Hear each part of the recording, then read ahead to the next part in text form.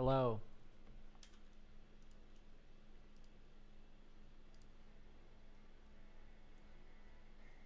Whoa, that is loud.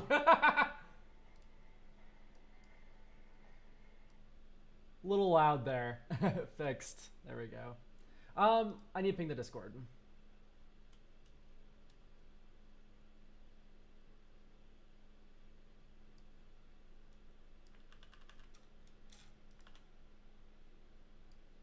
Just need to ping the Discord.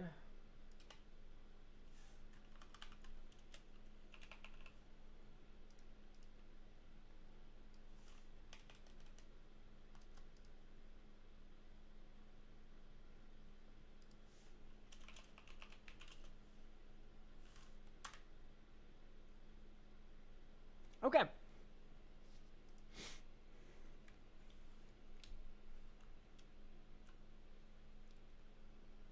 Oh.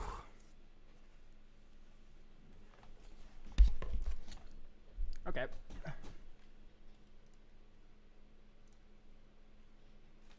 Let's play some Spellify. SKULK. No, probably not Skulk, right? Keyword. You may cast this spell. So this is flash flying.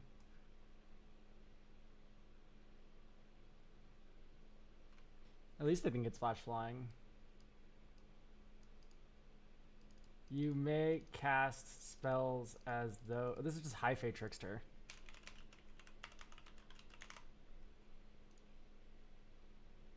Flash flying and cast spells as though they had flash. Hooray. Very wizard. Try hard mode.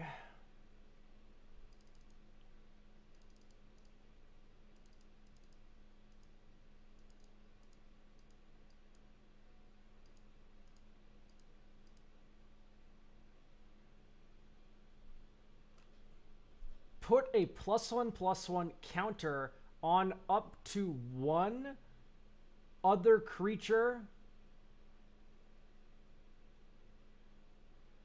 Did you cut your hair? No, I didn't. It's been a while. Hello, everyone. I haven't cut in a second. It's like getting shoulder length now.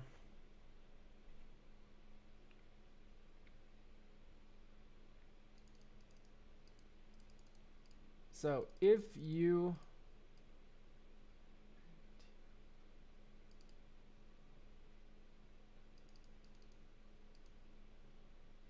Crazy.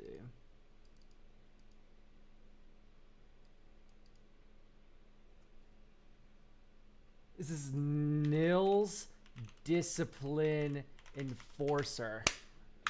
Lock it in. I was like, there's something weird going on here because it has a payment on it and then it has counters on it. And I was like, okay, so what creatures put counters on it? And then which one would have an intervening if clause with can't? Because I saw the apostrophe here. So I'm like, this is can't. They need to pay a cost. This is pays a number. And then it puts up to one counter on up to one target creature.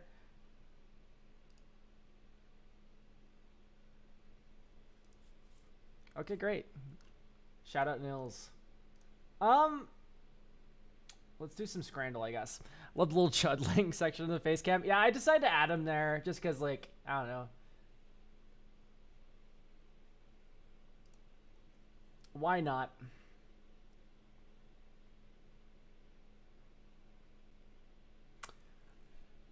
This is a tough choice, guys. I'm trying to think about what I would get. The Korean sweet and spicy chicken for £5 or bacon double cheeseburger with chips for £2 more. I think I'm going to go with the burger.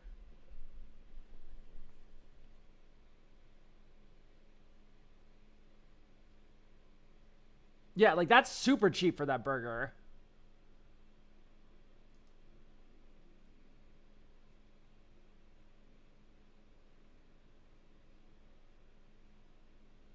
Anyway, I think that one was really close. I would go with either. Full hog burger. I mean, Yeah, it's the full hog. Like, it's literally just 1 pound more, and you get so much more. It's like a fucking piece of driftwood. What the fuck is that? I hate eating fries with a fork. It depends. If they are sauced up fries, I would rather have a fork. Because at that point, it's more like a potato dish. And not like fries. Like animal style fries, you're eating that with your hands, dog? Are you an animal yourself? Raised in a barn, perhaps? The Hawk Tua burger. It feels like this is the 50th time I've seen the Hawk burger here. It's definitely preferable to whatever the fuck's going on the left here. But like, if a sandwich is that big, it's performative. And it fucking... I would not eat that. I would not eat either of those.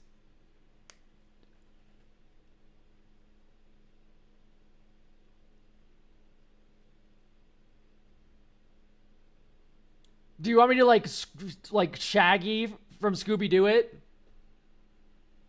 Anyway, this sucks. Oh my god. These are just both awful photos. Okay, listen. The food does not look good. That's point one. Point number two. These motherfuckers taking these pictures are blind. How do you take this photo? The fucking burger's out of frame.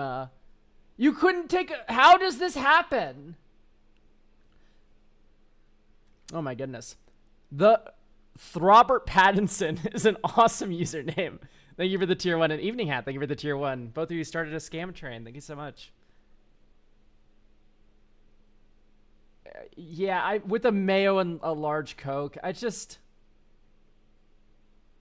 gonna go with the burger. This is user error. I think the hot dog's actually better, but it's like the photo's so bad. So it's their Shack. Thank you for the tier 1. Hot dog and a waffle or burger with onions? Probably the burger with onions. Because people are boring and basic. I mean, this is probably fine, but like... Oh my goodness. Hype Train level 2. And Beatdown VA, thank you for the 420 bits. Potato and cheese dumplings or pork bop?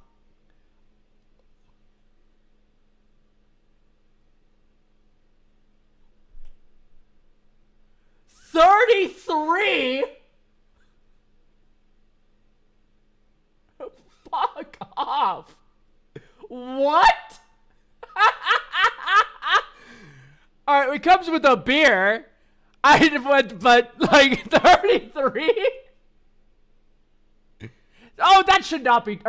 That must have been pleaded against like a Michelin star steak for that to get 28%. That should not be 20. That looked like a perfectly fine pulled pork sandwich. Anyway. Double bacon and egg cheeseburger or double bacon and cheeseburger with fries? I mean, surely people just like having the fries. But this looks real fucking good. Fuck!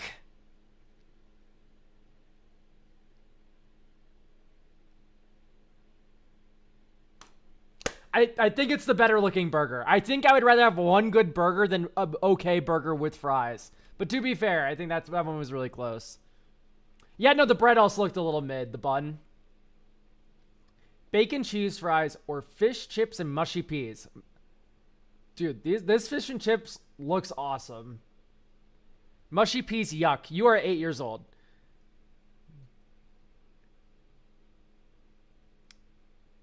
But, probably gonna go with bacon fries.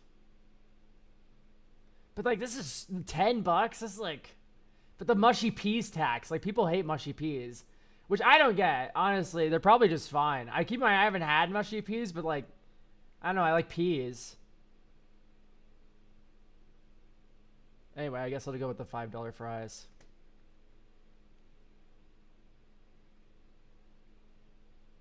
It's so desaturated, but it's 5. Oh, fuck. This one's so difficult because they're a little bit middling, both of them. Like, okay, currywurst with fries is fine. That would probably be pretty yummy with like the sauce and everything. But like the one on the right's like Breaking Bad Mexico filter.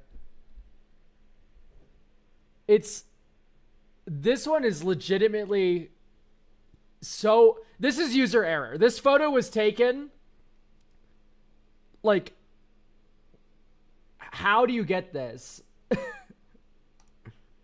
It looks so yellow. It's probably the double bacon cheeseburger that looks like it tastes fucking awesome and not the pile of mayo and seasoning. Anyway, perfect scranner, so. Perfect scranner. Yeah, $12 for that too. Holy fuck. I wasn't even looking at the price. Anyway, it's just so easy. For a real eater like me, this shit's nothing.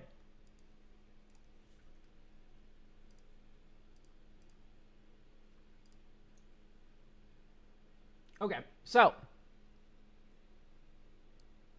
we have deck reviews to do, hey?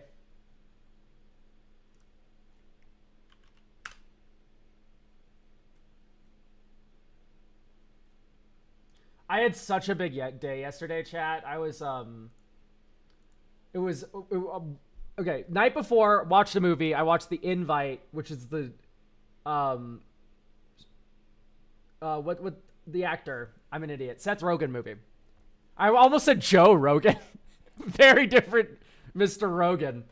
No, it's the new Seth Rogen movie, The Invite. I fucking loved that movie.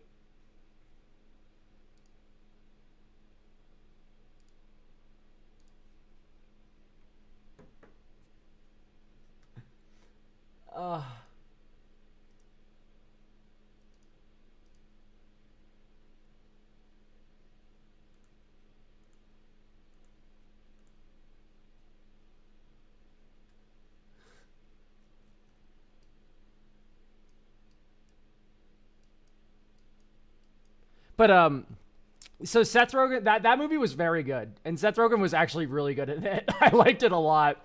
The Invite was a lot of fun. And then I stayed the night at my friend's place, and then we woke up and we immediately went to the Ren Fair.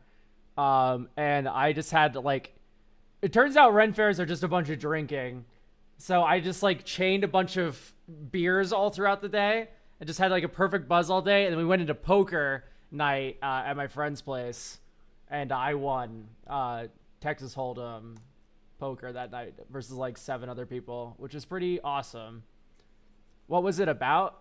Well, the theme of the Ren Fair was wine and revelry, and that definitely clicked with me.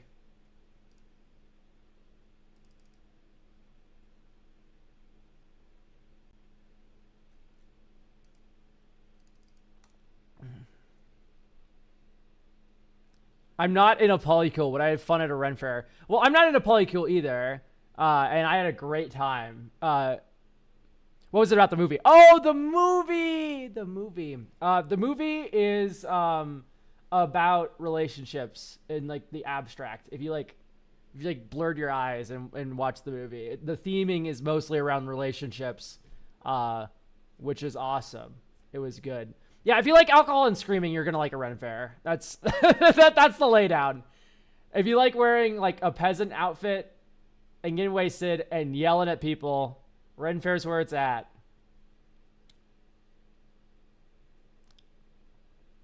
But yeah, I had a big day yesterday. Literally, I didn't know if I was going to stream today because I was so worn out. It was like 90 degrees outside all day. Yeah, it was a lot.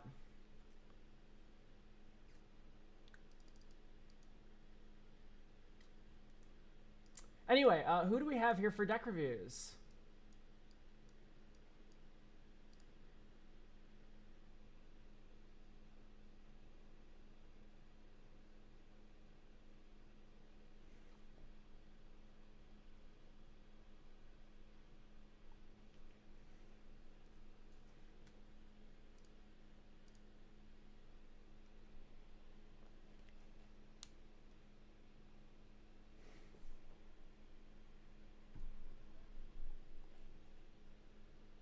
I mean, worst case, we can just like throw on one who's not going to be here, but Okay, it appears that no one's here who needs a deck review. So, should be there. I likely won't be able to make the stream, so Def, don't wait for me. Sounds good. We'll do this one.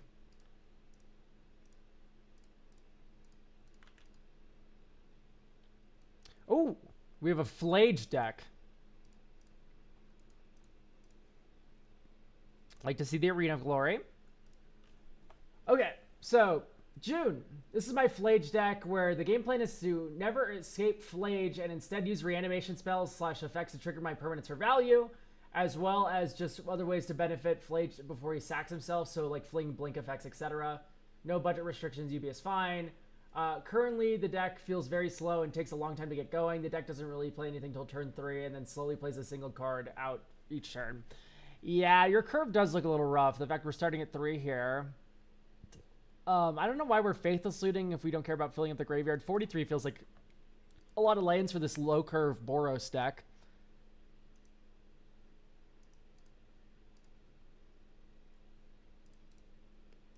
So those are things that are like flagging in my mind as like maybe there's some strangeness going on here.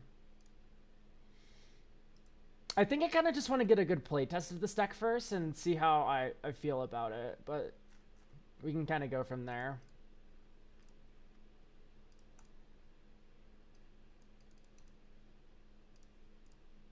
Wow, this is glacial.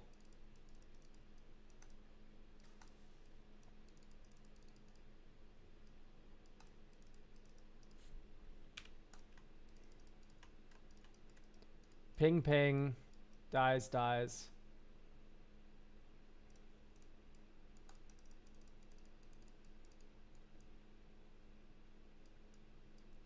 Dink. Draw a card. Next turn. 2, 3, 4, 5. And then you go. This is rough.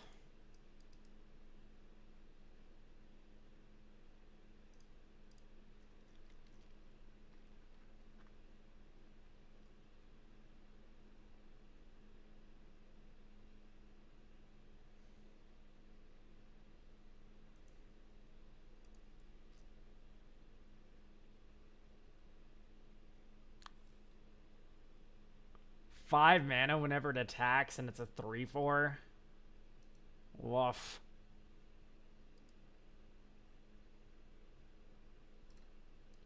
I'm fine with keeping Elish Norn.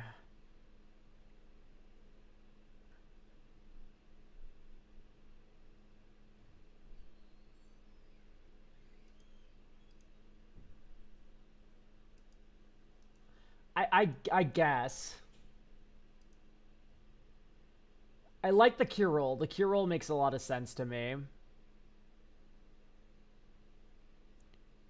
How do you feel about a control deck that's based around using lands at instant speed, Glacial Chasm, and Kalan Games? It's fine, yeah, for sure. I think Glacial Chasm does start to get a little bit mean for bracket 3, but honestly, it's like with Demolition Field existing, Urza's Cave existing, it's kind of not hard to hate it out.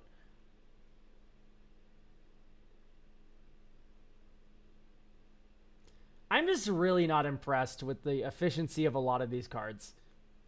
I think that's the best way to put this.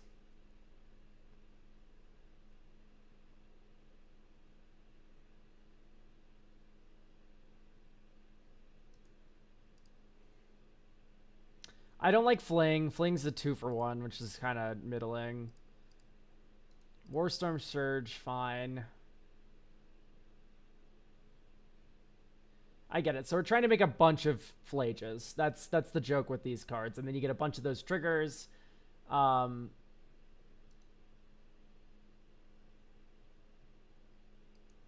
Hoffrey's funny. It's just we have so many 5-drops. I'm trying to think about how to maybe accelerate this deck a little better. Because the concept is there.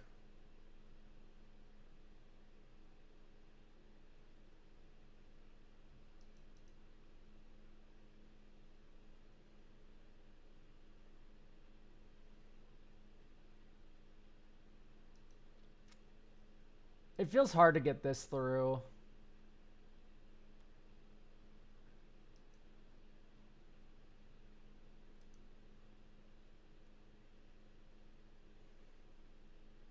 So a lot of flinging. I like the Calamity Bearer. That's fun.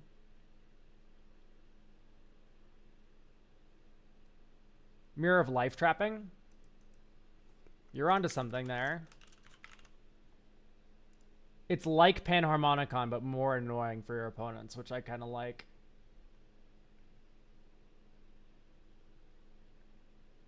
Creature card, mana value 3 or less from your grave to the battlefield. That makes sense. Okay.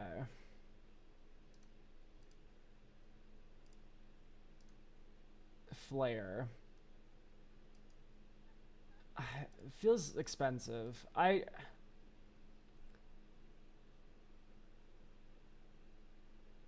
Yeah, so these are lightning helixes. That's why we're running these. That doesn't feel that efficient. I think I'd rather have an engine, right? Than like helping hand and stuff, which is just like these are lightning helix.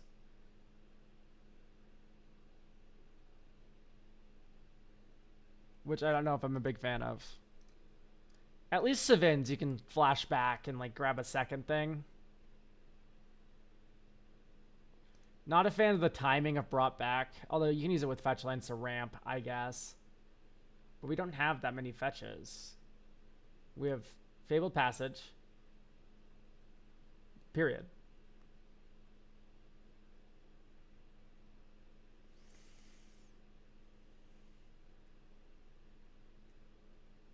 Okay, well, we freed up 15 slots, so now I just have to think about how I want this to look.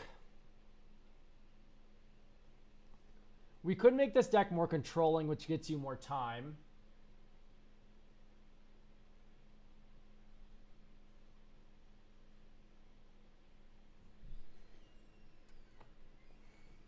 I don't know if I like Semester's End.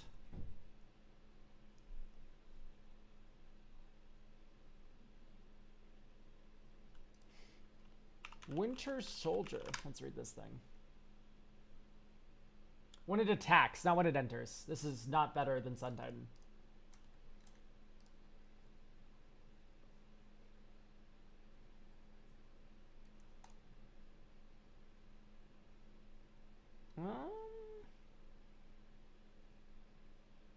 Curious. I think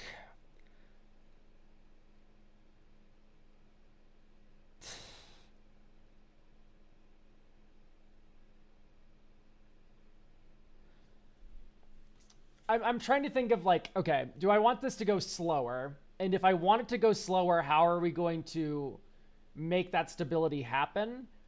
Or if I want this to go faster, how are we going to go about doing that? Because a lot of this deck is very expensive and clunky in terms of mana value.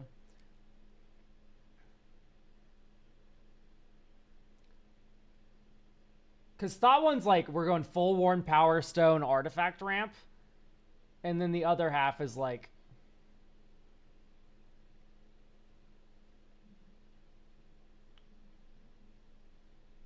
it's from Strixhaven that returns a card from the yard. I don't know. Let's look.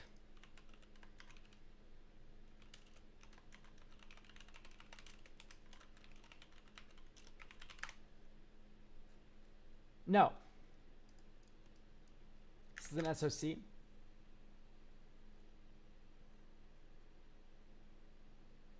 Oh, it's Kava.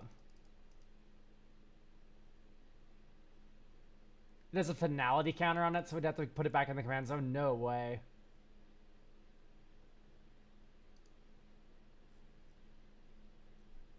Remember, this card was super expensive.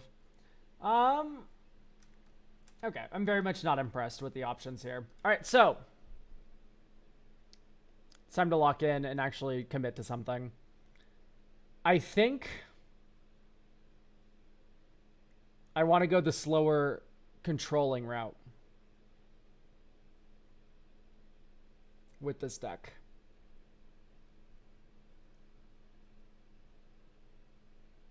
Yeah, I know we can run like return cards that can return fetch lanes and stuff. I just don't think that's the direction I want to take this. Although that is a direction you could go. It's just an awkward timing with Flage. It doesn't have as much synergy as you would think, right?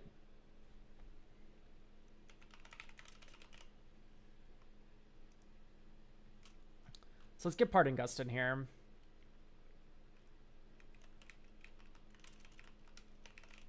Is Avatar's Wrath anything?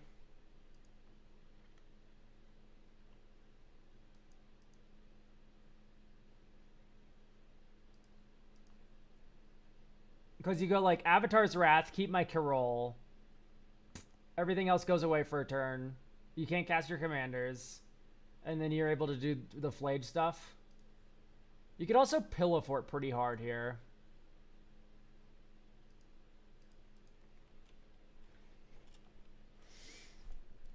So maybe we do like some hideaway stuff, but that's kind of difficult.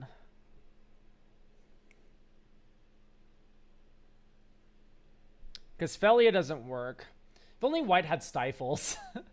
I mean, White does have things that would let you keep Flage in play, but that's not the point of the deck. Right.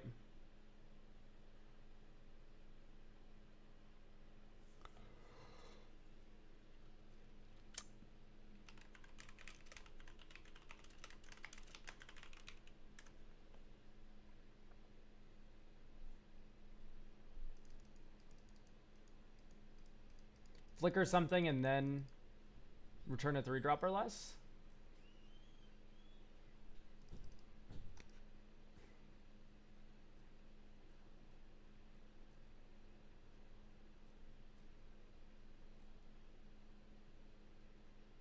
Bygone Bishop is pretty funny. We're on the Mind Stone, right? I mean, I don't think so. It seems a little much, right?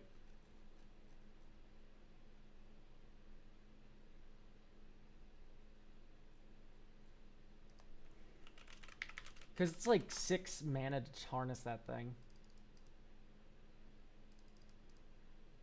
And then even then, this doesn't really work well with Flage, right? You play Flage, he sacrifices himself. You return him from the graveyard, he sacrifices himself. So he's not around during our end step. Helping Hand. Okay, so this is what I do not like about Helping Hand. It's fucking Lightning Helix. It's Lightning Helix. That's all it does, is it's Lightning Helix. So it's like, oh, synergy, we can return Flage for 1 mana. It's like, no, you've just cast Lightning Helix and that card's not that good in Commander, right? It's just like, that's not the direction this deck needs to go in. It's so low value, so low impact, it's not worth a card to do that. Which is what has me so tripped up, because that's a lot of the cheaper effects that it feels like this deck is kind of missing. Okay, I really don't like Eerie Interlude here.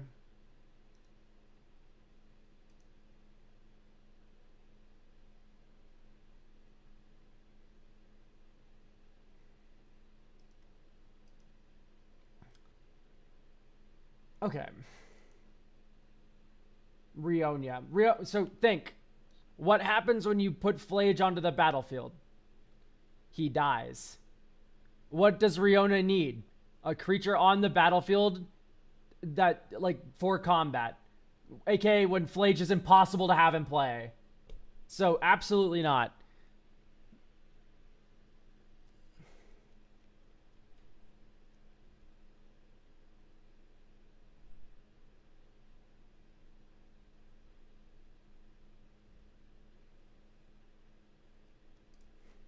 Okay, so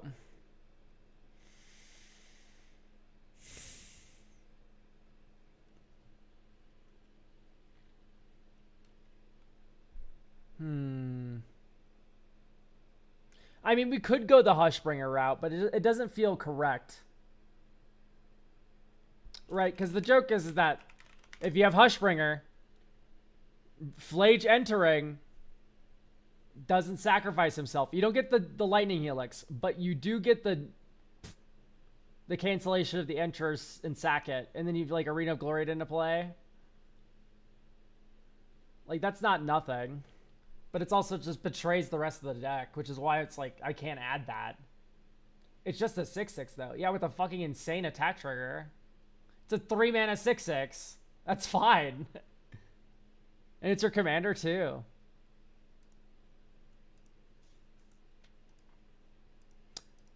We could do like some Delirium stuff as like a side thing. So like Detective's Phoenix, right? It's really easy to escape this. We can put Faithless Looting back in. All right, I think I like this angle. So we do graveyard matter stuff. Fear of missing out. Oliphant.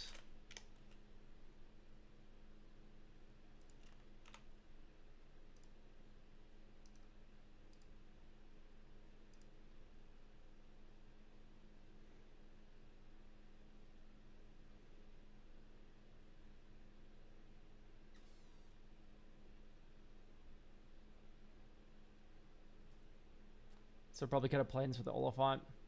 Would trimmers or damage amplifiers be worthwhile? Well, we already have a bunch of damage amplifiers in the deck, so I'm not really too concerned about amplifying our damage even more than that.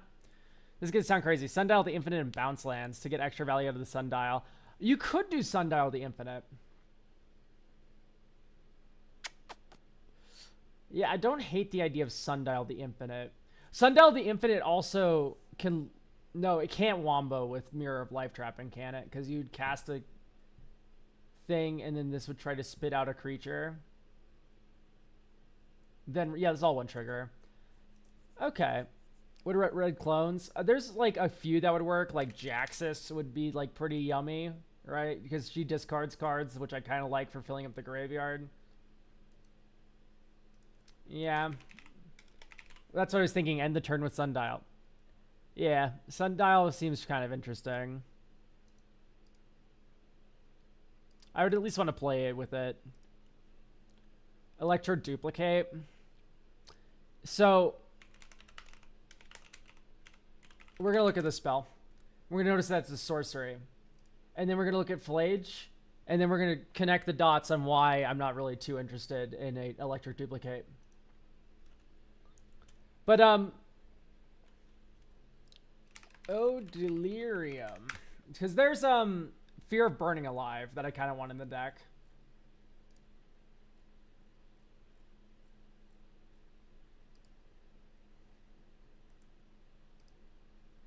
We do have a glut of 2-drops here. Is it literally just Fear of Burning Alive that's worth running? Oh, you can run the Roller Crusher, right? Of course, yeah. This is a damage amplifier, and then it's also a removal spell. Okay. Unholy Heat, very good removal spell. Topplegeist is fun. Slows the game down. Violent Urge, not quite what we're looking for, but definitely not a bad card. Darcy, I don't think we have a lot of non-creatures. Yeah, it's mostly creatures. Okay, so I think that's the lineup. All right, so we're going to go for Selfless Spirit. Leave Graveyard.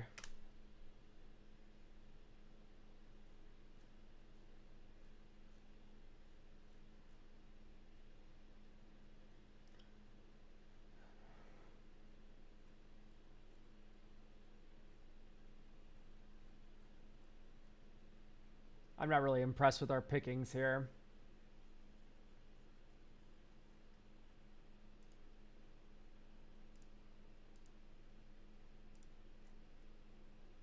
We could do some Goblin Engineer stuff, maybe.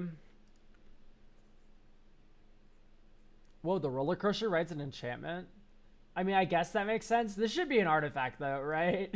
Like, I know for the limited theme of Duskborn, Black-Red enchantment sacrificing was the theme.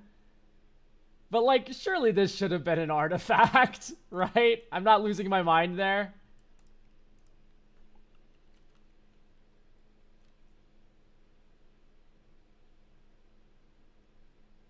Anyway, we could do stuff with just, like, Mom. Mom's always a pretty nice card to put in. Like, I put Selfless Spirit in, but that puts itself in the graveyard, so there's a little something there. Because I always do like adding Starfield Shepherd to decks with Topplegeist, just because it does feel pretty nice to get. It's going to do Starfield Shepherd, which can get Mother of Runes, Curious Farm Animals, which is a way to recur. Because we have all these Sun Titan effects that return 3-drops. So having the capability of going Curious Farm Animals, blow up your artifact, and then Sun Titan that back in the future to blow up something else. Pretty good. Not opposed to this kind of 1-drop package. It always just adds a lot of, what's the word I'm looking for? It adds a lot of agency to your deck. Okay. Now,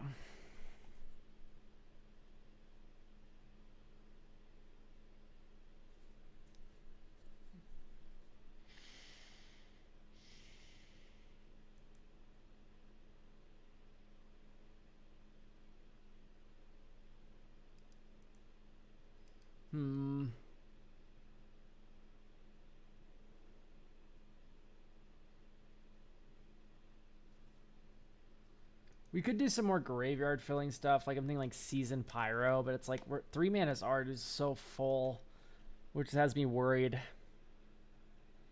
I'd like more 2 mana cards in this deck because honestly, this many 3-drops feels so bad with the 3-drop commander. So you could do like Felia. I know Felia doesn't work with Flage all that well, but what Felia does work with is like a primary research. You can flicker this thing to return Flage, and you can flicker like your Sun Titans and stuff. What I like about Felia is that it's a 2-mana play that then turns into a flicker later. So it lets you be a bit more mana efficient than like Flage plus a flicker spell in the same turn. Like this is a flicker spell you can suspend and plot, right? Relic Retriever is probably too cute. Let's look at this thing.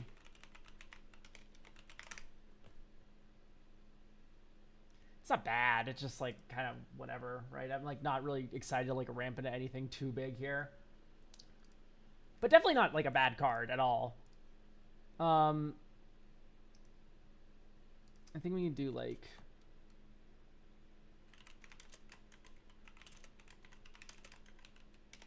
It's like Thrilling Discovery. If you do draw 3. Okay. Let's continue in. Let's press F11 and ruin everything. Continue. I forgot what this card says exactly.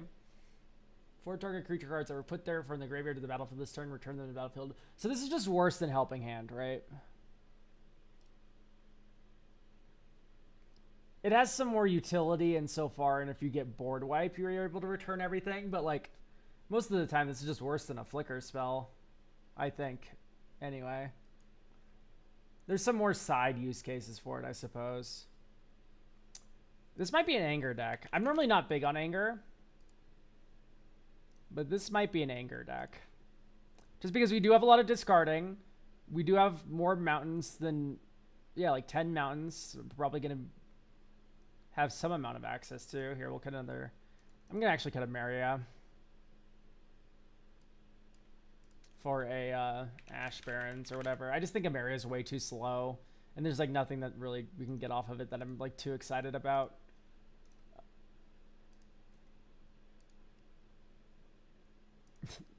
Noctimun Lore Spinner. It's a card that exists, isn't it? That's for certain. I heard you talk about Samwise, but you didn't add them. What was the decision there? When did I say the word Samwise this stream? What do you mean, huh? I never said Samwise.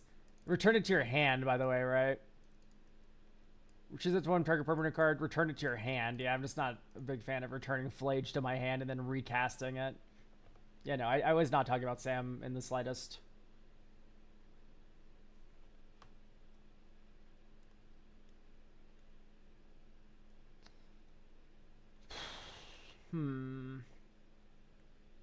We could do like a... Since we added Felia, we could do some Sariema stuff. Because a lot of our things are legendary.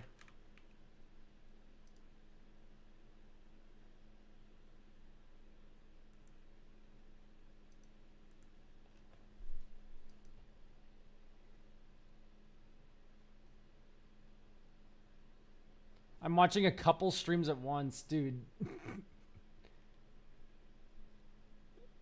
You're watching a couple... Do you have like multiple monitors with like a bunch of different streams all on all... Like, I'm trying to picture what's happening here. That you're watching multiple streams at once. Sacrifice a non-target permanent. Nah, I'm fine.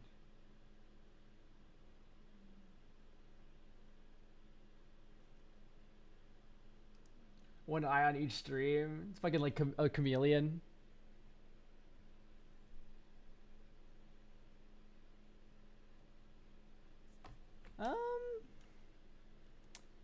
Just just trying to think of like a good advantage engine. We could do like Squee. I do like that Squee leaves the graveyard repeatedly. It's also a card that's like, it works with all these like rummaging and discarding effects, which is kind of nice.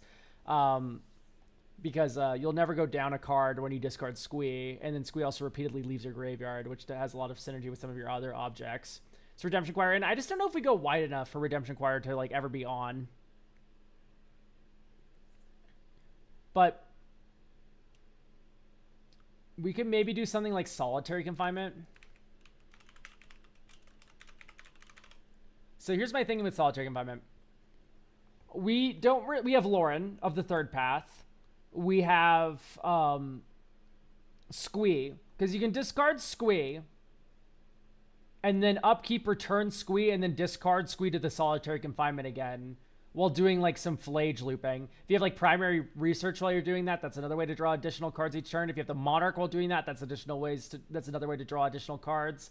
You have other ways of getting value like Halia. So Lauren, I've already mentioned. And then there's one more Bree. Bree also is card advantage. So if you can pair any two pieces of card advantage with the Solitary Confinement, that just buys you infinite time to do whatever you want, which is something to note. So here we go. We have a nice... Let's go Fabled Passage for Mountain. And this turn you go Plains, Fear of Missing Out, discard Squee, draw a card. Next turn Squee returns, Plains, and then here Starfield Shepherd, Mother of Runes, they can spell. So that's now set up. This will go to the exile zone. Hooray. Turbulent Step is now definitely on. Faithless Looting. Draw. Discard.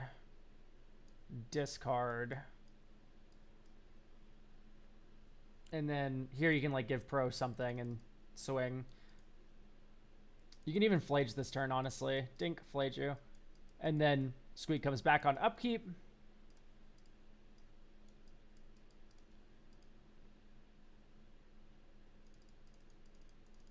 For Brian Stoutarm. You can give protection to Brian Stoutarm. You're still holding swords up. Okay, Arena of Glory. So now what we're able to do, red, 1, 2, 3, 4, Primary Research, return Flage, fling Flage, and then we draw a card on end step. Like, notice how Sulfum's just kind of trapped in the hand here. I guess you could have just not done the Mother of Runes play if you wanted Sulfin in play, but then everything's just so much more risky and slow. I think maybe Brian's too slow.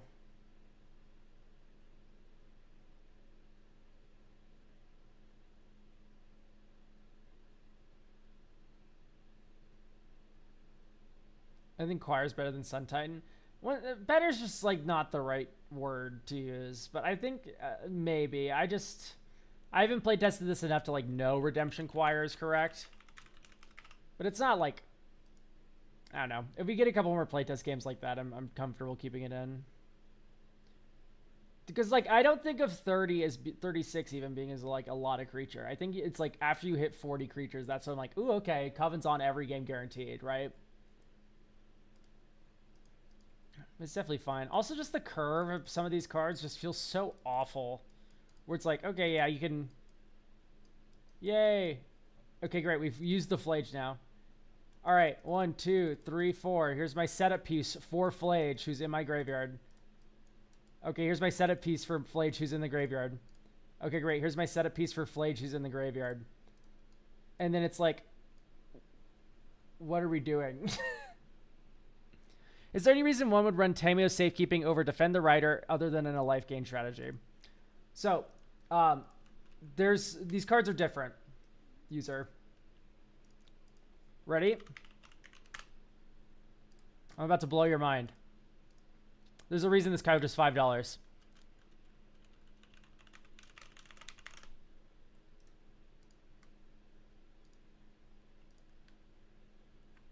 Oh no, these are both permanent. I thought this one was creature. Yeah, this one is just better, isn't it? Like, you gain 2 life is nice.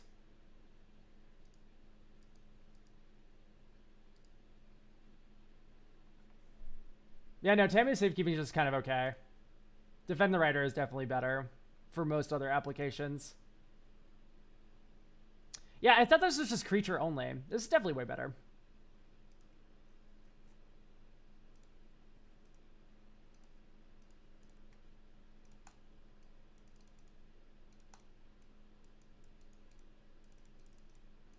If you're missing out, draw. This will ditch Shadow Flame Conjuring. Like, notice how much nicer this feels having, like, plays on turn 3 and stuff.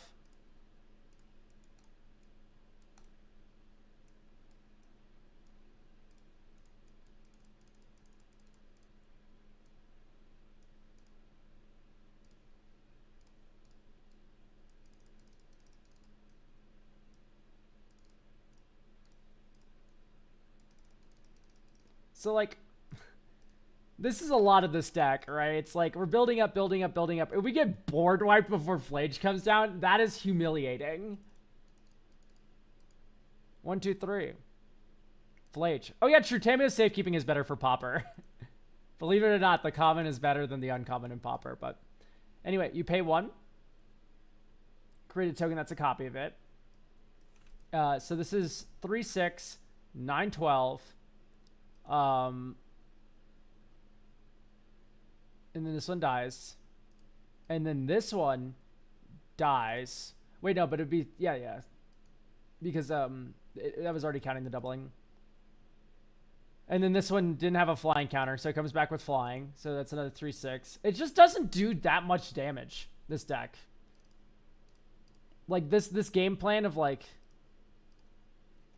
blow you up with Flage. It's just like Flage isn't doing that much damage.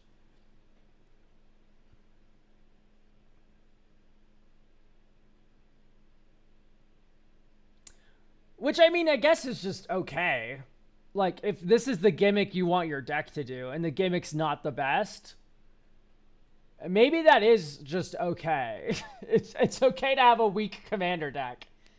But I would probably just mix in some, like, escaping of Flage, right?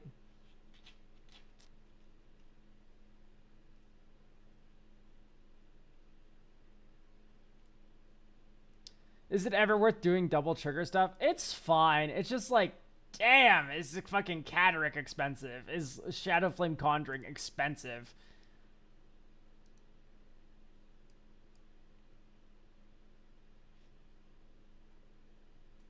Like, Warstorm Surge, expensive. These are just expensive Magic the Gathering cards to cast. Which has me a little worried. You could combo with, like, if you had Solemnity in this deck. I just think that's kind of betraying the point of what the deck's trying to do. Because if you have Flage plus Idiot, Broodmoth plus Solemnity, that is technically a Wombo combo. Magar Satan, oh my god, 65 consecutive streams. That's pretty good. But maybe, hear me out. What if we took out Broodmoth and put Solemnity in?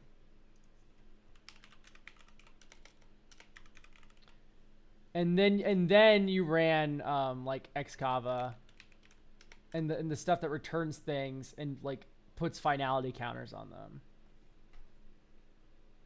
Is that anything at all? Like, I don't know, it's like not that good. If anything, it's slower than what we're trying to fucking do. Ugh. This is a tricky one. For certain. I think maybe just more 2 ramp. And then you can go easier into these 4 drops, of which there's a lot of. I could be convinced that that's a reasonable thing to do, because we do have a lot of 4 drops. You sound depressed. The fuck does that mean? Why would you say that to someone? You sound like an asshole. How about that? Are Coffee Deck reviews still open for next week? Yes. The thing is in the description of the YouTube stream. I think there's just all 6 slots are still available. So.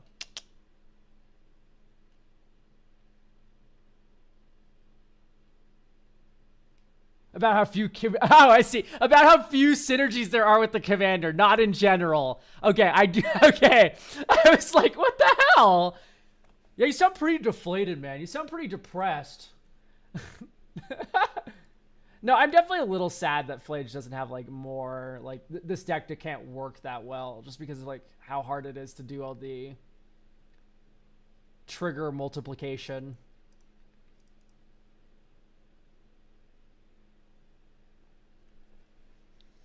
Generally not impressed with this.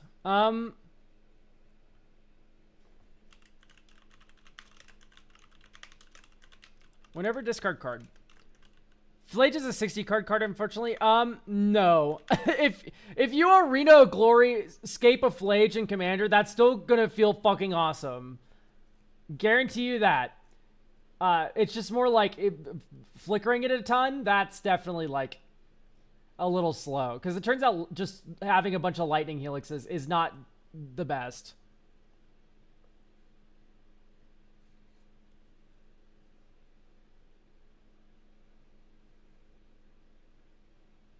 Yeah, it is pretty high. It's just like the mana value of the deck, but I'm gonna look at things that discard objects. I guess you could do Brass's Tunnel Grinder.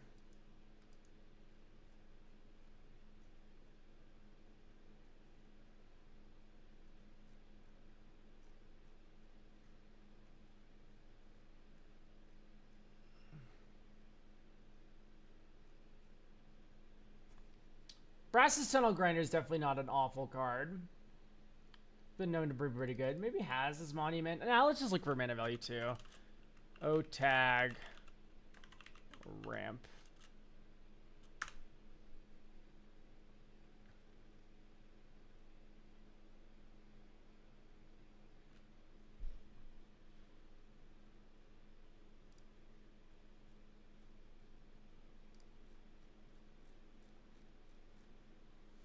I guess we can just add the talismans and stuff. I'm trying to think of like more synergistic ramp pieces. Ooh, you know what? We could do something fun with like a lands package. Do like Weathered Wayfarer. And then, because we have the Starfield Shepherd package, so being able to grab this off of Starfield Shepherd is pretty nice. And then what you do is probably cut like... No, I kind of like some of these returners. Gandalf the White. And we're going to add a few more utility lands here that I think are kind of fun. We can do... Hostile doesn't work, because I think it says only as a sorcery. Unless it says only during your turn. In which case, I am over the fucking moon excited for this card. Oh, is the backside black? I fucking hate this game. No, that's so sad. The backside of Hostile is black. Because look at this card. Activate only as a sorcery. Okay, it wouldn't have worked anyway. Thank God. Yeah, no, it flips into Creeping In, and this guy's so cute. Is it not worth bounce lands to run Sundial? Like, so okay, the bounce lands are a very cute idea, chat. Very, very cute. Makes me smile, makes me laugh. We're not getting Sundial every fucking game. If we got Sundial every game, then great. I would be over the moon. Yes, let's do bounce lands, but not here, not here. We could do like Endless Sands. Exile target creature you control, and then you can do that in response to Flage, and then you can put it back into play. That just reeks. Arcane Signet, Boros Citadel, Boros Signet, Talisman of Conviction. I think Arc of Hunger is just kind of slow. We can just run like Mind Stone. Okay, great. So we have some 2 ramp now that can help us get to these 4 drops a little quicker, which I think is a little bit nice. We could run a couple more Sun Titan effects, which I think where I'm leaning with this. About a Torpor Orb plan. We were talking about that earlier. It's just not in the theme of the deck, sadly. It's kind of just doing something completely opposite of what this deck wants to do. But I did think about it for a second, for sure.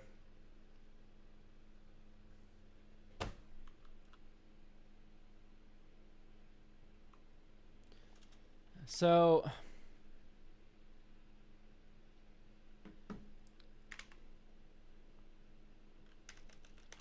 I want to run another card in this deck that is ramping. Well, Flage isn't tough to brew around. Flage is actually very easy to build. It's just that this person specifically wants a Flage deck that is repeating the ETB a bunch of times. Try to lean more into control. That's what I'm thinking. We could maybe have a more controlling element. It's just kind of hard in Boros. Especially since we don't want to touch our own board because we're trying to build up a bunch of doublers and of like all these other effects.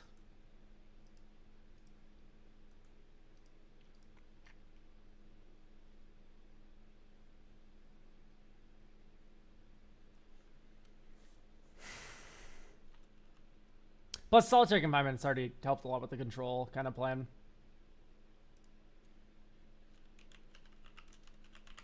Could just run Shijiri Shelter, Kabira Takedown.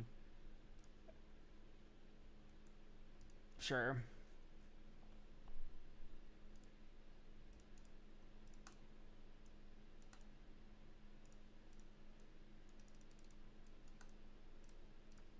Guys, look at how good Anger is. Also, we're just drawing only planes. This mana feels awful. Furnace of Wrath? No way, right?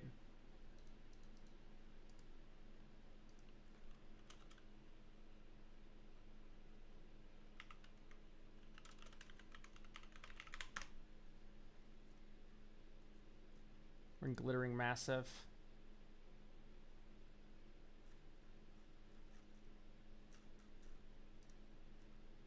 Okay.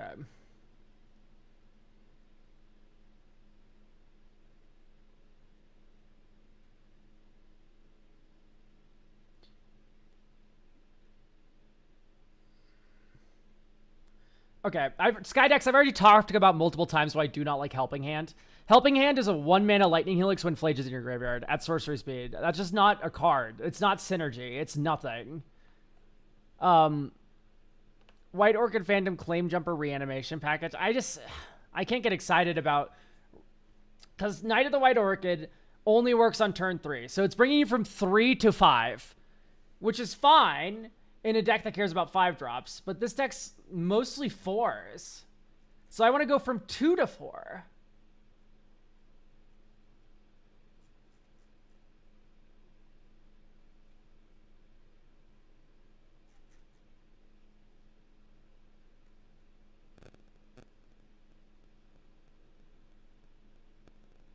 Which is what's kind of tough about this. Okay, I think Preston's maybe just not it. It's just kind of like a Panharmonicon kind of effect. And then, why not Damage Doublers? Dog, you're looking at Sulfum in the deck. You're looking at Calamity Bearer in the deck. They're in the deck. The Roller Crusher Ride is in the deck. There's why not Damage Doublers? They're there! There's 3 of them!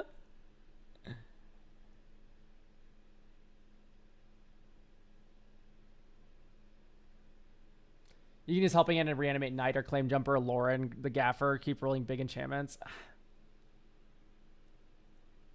Yeah, you can use the Helping Hand on creatures.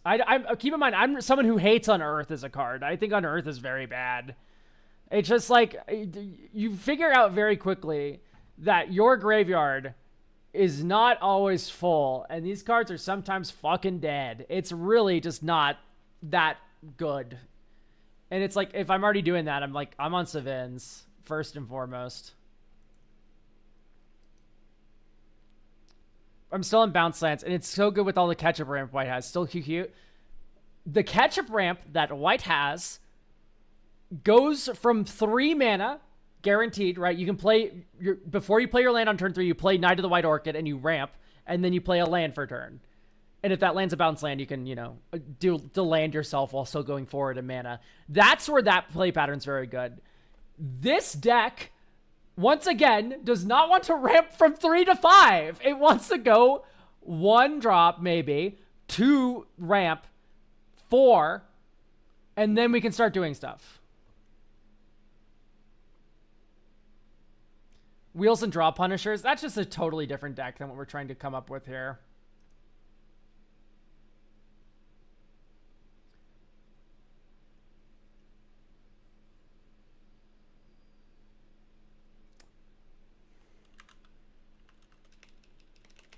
So I guess we could run Mind Stone. I'm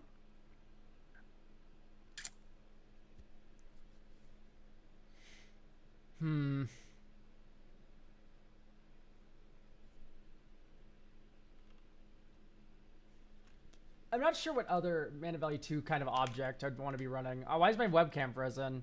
Hello? Blah, blah, blah, blah. I don't know why that broke.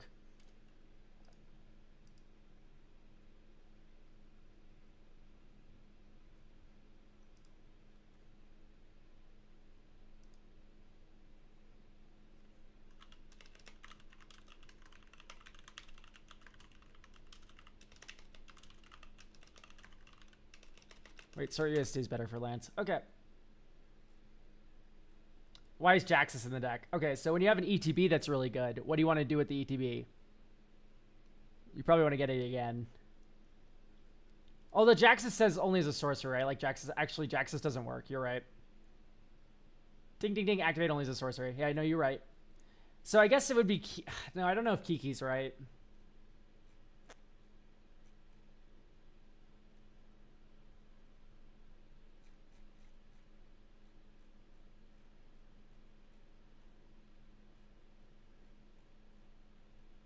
We can do Liquid Metal Torque. That's a pretty good. Preston doubles the ETBs of Flage. Yes, it does. Preston does that. I like your recommendation of Essence Reliquary though. We can do that.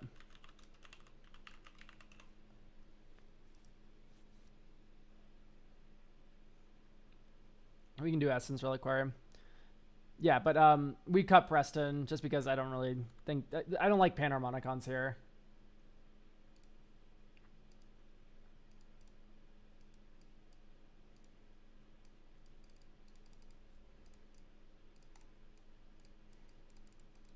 One, two, Arcane Signet.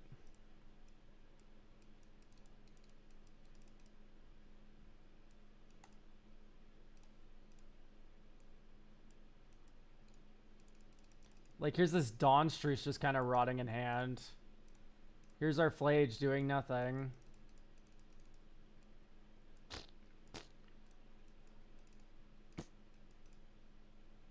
It's like, dude, this is just so nothing. Devastating Onslaught's a good finisher. Yes, if Flage stayed in play, which he doesn't, so...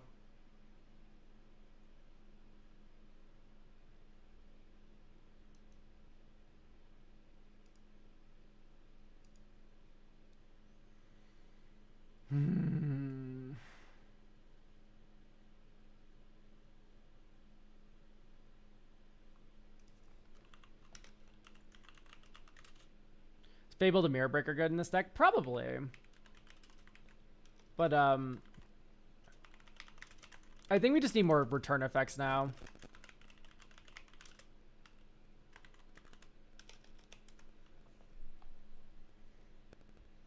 Skydex, listen. Lock in here for a second, bud. Calamity Bearer is a sorcery, and Flage's ETB happens when he enters to die. There's no room to cast a sorcery on my creature with an ETB that explodes itself. You would need to escape Flage and then have Calamity Bearer on board, and then also Devastating Onslaught it. Which, once again, escaping Flage is not the point of the deck. So, no, it doesn't work. Sorry. Lock in! Lock in, pal!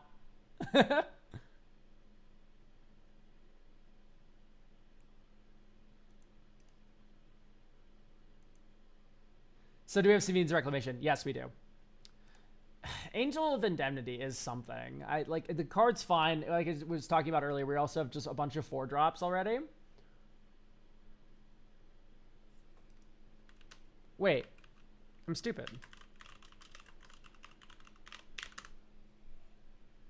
Breathkeeper Seraph.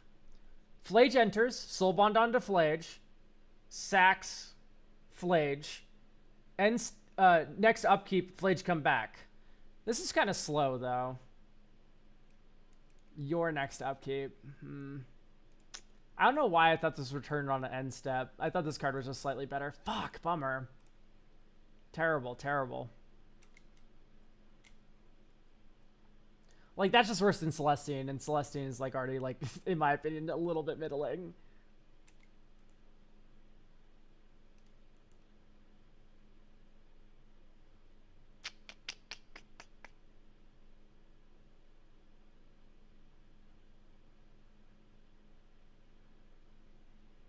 It is 6 mana. That is a fact.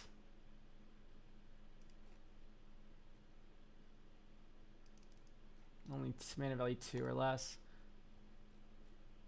Yeah, this is such a unique angle on Flage that it's making a little bit.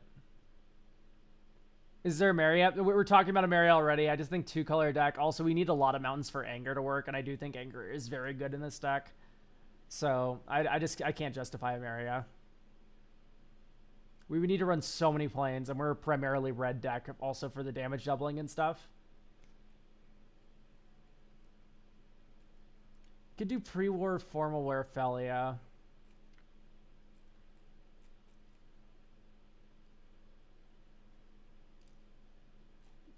Yeah, it might be pre-war Formal Wear.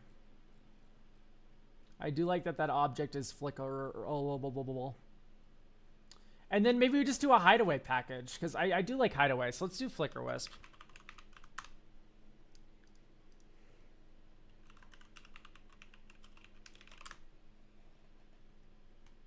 Collector's Cage.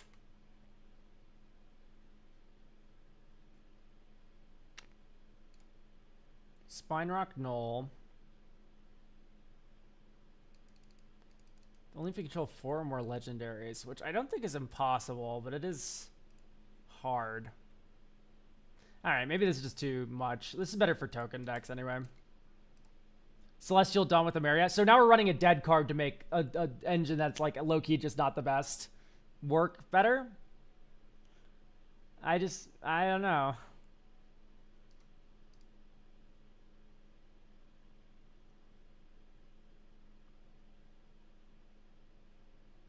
Is Joshua too slow? Yes, I cut Joshua. Oh, also Guardian Scale Lord has synergy with FOMO, which is kind of nice.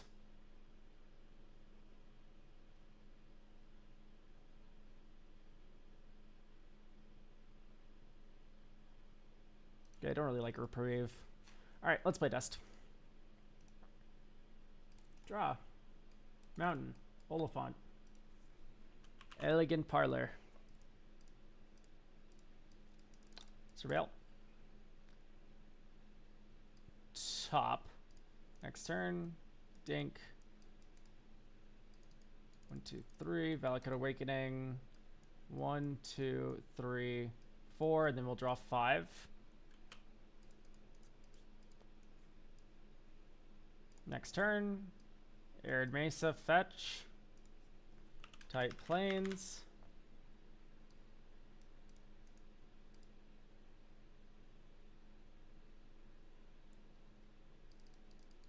Calamity Bearer.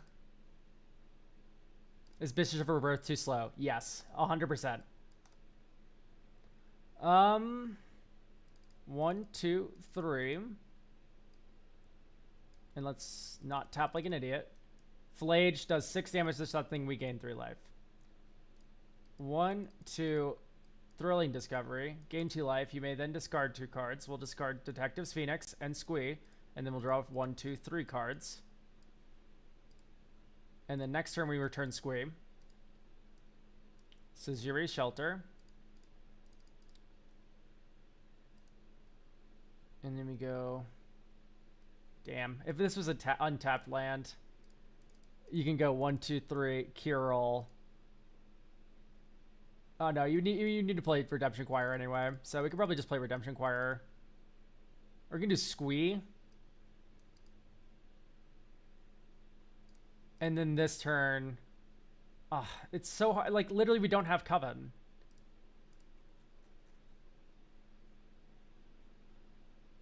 I think that's more of a flaw of just how we drew that game, and less an actual issue. But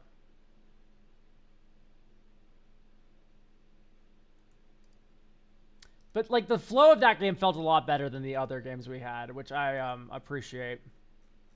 I personally never liked Flage. I don't know how to make him good. The answer is escaping him with the Reno Glory is how to make him good. That's something this person doesn't really want to do, though. So I'm not focusing on that. I don't like this Dawn's Truce. It's never really felt like I need to be protecting much of anything here. Right, like imagine this was like an actual card here.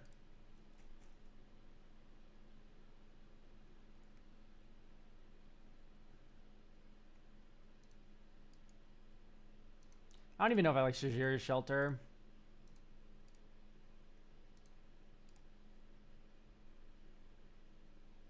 If you didn't discard Phoenix, you had Coven. Oh, I could have just escaped the Phoenix to maybe get Coven. No, part of you can escape Phoenix. That's why you always discard it.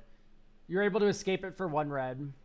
So we could have gotten Coven that game, but it would have been over the course of 2 turns, which does feel a little clunky. But yeah, like you can collect evidence 6, you can cast this from your graveyard using its collect evidence ability.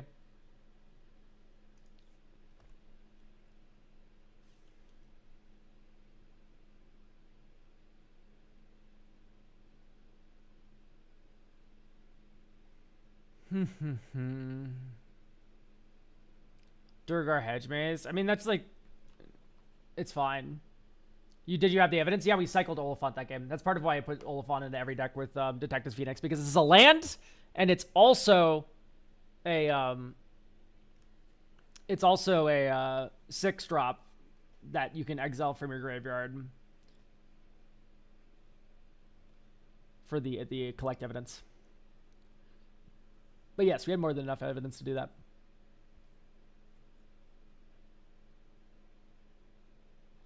Man, if there was a red Llanowar elf, this would be the deck of all time for it. It would be legitimately pretty good. We could do Springleaf. I think I like the idea of Springleaf Drum.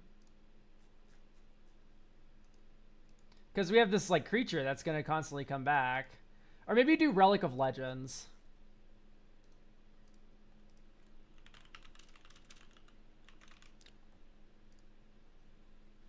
Soul Ring. I imagine the person who built this deck didn't forget Soul Ring existed. I imagine if they didn't include Soul Ring, it was actually probably because they don't like the card, so I'm not going to put it in. All right, Elegant Parlor. Survey 1. Graveyard. Next turn. Think. Sundial of the Infinite.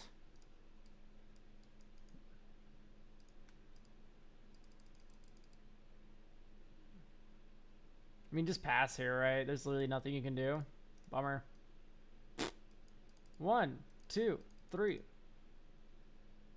Flage. Dink, dink.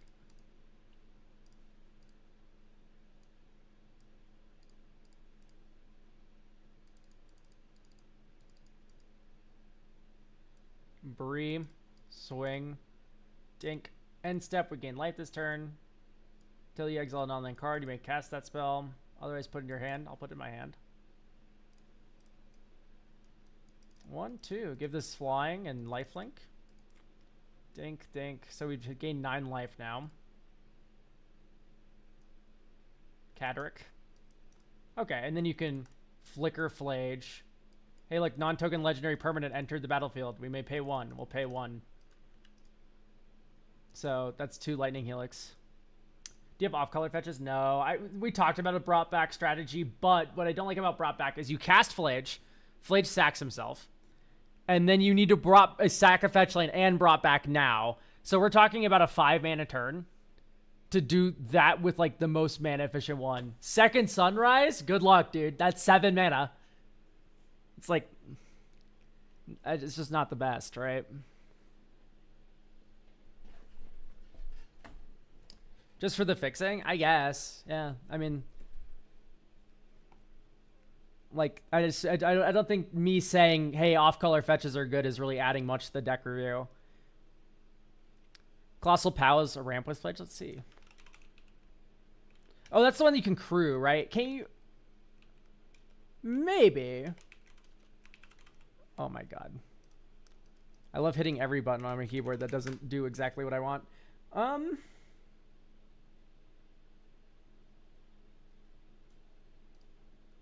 Definitely. This is funny. Yeah, sure, let's do it. We can plow them.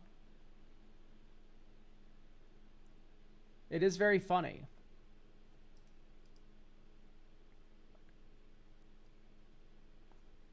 And then hopefully all this ramp has made the deck slightly better. I imagine so. Let's cut primary research. I just think it's a little too slow. Yeah, the plow is a very good recommendation. So let's go tap land, surveil 1. Top, next turn. Tap land, mom. Next turn, Essence Reliquary. Next turn, Mirror of Life Trapping. Next turn, 1, 2, 3, Flage, exile Flage under Mirror of Life Trapping. 1, 2, Felia, exile Felia under Mirror of Life Trapping. Flage gets spit out, triggers again, and then you go Dink, Essence Reliquary, Flage back to hand. Someone plays a creature, I imagine. We get Felia back from prison. Mountain. You can attack with Felia, flicker an opponent's creature. That opponent's creature re-enters, goes under the Mirror of Life Trapping. That's on the end step. And then you can go 1, 2, 3, Flage, sack Flage. We can command zone Flage, honestly. And then you go Essence Reliquary, pick up Mirror of Life Trapping. And then you would do that in response to the end step trigger where Felia returns their creature. Mirror of Life Trapping gets put underneath it. And then you Essence Reliquary, pick up your Mirror of Life Trapping, so now that creature's permanently exiled. If it was cast? No! Terrible. That makes sense, though. Okay, you know what? I don't really like Mirror. I tried. So I guess we could just go back to Preston. I don't know if I really like Preston. We can just put that enchantment back in that we cut, because honestly it wasn't that bad. Primary research. Okay. This is flowing a lot better than it was before. Chat, have my back on that. So I think I'm getting near to calling this good.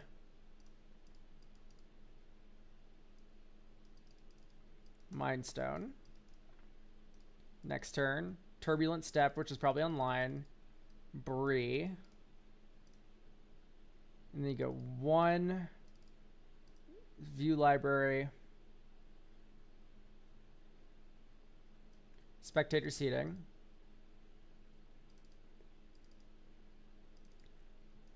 Flage, shoot you, gain 3 life. Ephemerate, shoot you, gain 3 life. And then flip until we hit a non-land. Primary research returns Flage. Great. Next turn, don't ephemerate anything.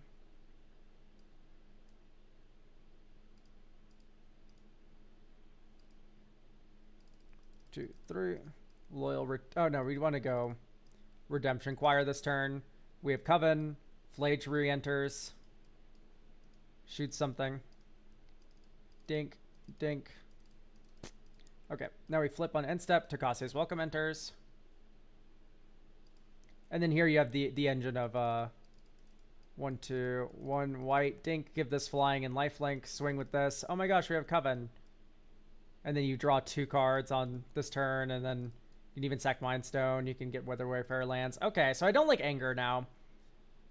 But there was a moment there where Anger was pretty good. I still don't like going on to Emeria because we're once again just still a very primary kind of red deck. The mana symbols in this deck are pretty intense. Mobile Homestead. Let's look at this card. Homestead. I don't know if I'm into that. What I like about Plow is that it is just like insane advantage when you have 6 power in play, and you will have 6 power in play. So I do like the Plow a little more there. Okay. So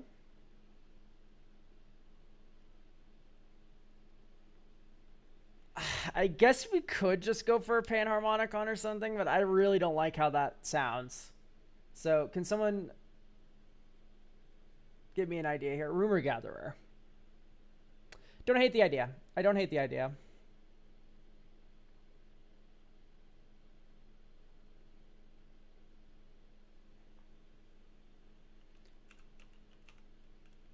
Pyrogoyf. I think I'm going to go with Pyrogoyf. And the reason is because we're a Delirium deck. So we have a bunch of different card types. So this is very frequently going to be like 3, maybe 6 power, somewhere in that range. And so it's a way to flicker this a bunch if the Flage thing isn't really working out. Yeah, I think Pyrogoyf's it.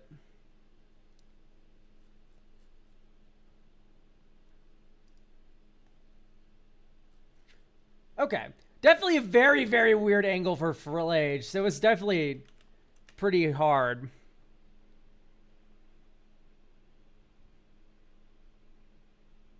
But this feels like it's flowing so much better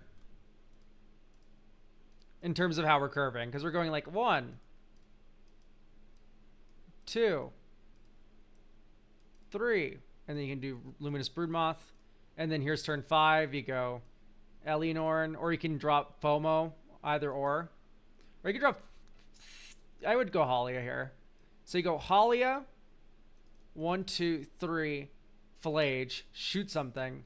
Flage, shoot something. End step, draw a card. Because we gained 1 billion life. And then this is warp zoned. And then you go 1, 2, 3. Halia. 1, 2, 3. Seven's Reclamation, Flage. Dink. Dink. End step would draw another card. Like, this is flowing.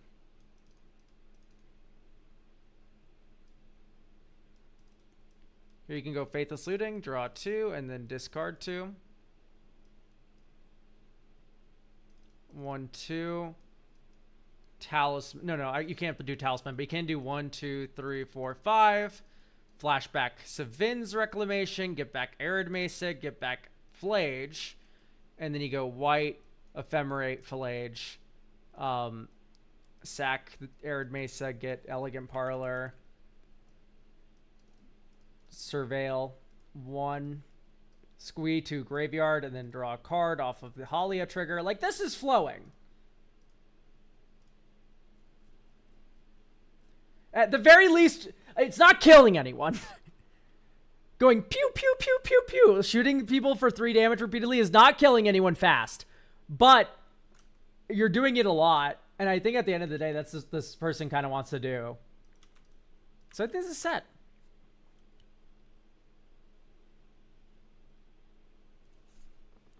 Is that 1 enchantment with the exile in there? Dude, you need to be way more specific.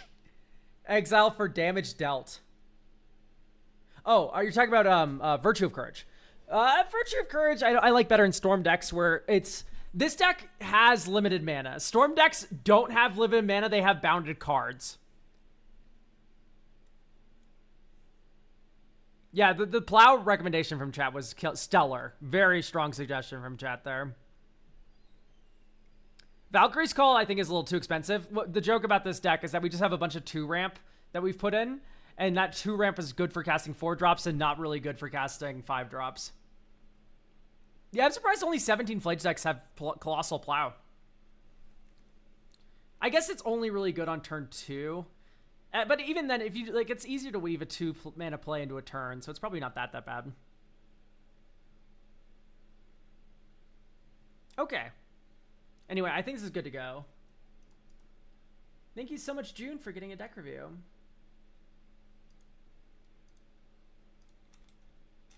Hang on. So now that we're done with the first deck review, we're going to vainly look at my YouTube because my new video came out today.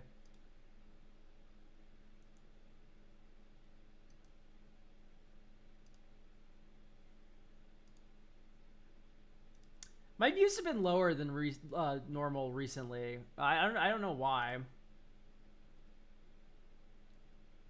But like the past like few videos have been like a little middling.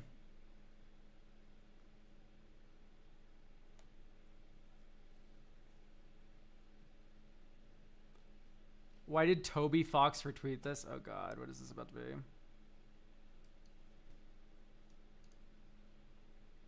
I saw this tweet.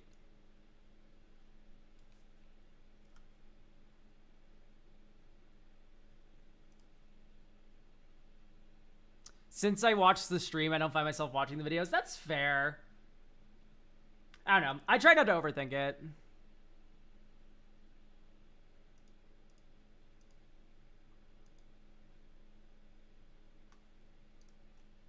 Because also, it's just like, it's so not worth worrying about. What happened in the Magic Mirror podcast? Oh, the new episode will come out eventually. It's just that there's Command Fest Tacoma, and then scheduling got a little weird, so we ended up skipping a week. That's it. It's not that deep. So next up, do we have Reflex Point? I think we do. Oh, you're going to MagicCon Amsterdam? No, that's way too expensive for me.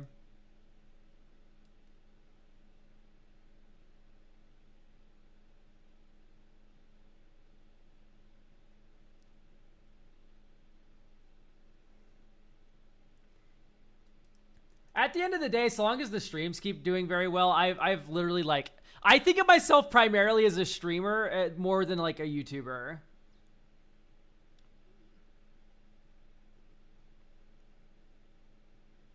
Oh, you should just write a book. Oh yeah, I make infinite less money than I would on YouTube.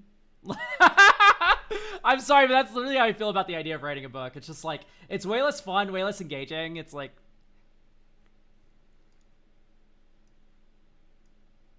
anyway, it does not seem like we have Reflex Point here. I will be in the stream, so we're going to skip over that one.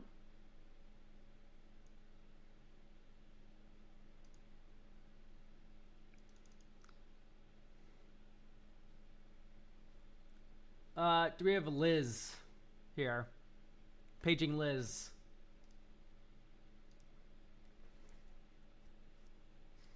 Oh, I also got new earrings yesterday at the Ren Fair. They were only like 16 bucks.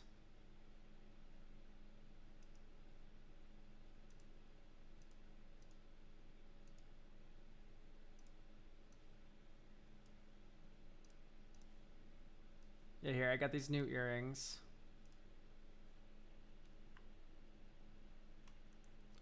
Don't know if this is private info, but is YouTube or Twitch more profitable for you right now? I've never been really like quiet about my finances. Like, it's pretty nice. I don't know. I think it's just fine to be open about this sort of stuff. I make maybe about like $500 a month from YouTube. It depends. Like, the range is from like $500 for like a kind of middling month, but if it's like a good month, I'll get like somewhere between 500 and 1,000. If we're counting sponsorships, it'll be around like 2,000-3,000. So there's there's that streaming stuff as well. But yeah, no, I love these earrings, by the way. They're pretty cheap too. They're like 16 bucks at the Ren Fair, which is like the price that's like so absurdly low for a Ren Fair. Anyway, sorry, there were 16 for both, by the way, not 16 each. So it's anywhere from like, I would say 500 to $2,000 from YouTube a month, which is like fine money. But no, I make way more from Twitch, way more. If you consider the coffee revenue for like the streams and stuff, it's not even comparable. Like, my primary revenue is Twitch. So I do think of myself as more of a streamer than a YouTuber. Okay, it does not seem that we have Liz either. God, did no one show up today? Do we have Avon?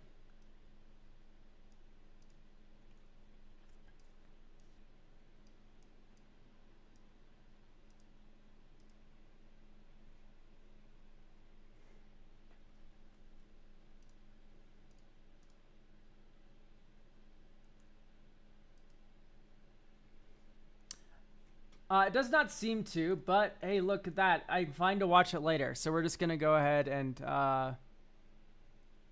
just do this.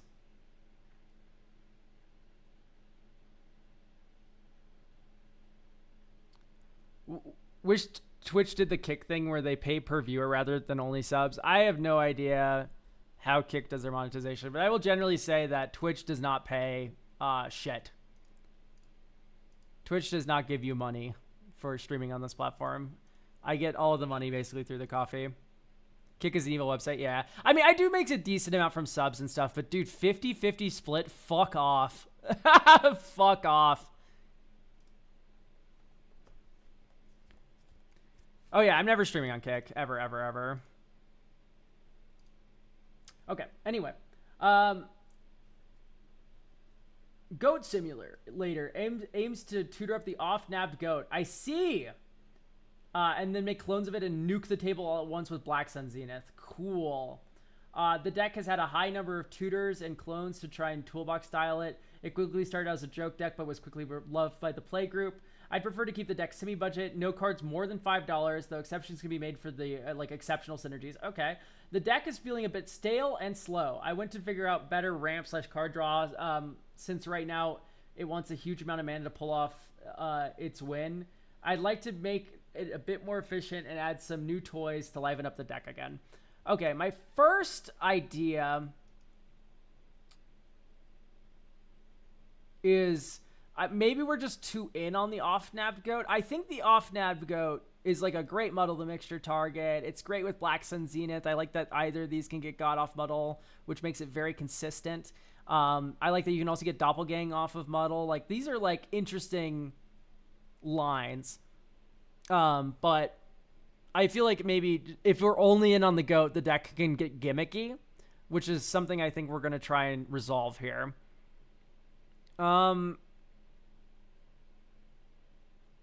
Elk, I do have one question. Do you ever silently participate in deck building challenges online under a pseudonym of sorts? No, I don't do deck building challenges online. Generally speaking, I don't really build many commander decks. I mostly maintain cubes in my free time now.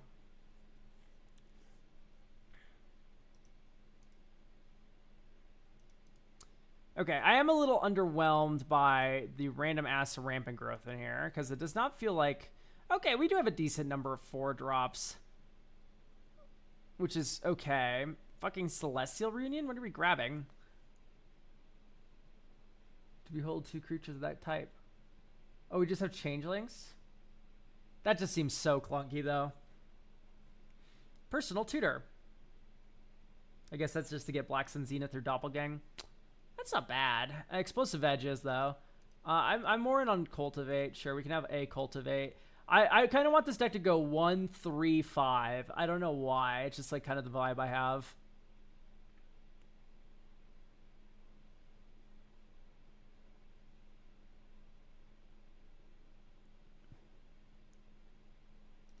Harvester seems pretty slow. Like, we literally just have High Society Hunter. This is just Harvester of Souls, right? But it's 1 less mana and flies and kills people. Yeah. So, High Society Hunter, and RuneScar Demon's a bit expensive. If we're kind of going wide like this with a bunch of cloning, I would prefer Hoarding Broodlord, but I don't know if this is the correct deck for it. Although Saw in Half would do pretty well here. Yeah, actually, this is just Saw in Half, Eternal Witness.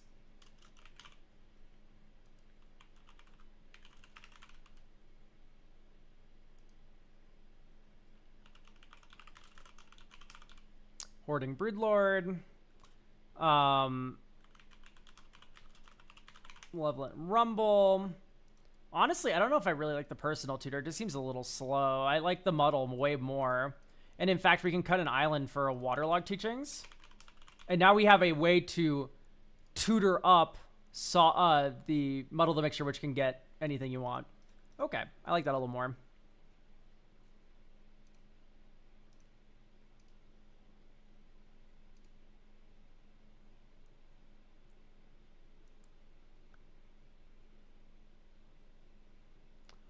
What are some other creatures that can be cloned to blow up the table all at once? I just don't know if I want to remove the goat that badly. Okay, I don't really like Rift Sweeper. I get the idea where it's like, oh no, what if my goat gets exiled?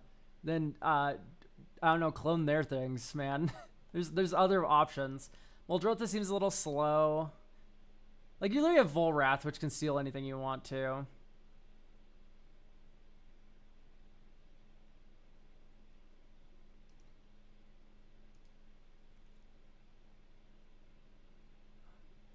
Flight Rot.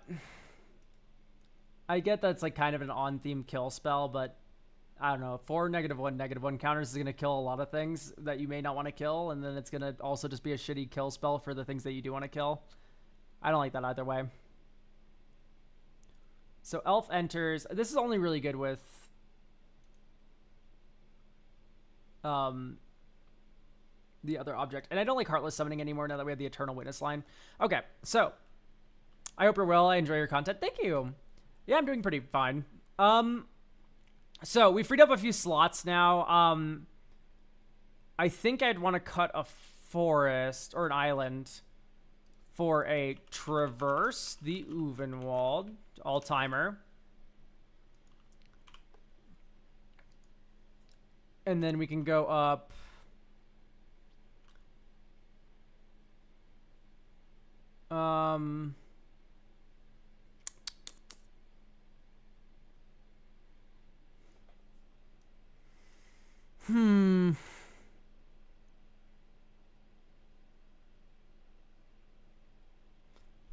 Overgrowth.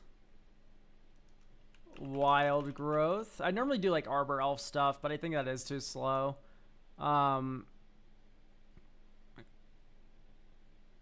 We could go in on Elves of Deep Shadow, which is $2. Springjass Pasture is a white card, isn't it? Whatever makes a goat. But it isn't a goat deck, right? It's an off-nabbed goat deck, sure, but it's not a goat like specifically deck. Anyway, Overgrowth is in.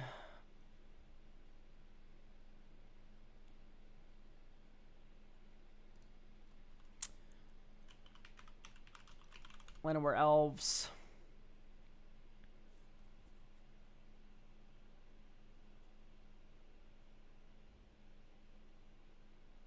I mean, I disagree. I disagree that normal Magic the Gathering cards are feeling like worse than Universes Beyond cards, because they literally have a bunch of decks here with no Universes Beyond cards in them, and I have a blast every Magic the Gathering night.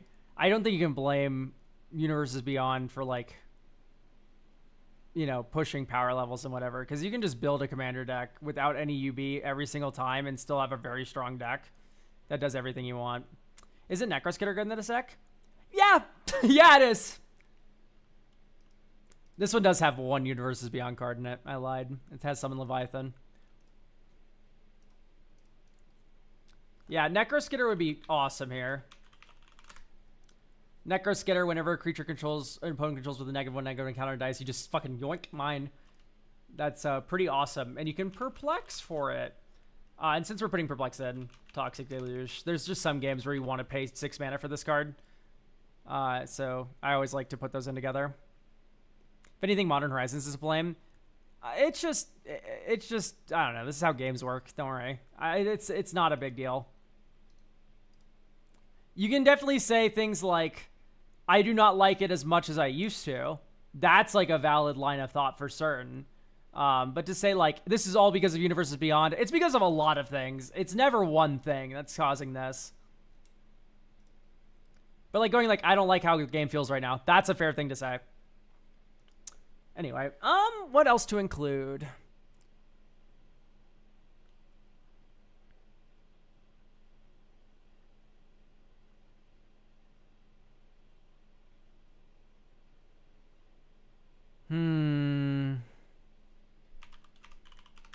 You can just do the classic,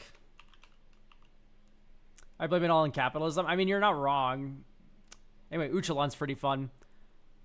power is equal to the number of crabs, oozes, and horrors you control at the beginning of your end step. Exile up to one target creature card from an opponent's graveyard. If you do, create a token that's a copy of Uchalan. This is the Volrath staple, where you go, if you turn Volrath into a copy of Uchalan, you start getting Uchalans that are Volraths, which is funny.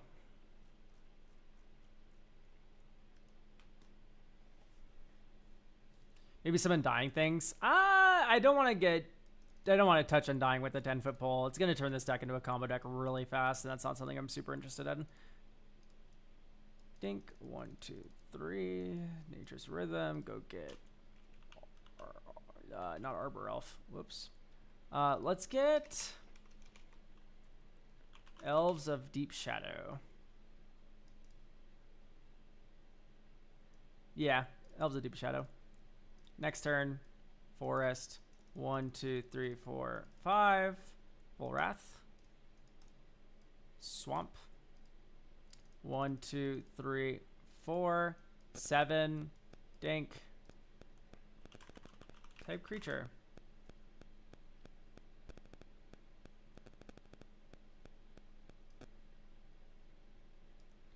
Alright, beginning of combat on our turn.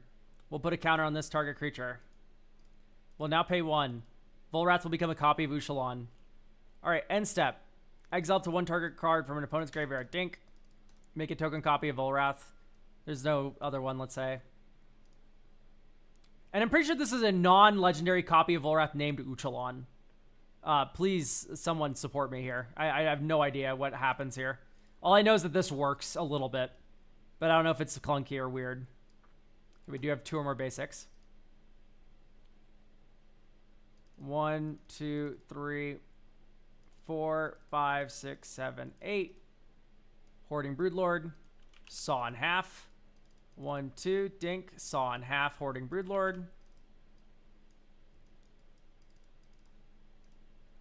Eternal Witness.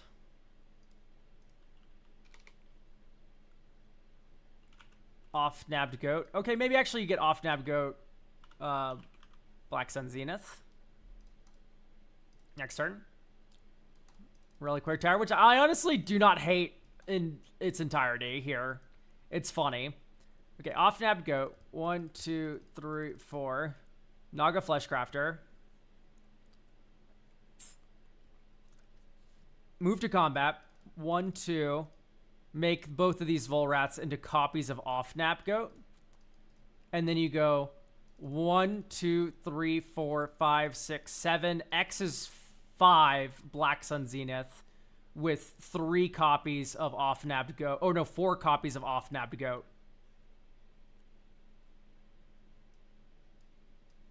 So, shuffle. With 5 copies of off-nabbed Goat, you draw a billion cards. Its owner draws that many cards, and each other player loses that much life. So each player loses 20, and then you draw a billion. It would have been 20 cards, right? 1, 2, 3, 4, 5, 6, 7, 8, 9, 10, 11, 12, 13, 14, 15, 16, 17, 18, 19, 20. And you low-key kind of clear the board. Okay. That's something. That's pretty cool.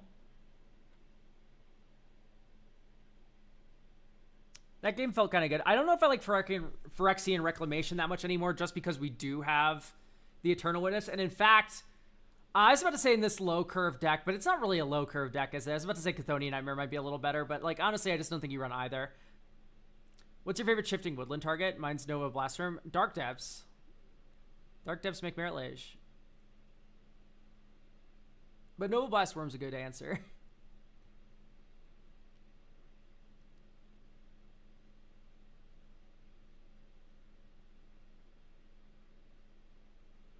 $20 cards, so it's a 20 toad deck. Yes, if you can make it survive the Black Sun Zenith, and now that's officially like 5 mini 2 hoops, you know what I mean, to like make the deck work.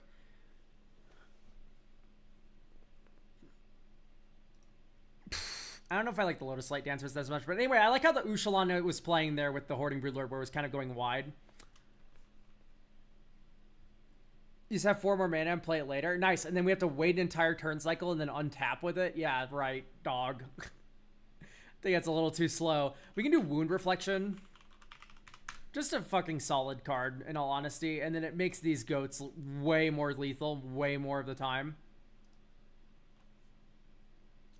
You could do maybe like an X spells thing, but you only have like so many X spells. Because there's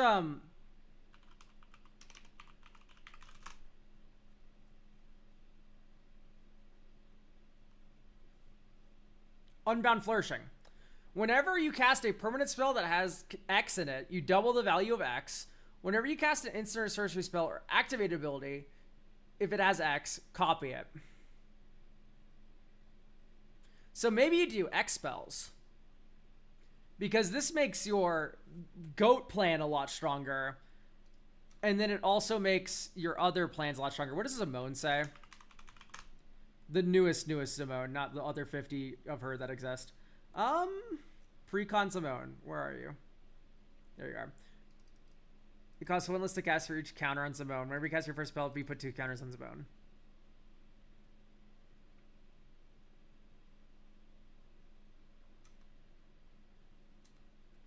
And then you have like Zaxara. I don't know. Maybe this is just like too... Like, because at least this mana you can use for anything. Yeah, I don't know if I like that plan, but it is something you can think about. Like, Unbound Flourishing, Zimone.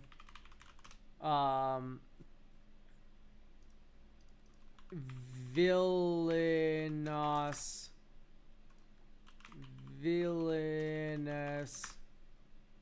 Wealth. Mana value 3. Villainous Wealth. I can't spell. So that's something.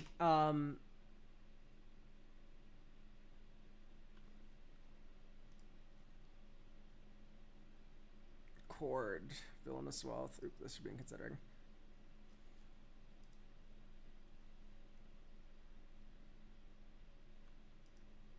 Oops, considering. So, like, this is kind of a package here you can think about. I like that Perplex can get this one. You could do, like, Cult Epiphany, right? This goes wide, and then Expel, and then that helps with the Hoarding Broodlord kind of line. Helps with Court of Calling. Gives you Delirium. It's something. This hand's insane.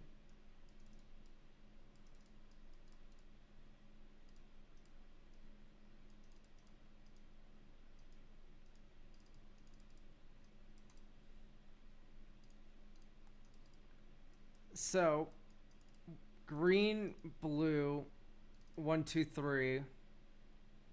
Make a copy of Sol Ring.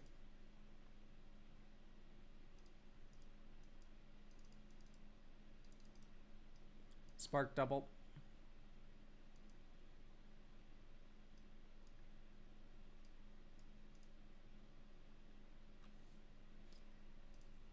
You could put in Pithing Needle and make it so they can't take your goats because you just name the off-nad goat.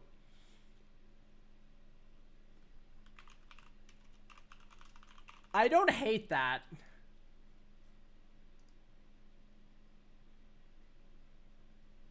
Like Disruptor Flute, you can get out of Waterlogged Teachings, and then it makes... A, this is just a good card. B, if you name off-nabbed goat, yeah, you can't activate abilities with the chosen name. So no one can activate off-nabbed goat, and then you just kill it with Black Sun Zeniths. Does it work like that? Yeah, this is an activated ability, dog. What happens when activated ability turned off? You can't use the activated ability. That's it. That's all.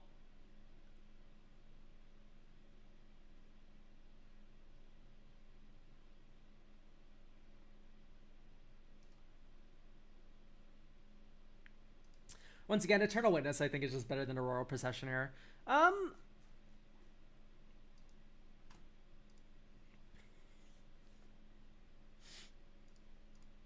Okay. Formidable Speaker. You don't run Glasspool Mimic, which is a little sad.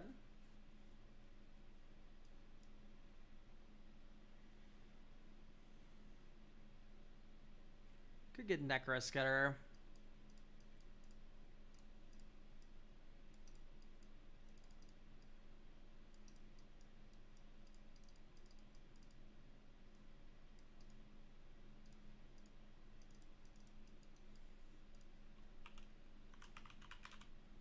Type island.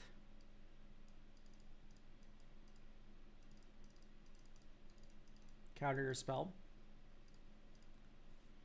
1, 2, 3, 4, 5. Volrath. This is a good example of Beast Within being a little clunky.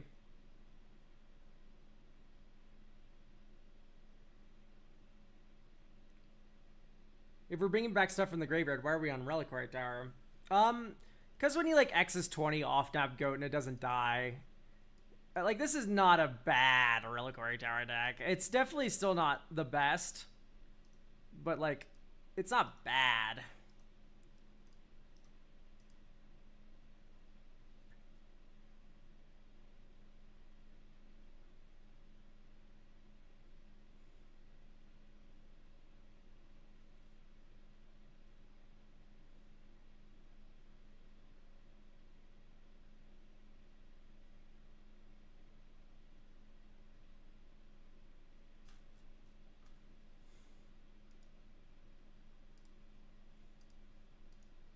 Well, this hand's really bad.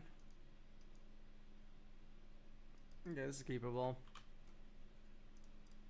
Draw Exotic Orchard. Also, Eternal Witness is just insane with Doppelganger, right?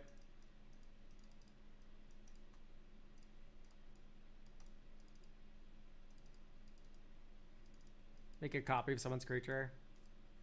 And then don't draw a land and die.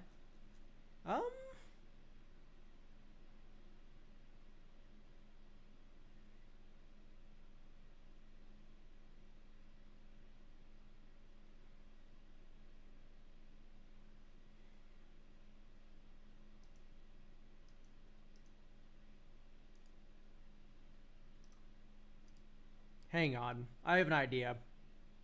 Let me cook. Let me cook. You put in 0 point ballad. Destroy creatures with toughness X or less. You lose X life, etc.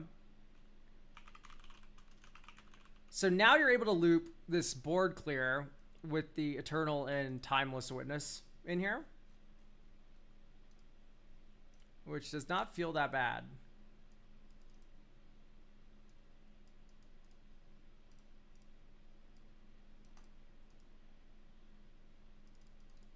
Wizard Cycle.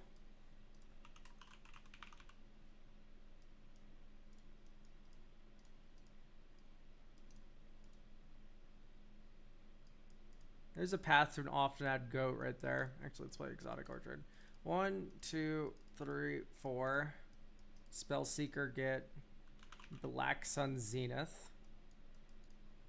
Next turn. Farseek for... Do we run Surveils? No, but that's fine, whatever. Tap land, island, 1, 2, 3, Eternal Witness, pick up Farseek. Next turn, swamp, and then this turn you can go blue, blue, 1, muddle, goat.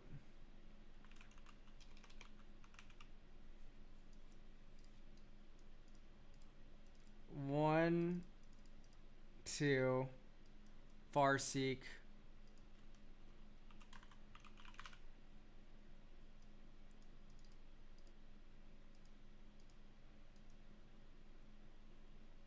And then you pass.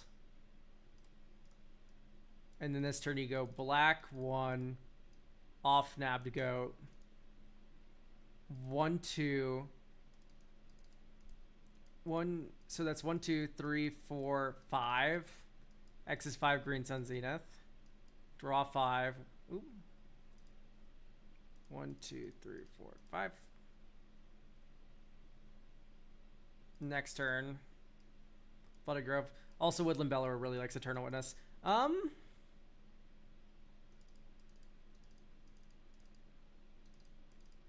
That's 6, Woodland Bellower.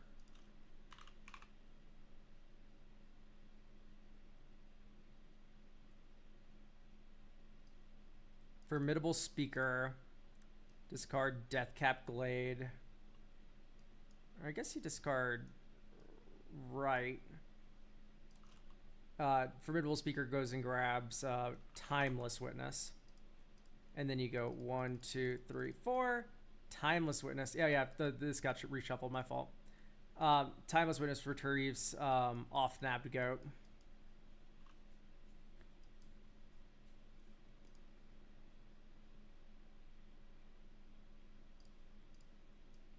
Next turn, Deathcap Glade. Okay, so this turn,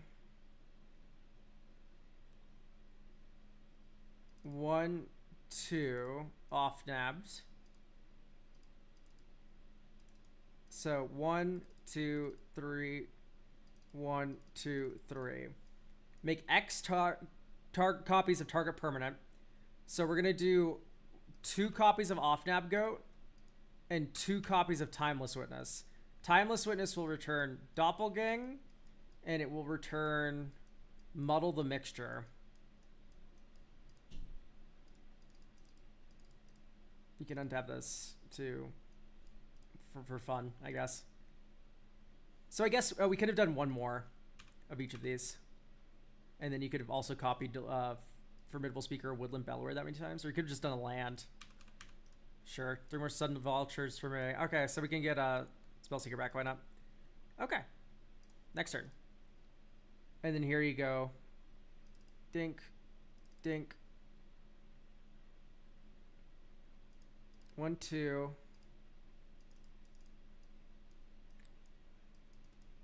One, 2, 3. Actually, no, we don't have to worry about copying anything. I'm stupid. Black, black, and then you do 1, 2, 3, 4, 5, 6, 7, 8, 9, 10, 11, 12. So X is 12. Green Sun Zenith. I guess you could get one more. So it'd be X is 13.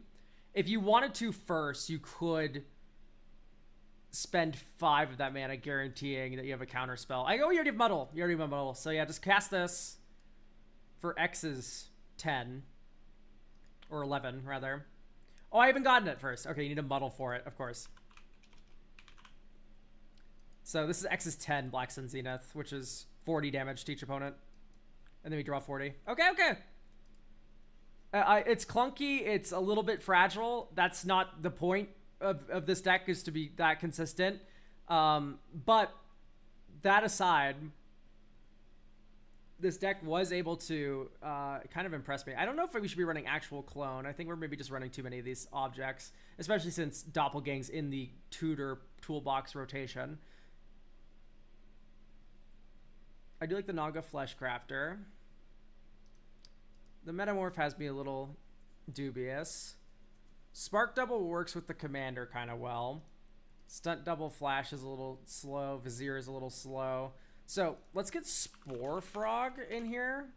I like Spore Frog plus Genesis. I like Spore Frog plus Chord of Calling.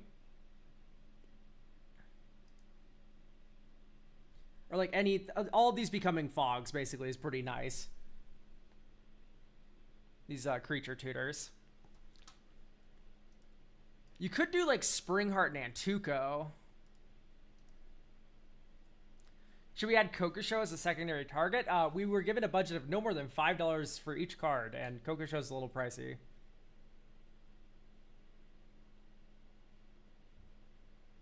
I do not believe we've broken the budget restriction yet, but we have with Wound Reflection. I think Wound Reflection is funny though, but it is not required. All right, anyway. You could do like a Massacre Worm. Because Massacre Worm copied is lethal. Massacre Worm also works really well with Fierce Empath. And Fierce Empath works well with Woodland Bellower. So you can Woodland Bellower for Fierce Empath. Fierce Empath gets the Massacre Worm, and now you're able to Massacre Worm them. That's something.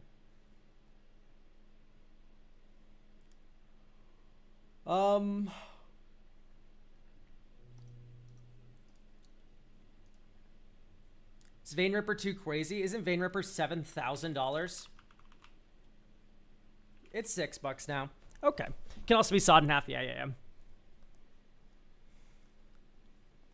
I guess I don't want to put Perplex back in. I think Perplex maybe is just too much mana, because I wouldn't pay 6 mana for Saw in half. That's something I kind of just want to appear naturally.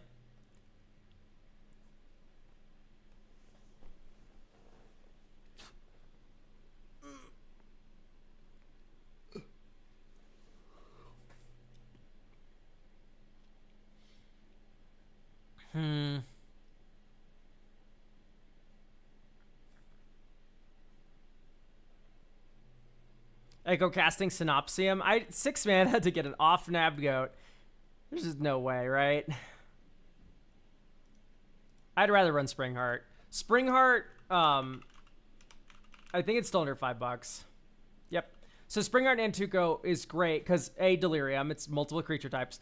2, it's cheap to bestow and get your first clone, and then it has a higher ceiling from there. In fact, it's worth about the same mana value as clone, right? It's 4 mana total to get your first object.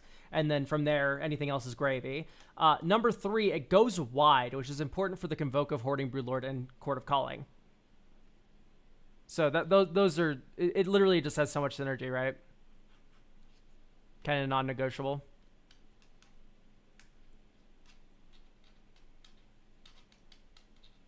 You could also, like, Fanatic of Ronis it up here, but, like, I think making quad green is not the best. Is Springheart just the best clone card ever? Like, actually? It's close. It's close. Could you do the Jumpstart clone spell? Can you give me, like, actual names of cards, please? Because I can do, like, set, J22, O, clone, O, tag, clone. But, like, which pirated copy? Because that's $18. I'm not putting that in my deck.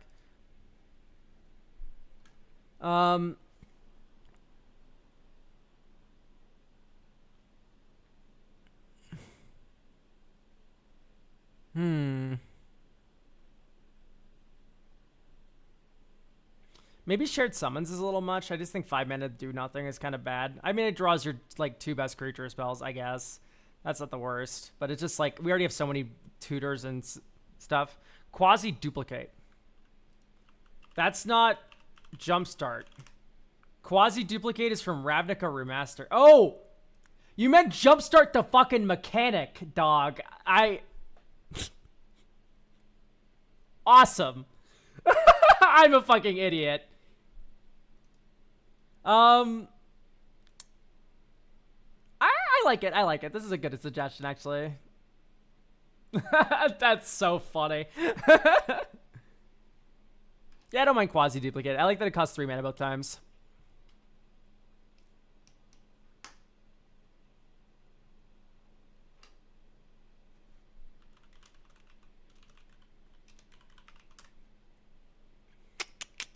One mana, or 1 toughness. Terrible.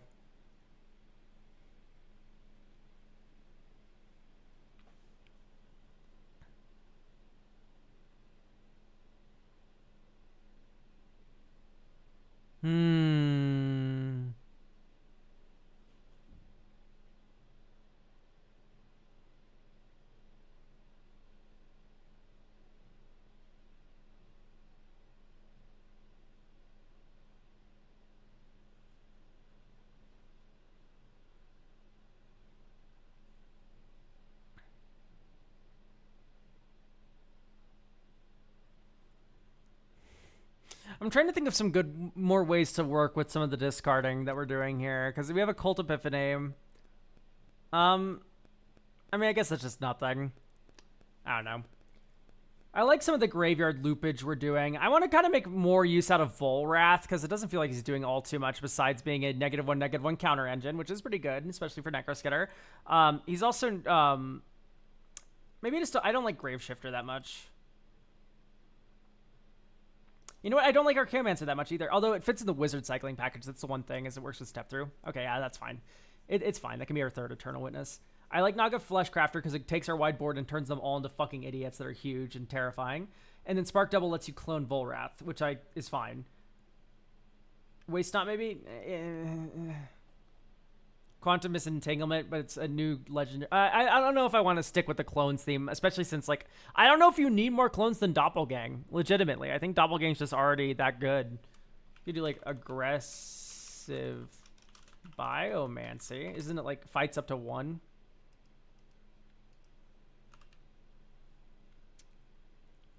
It fights up to 1 target creature you don't control. So it's 4 mana for clone, 6 mana for 2 clones. It's okay.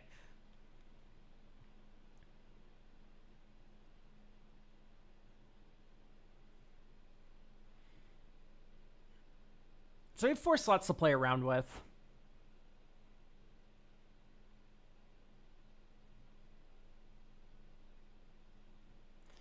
Maybe Chthonian Nightmare is worth it. It's just a low mana value token clone deck with some graveyard stuff going on. So yeah, sure. We can give Chthonian Nightmare a shot.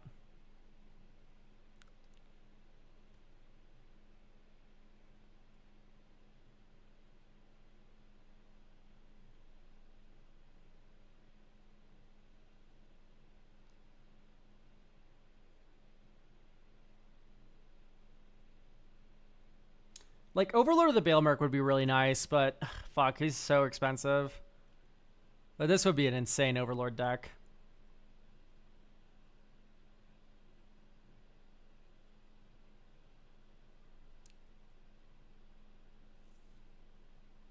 Songs of the Damned. It's... I'd want to try to make something like the one Swamp card. Work a little better. Cryptomagic Academe, rather. Cryptomagic Academe is what I'm thinking of. But that would involve a lot of like swapping out cards for black stuff. 6 mana turn everything into goat spell from Lorwyn. That's the curse thing that you're thinking of, right? The no. 6 mana turn everything into goats. What?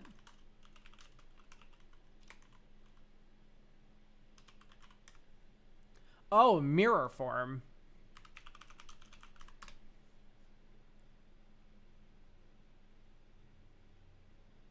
I mean, this works well in the tokens deck. Yeah, you know what? And it's an instant.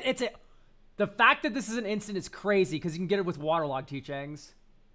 That's so good. Yeah, absolutely. We can do mirror form. Okay, I do want more token generation then. I'm just trying to think about like very high floor token generation. Because Springguard and Tugo, perfect example of high floor token generation. Doppelgang, high floor token generation. Ravenous Chupacabra might be a little bit middling. Uchalan's high floor token generation, right? It works with the commander really well. Yeah, it sucks we don't have like a Jacked Rabbit at our disposal. There's Bitter Bloombearer, but that's too expensive. Way too out of budget. That's aggressive Biomancy, and I have opted not to add it.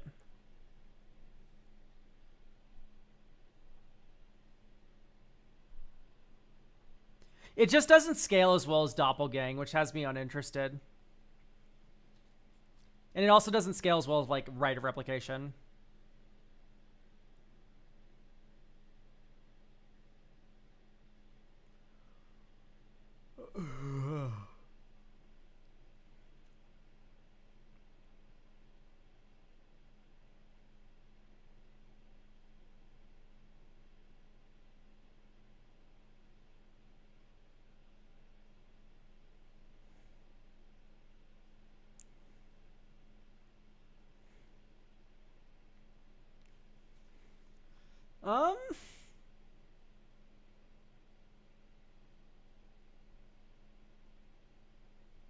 I just won 2 games at 5 and 2 life, lol. I was shitting my fucking pants, man.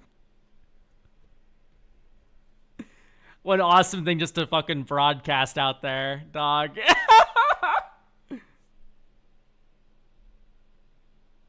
Unreal. Okay. O token. Sort MB. Creature. Whenever. So whenever we do something, this makes token creatures, whatever it is. We could do, no, we can't do Field of the Dead. Let's do USD less than 5, right? This is less than 5.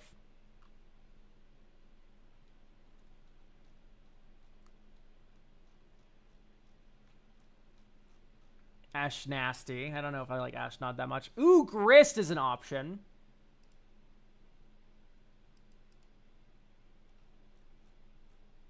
Maybe not that Grist, but like main Grist is an option.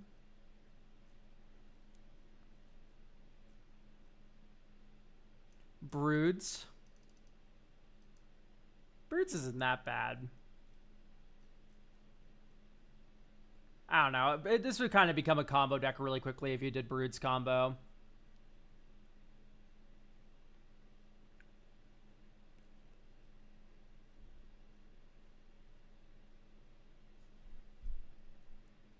I think we run a lot of elves.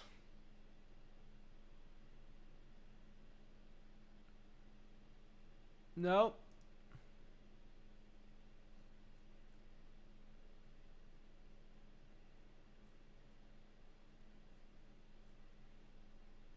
Whenever one or more counters are put on a creature, you make a snake. Bam! Hapatra, of course. Naturally. Duh.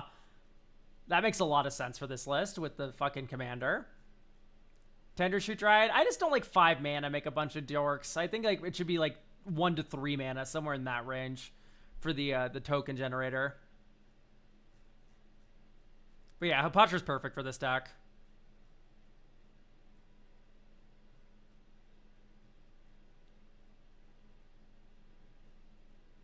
Warp Infiltrator's a little expensive.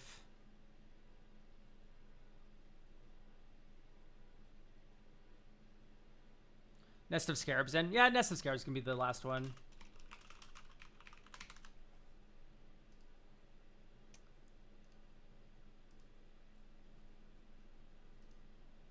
Okay.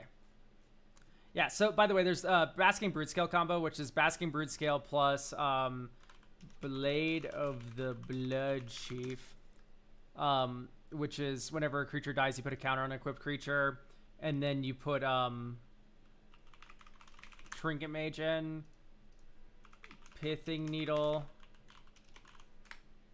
Soul Guide Lantern, and then let's move those to considering. So the joke here is, because I don't think you should be running this combo right now. I'm just giving you like the option, floating it out there in the world. So the joke here is alternative option. You want to go Basking Broodscale combo because Basking Broods, what does it do? It makes tokens. That's very good for this deck. 2, it makes infinite mana with the Blade of the Blood Chief. That's great because we are an X-Spell deck that can use that infinite mana really funnily.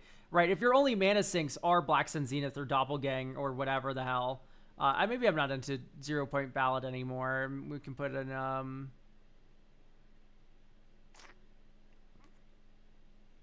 probably just like a Soul Guide Lantern isn't bad, but we can think about that last slot for a second, in a second rather. But this is a fun angle, I think, where if you want to turn this more combo, you can, which could be interesting. What does Zaxara say? So it's 4 mana ramp for 2.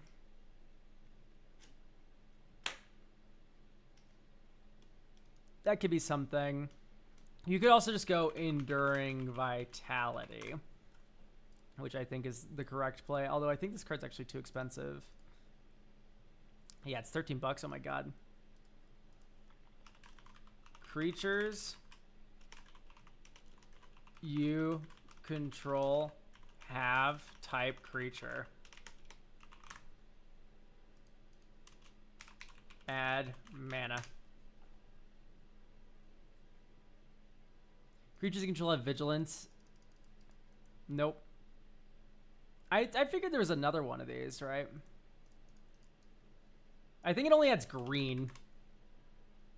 Yeah, Cyndaquil Hierophants. Sure.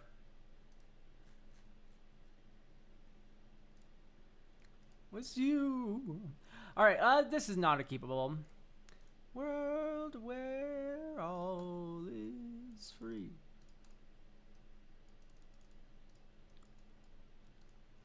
Oh, Surveil. We do not run Surveil lands. That's awesome.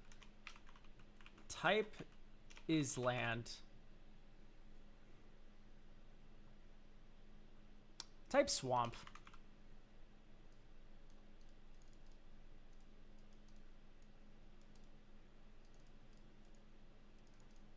Nature's Lore. Search for forest.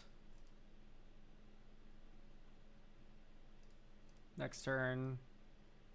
You do 2 more basics. 1, 2, 3, 4, 5, 6. Woodland Bellower. Mana value 3.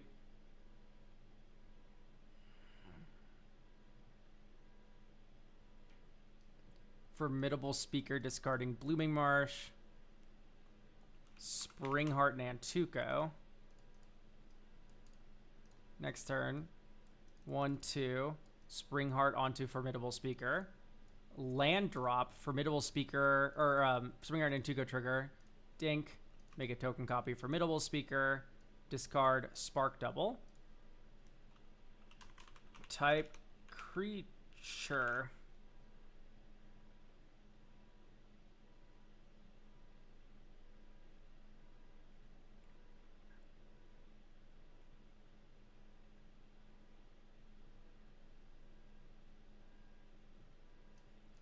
Hapatra. Next turn.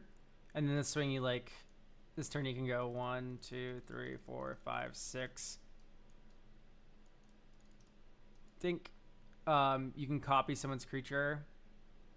Each non-land permanent you control. Dink. So all of these fuckers become copies of like the biggest, scariest thing on board. And then you kill them. I don't know, that feels pretty good for turn 6.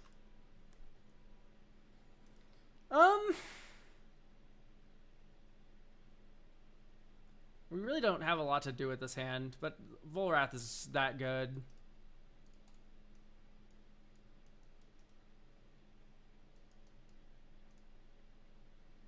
Get a forest.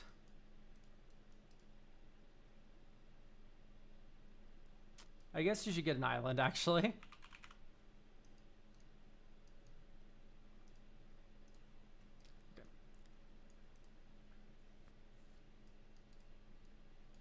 Dink, and then you go 1, 2, 3, 1, Chord. Elves of Deep Shadow. 1, 2, 3, 4, 5. Volrath, put a counter on something. You can make Volrath into a copy of that thing. Counter spell's pretty nice. I don't know. We just don't have really good card flow. We probably just want to, like... Okay, you know what? I've been kind of underwhelmed with the dorks. Probably keep Wild Growth. And then you could probably just run, like, Stock Up. It's not that exciting, but it's, like, not that bad. How long is the stream? It's however long it needs to be. But to answer your question, we're currently on deck review 2 of the stream. There's 6 that we do per stream, so. But Stock Up Consult. It feels like we just have like a lot of spare mana every turn, and we can kind of just put that towards some card drawing spells.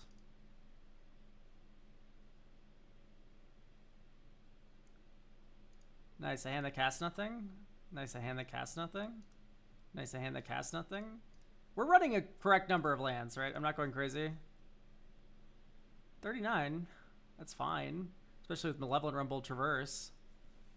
I think it was just like streamer luck. Like, this is super keepable.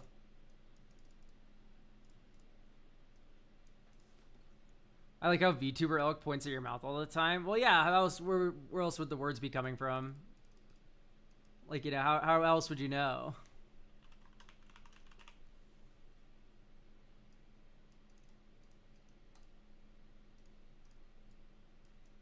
See, this is what's weird about, like, these Nature's Lores in here, is, like, our only consistent play is 5 mana.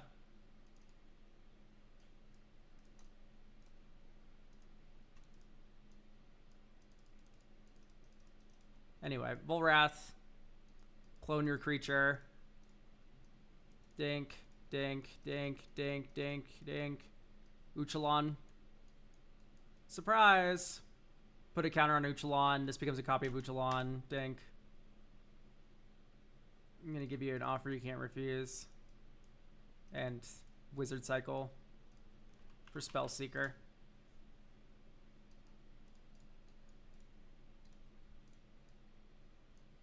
1, 2, 3. Spell Seeker. Muddle the Mixture. And then you go blue, blue, 1, muddle.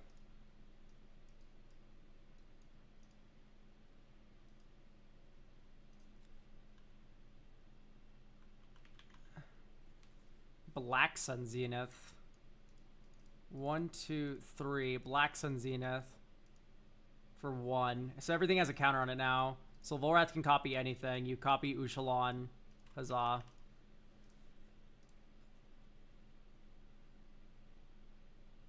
Does Elk V2 have emotions? No, he just picks up my mic and then does that little action. Okay, this is feeling a lot better.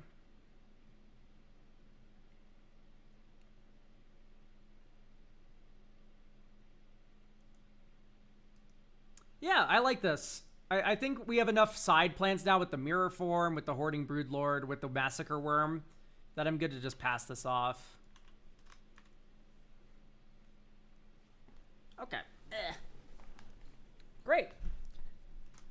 Yeah, no, that deck was sick. I liked looking at that one. The off-nab Goat Black Sun Zenith combo. Like, we saw that one game where we were able to convoke for a ton of mana that we wouldn't have otherwise had because it was in the Hoarding Broodlord exile zone.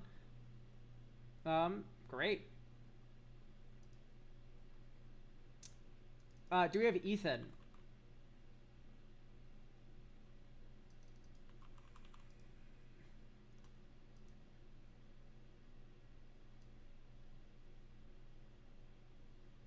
It'd be really funny if your headphones had horns. It would also be really annoying. I don't know, just having these like big fucking things on top of my head would be a little cumbersome, I feel.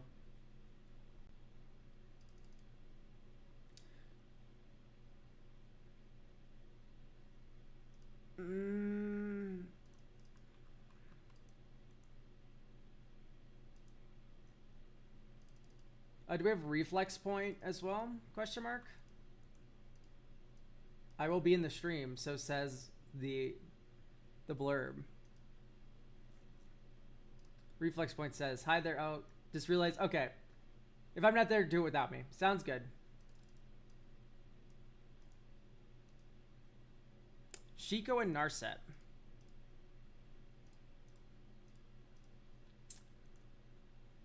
The deck aims to play in high bracket 2. Upward space is a control strategy.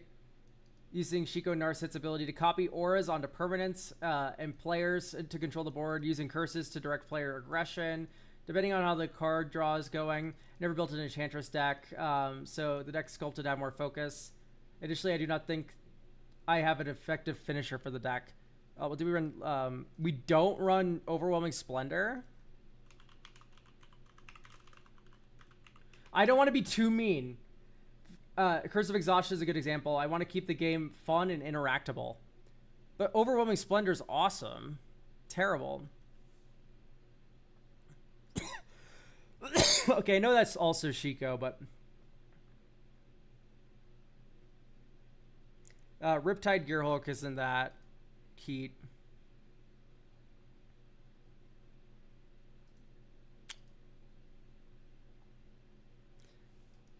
Yeah, I'm not a big fan of... Some of these cards are just kind of too slow, even though they fit the theme of the deck.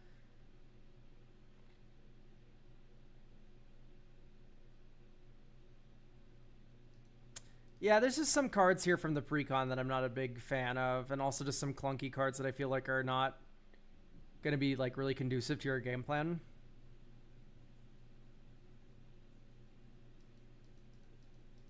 Aaron's not bad. It is bracket 2.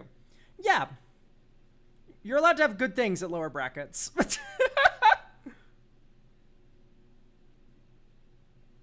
deck is full of non-creature spells.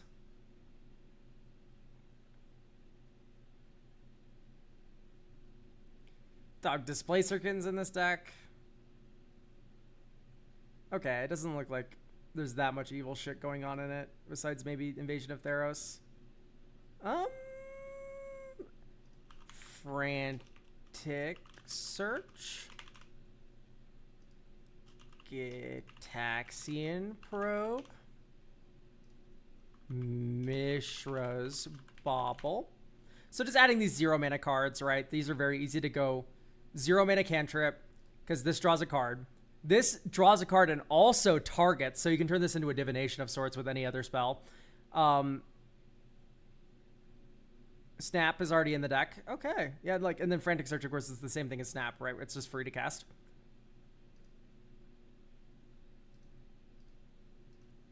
So those are all awesome for like casting your first spell and then you copy the secondary spell. It really sucks that it's like, how to phrase this right? It really sucks that you are opposed to like Overwhelming Splendor, because this card is awesome. And I do think it's expensive enough where it's like you should be ending the game like this by the time we get here. I don't know. It reads very mean on the surface, but I legitimately think that if you're paying 8 mana for a spell, it should end the game, which this does. So why aren't we doing it? You know what I mean? And you already have Shadow of the Second Sun in your deck. I'm going to put Court of Antris in. This is just non-negotiable to me. You become the Monarch, beginning of your upkeep, which happens at the end of your turn with Shadow of the Second Sun. You can copy an enchantment or artifact if you're the Monarch. And great news, you can copy this, attach the new one to you, and then now you have like 2 or 3 of them on you, and the next turn that's 2 or 3 extra turns, or 2 or 3 extra upkeeps that then copy all those things again. It's pretty good. I don't like Raise the Palisade. Like, it's a little one-sided, I guess. Savins. I mean, I guess this returns auras and some of your creatures.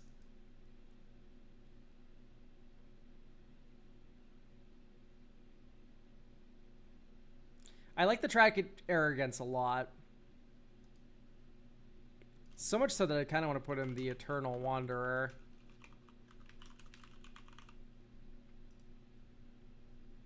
Because this thing is, it's also just a, for each player, choose a creature that player controls. Each player sacrifices all the creatures not chosen this way.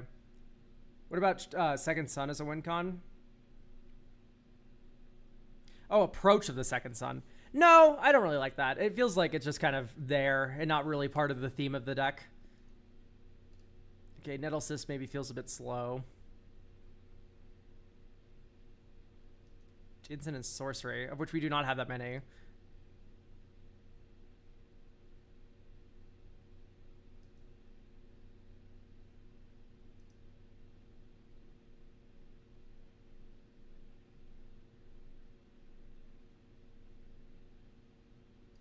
Let's do T::Curse and just kind of go through here.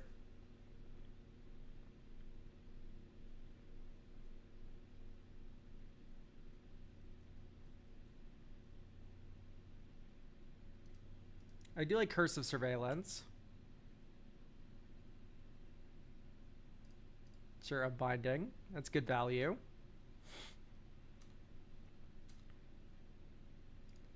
Wait, is it an instant win if you copy Approach of the Second Sun? So I need you to read what this card does. It's very different.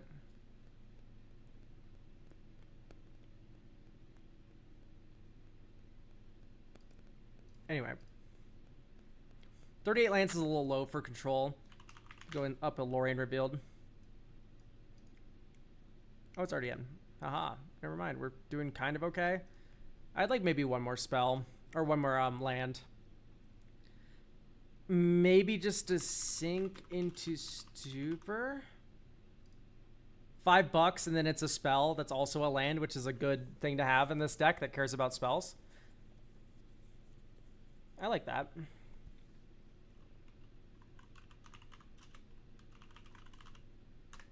Crimes, short mana value. So you can run Duels to the Mind. Like, we're committing crimes in this deck. So crimes are going to be pretty strong synergy pieces. I am not impressed with most cards that have the word crime on it, but we can definitely stick with, like, Duels to the Mind Magda. Sure. If this was a 5-mana commander, I'd be kind of interested in something like a bounty board. Does Psychic Possession double?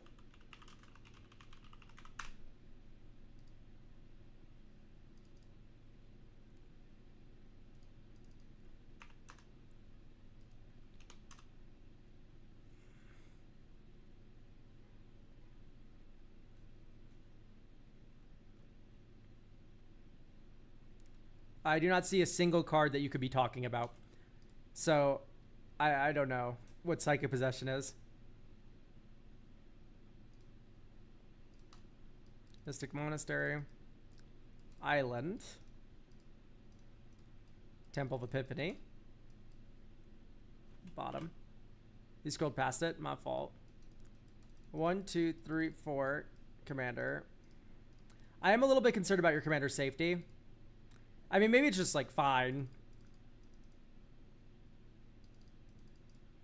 So you can go white. Oh my god, this looks like a plains. White ethereal armor. 1, 2, 3. Prismari command. We'll draw 2 cards, discard 2 cards. I hate Evolving Wilds. Get this out of here.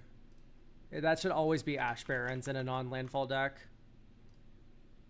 And then hopefully you don't have... Yep, Terramorphic Expanse out for Landscape. Perilous Landscape.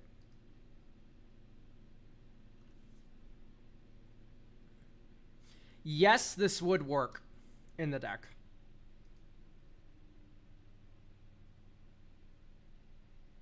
Yeah, sure, why not?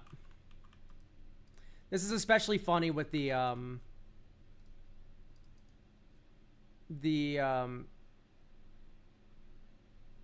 Curse of Obsession, where you go enchant you, and then draw a step, you draw 2 additional cards, so we draw 3 cards off of our whatever the hell, but at least you can't, you know, cast spells back. And then you can also Prismari command people, make you draw 2 cards. Oh, and then we can do with all this like drawing theme stuff, we can do Cerebral Vortex. Target player draws 2 cards, and then it does damage to that player equal to the number of cards they draw on this turn. So this is just Night's Whisper at instant speed, if you need it to be, where you just go, I draw 2, take 2 damage. But you can also just like go, just fucking kill someone, especially with Curse of Surveillance, right? You can go Curse of Surveillance, you draw 5 cards because there's 5 curses on this player, and then you fucking play a cantrip like Opt, and then you shoot them in the head with the Cerebral Vortex to have them take that much damage twice. And the second one's +2 damage.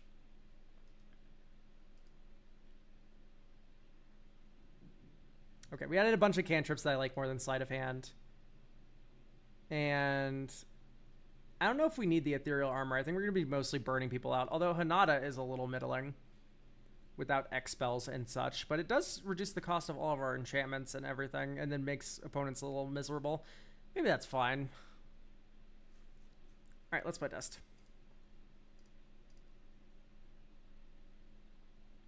Yeah, this is super keepable. Draw Arid Mesa, and then you get Surveil. Beautiful. We do run Surveil lands. Let's get Thundering Falls with this hand and Surveil 1. Meticulous Archive. I'll graveyard it. Magda. Dink. 1, 2, 3. Shiny Impetus your creature. Uh-oh, bad news. That's a crime. Treasure. Treasure. Mystic Monastery. 1, 2, 3. Dink. 4. And then you can pay 2 life. Gitaxian Proprio. Make a treasure. Gitaxian Proprio again. Draw 2 cards. So there's the double action of Gitaxian Probe being awesome. Okay. Now. 1, 2, 3, 4. 1, 2.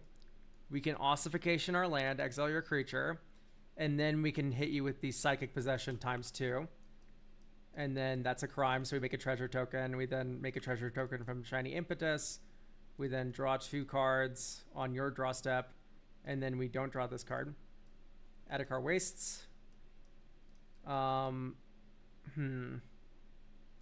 I do not like Thraben Charm in your deck. Normally, I'm Thraben Charm's #1 supporter, unless you have 10 creatures, in which case Thraben Charm's actually kind of bad. I'd rather it be like a Sajiri Shelter, even.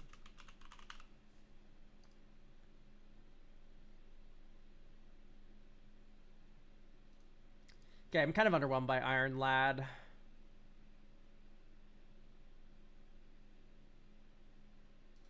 Maybe Duels to the Mind isn't that good, but Magda was performing that game. I was very impressed with how that Magda was curving out. okay. Maybe not Curiosity. I mean, Curiosity's fine.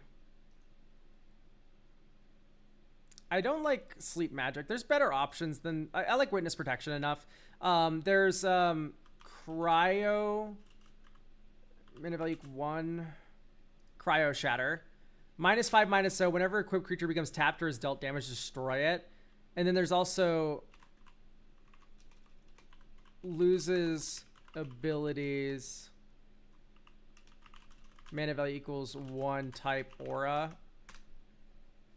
Imprisoned in the Moon. Imprisoned in the Moon's definitely good. Is it as good as a 1 mana spell? I don't know. I know there's a I would actually even prefer Darksteel Mutation. This one has flash though. This one's better than Piranha, I think. -5, -0 loses all abilities as opposed to 1/1.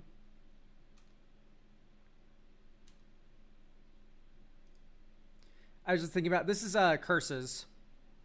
Do you think Ponder's a good card drum? Good cantrip? Yes. Ponder's insane.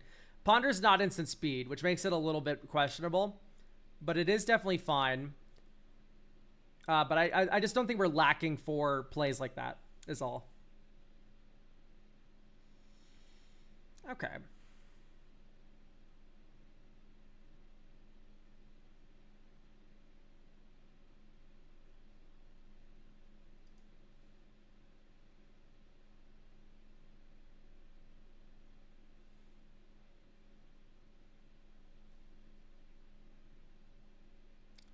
So Sejiri Shelter is nice protection for Shiko and Narset. Just because we do everything kind of at instant speed and we have Shadow the Second Sun, I don't know if I'm really worried about like putting Mother of Runes and stuff in this deck, especially since it has really bad conflict with Tragic Arrogance, Eternal Wanderer.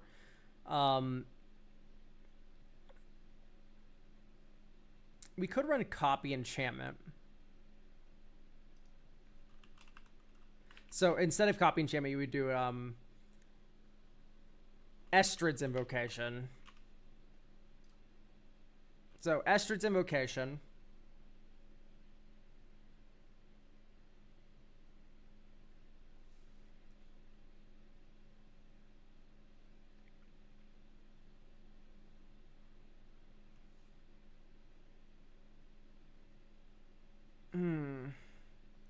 I was thinking about...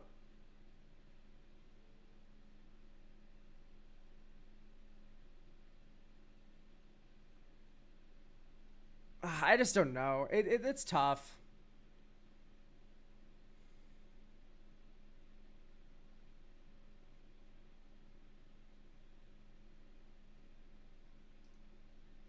Cut a mountain for the stupid Pinnacle Monk. Pineapple Monk. Just because we are kind of instant and sorcery dense, this gives less flood out.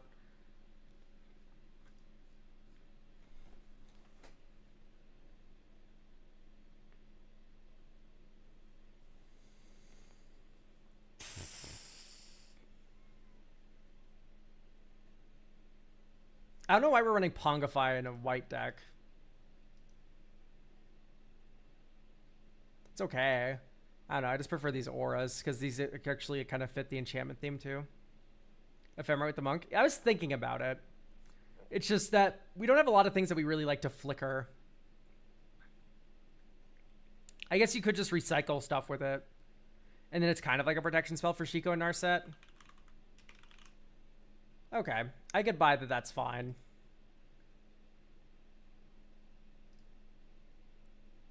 I could see the vision there.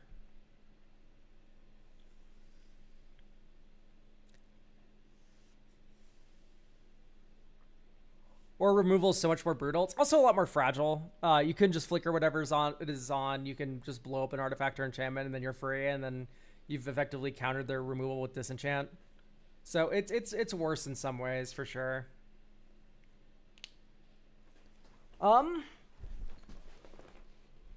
Very happy with the idea of Estrid's Invocation. I just don't know if I want to put Copy Enchantment in this deck.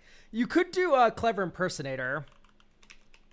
It's like Copy Enchantment, but with like a way higher ceiling. even though it costs 1 more mana. I don't mind that idea. Just like, here's Go-Go Gadget clone object.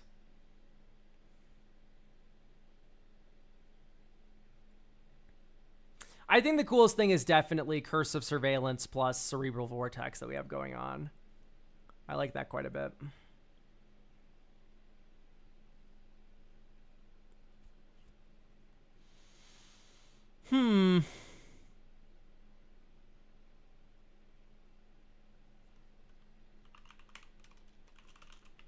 We could just do Curse of Silence.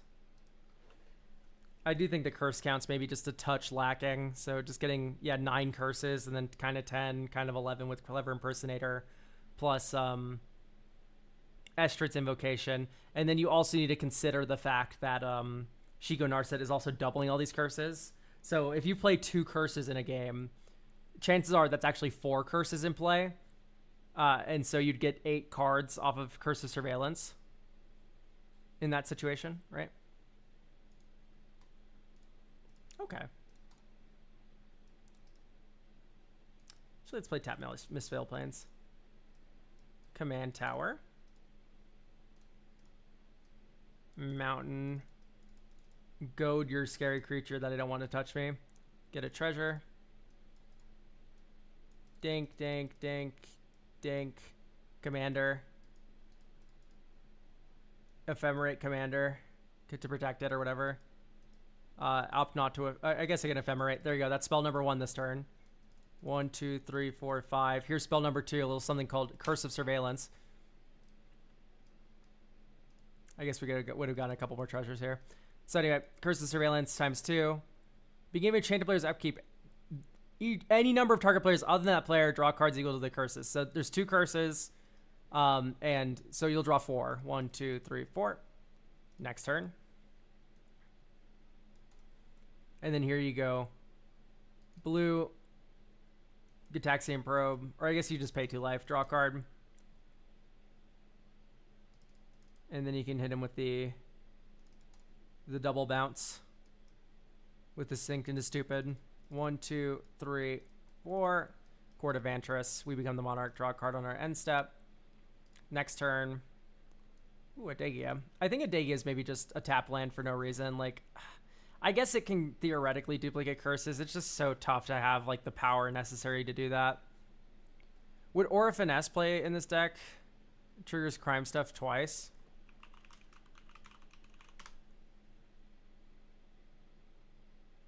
I mean, it triggers Crime Stuff twice insofar in as like, if Magda didn't say this ability triggers only once each turn, I don't think it does trigger Crime Stuff twice, right? Attach an aura you control. Yeah, it doesn't. The aura is not targeting anything. But you would copy this. If this said target permanent, I would be in fucking love because that means we can move our curses around. That's hilarious. And also, it doesn't double trigger crimes because you control the aura. So that's not a crime. Anyway. If it targets a permanent or player, so notice it doesn't say 1 or more, I think. Or I think it does. It would copy multiple times.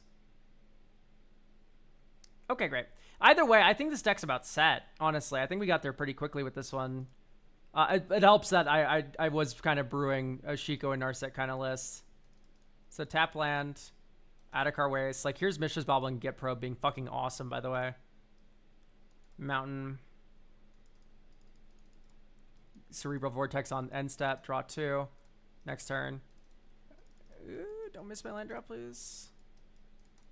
Don't miss my land drop, please. Oh my god. Dude, what is my fucking luck? That's insane. I don't think we need Enlightened Tutor. I think we've kind of spread out the stuff enough where I'm like not really interested in a game changer.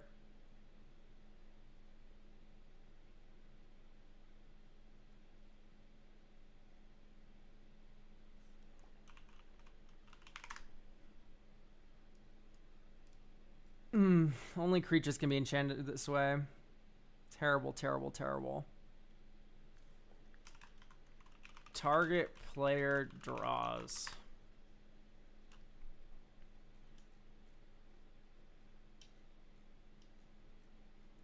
I don't know if I like Blue Sun Zenith all that much.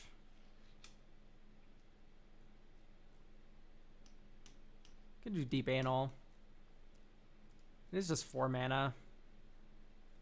It's not that exciting. Is there really no other curse we'd be running?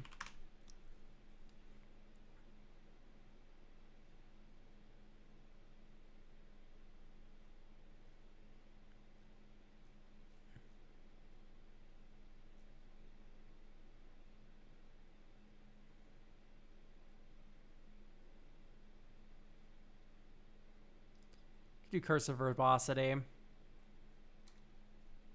Sure. I like that well enough. Oh, Surveil. Thundering Falls, Surveil 1. Curse of Hospitality. Top, why not? Next turn, Sacred Foundry, 1/2, Fellwar Stone. Next turn, Flooded Strand. I guess you just go Vivi, and then you can Flooded Strand, fetch for type, island. Meticulous Archive. Surveil 1. Pinnacle Monk on top. Next turn, Pineapple Monk. 1, 2, 3, 4. Shiko and Narset. Next turn, Stinkin' to Stupid. And then you go Mishra's Bauble. Curse of Verbosity ×2. Dink, dink. Crack this. Target you. Swing with Chico and Narset. Draw 2 cards. Honestly, just ossify something and then make... Because we have 5 mana right now.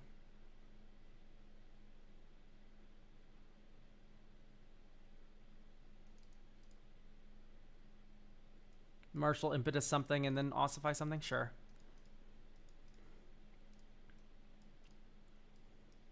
And then this turn you can go Steam Vents.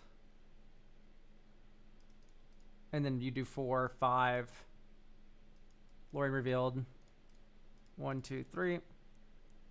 1, 2, 3. Curse of Hospitality you.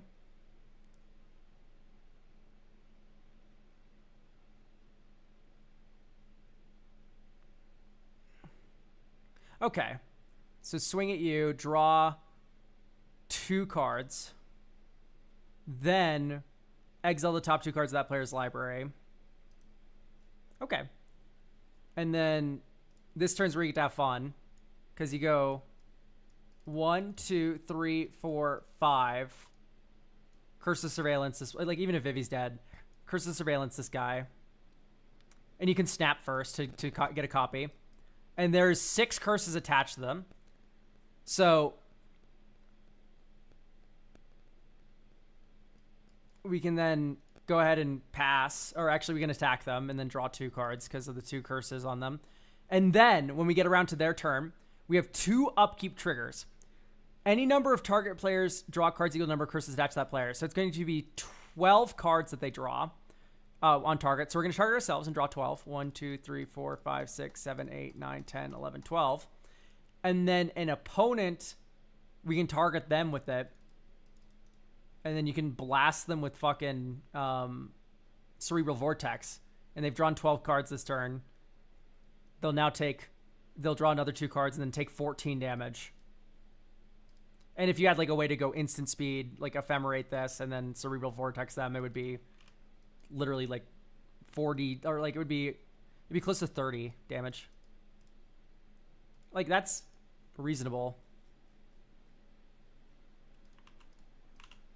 I think that's set.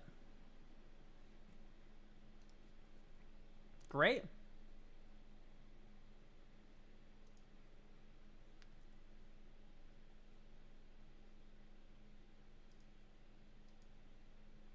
So yeah, I think that one's like pretty good. Keep in mind, I've been working on a Shiko and Narset kind of list somewhere here.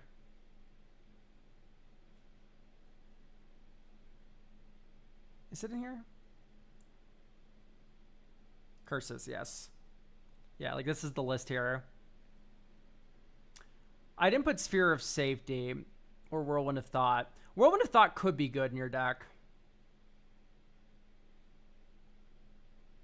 Oh, Faithbound Judge is funny as fuck. Probably not good, but I like him. Yeah, overall, none of this is really needed. Because mine has like kind of a Miracles package going on. But that's kind of just like a different angle. This is more Flicker focused. Okay, yeah, I think I like this list. Thank you for getting a deck review.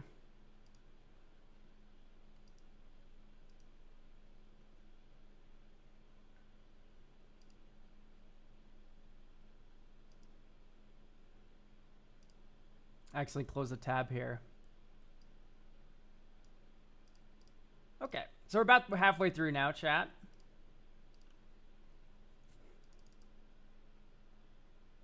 All right, we're going to do Ethan next. Oh, but I am present. Okay, we'll do that one then.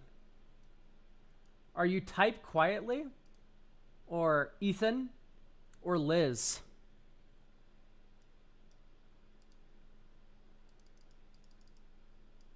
Whomst are you? Is there not one for Mike?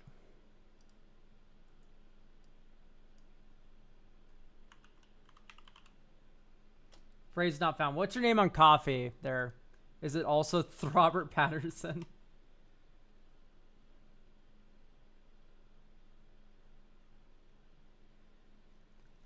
It's Robert Patterson on coffee. Because you're not showing up at all.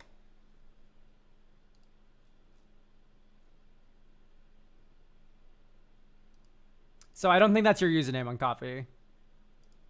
I have 3 deck reviews left for today.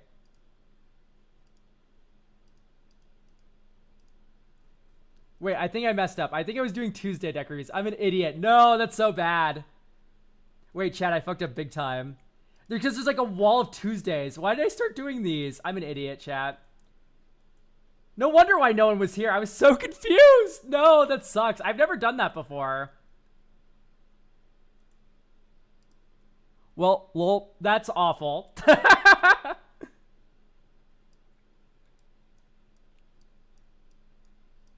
Bummer. Oh shit, that's actually really bad. Because I now have 6 more deck reviews I have to do. No, I'm a fool.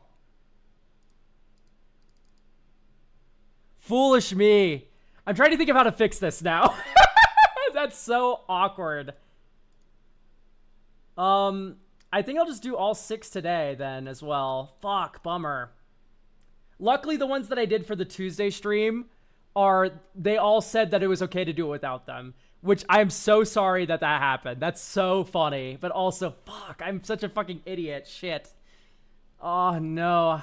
We're going to pull a long one today, chat. Unless some of you are okay with being moved to Tuesday, in which case that'd be very nice. Because I just don't want to gas out here.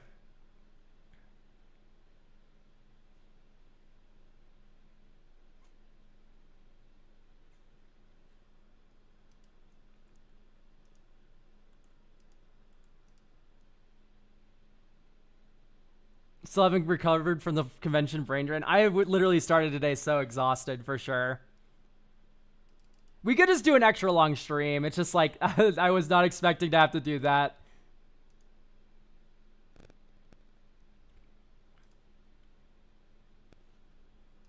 Okay. So thinking. What time frame would it be on the Tuesday? It would be the same time as this stream, which is around noon to 1 p.m. MST. Anyway, hang on. So here's what I'll do. This person will not be present unless this is Mike, in which case you will be present. Oh, this makes everything so awkward. No, Locke, you're here. I see. Okay, yeah, you're in YouTube chat. So yeah, we can do this one. Oh, this is such a nightmare. Oh, well, bummer. We push forward anyway. All right. So, Master formed anew for Locke in YouTube.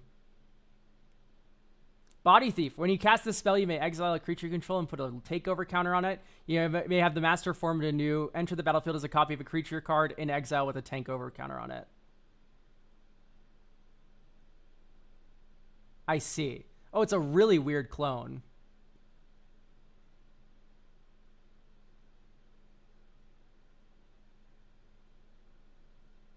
Sure.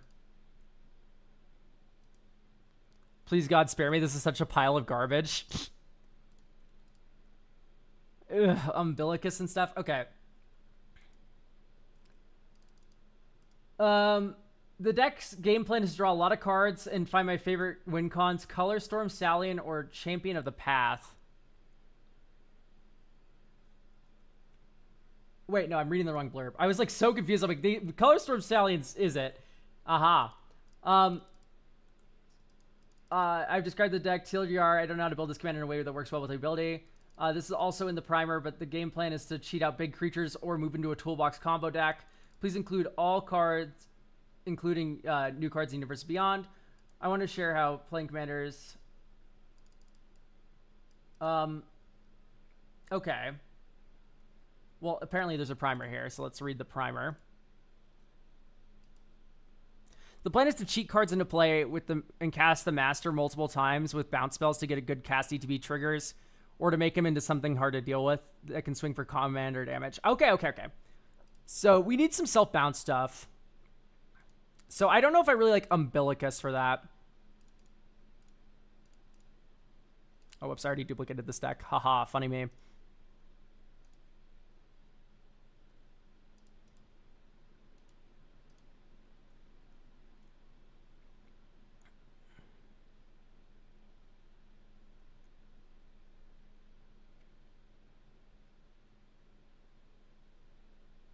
Okay, I like Scroll of Fate. That's really funny. Okay, I think Umbilicus and the Erotic Port are a little bit too much.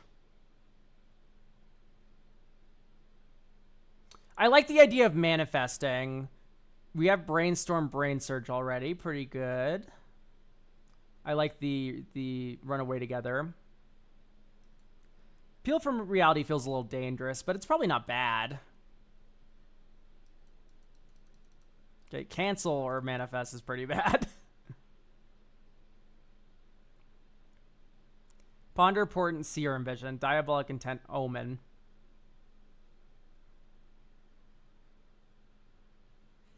I mean, okay, it's Portent.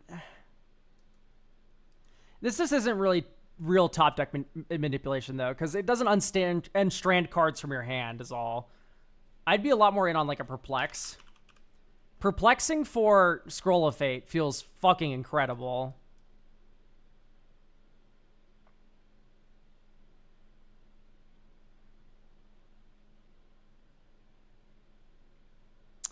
Yeah, I got enamored with Manifesting, but figured that Reanimator would be better. Yeah, Reanimator would be a little bit stronger, maybe, but it's not like... I don't know, like, Scroll of Fate is that good.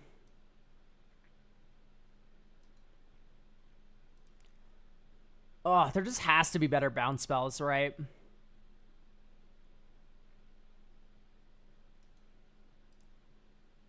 I don't like a lot of this manifesting stuff, so...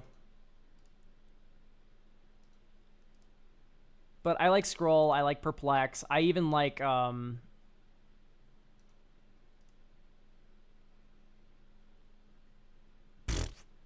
guess I just don't like much else.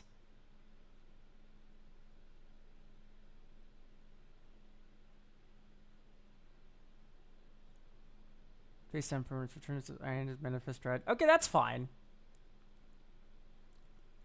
I like the Phyrexian Flesh Gorger. That's funny. Elk Subathon? In what way?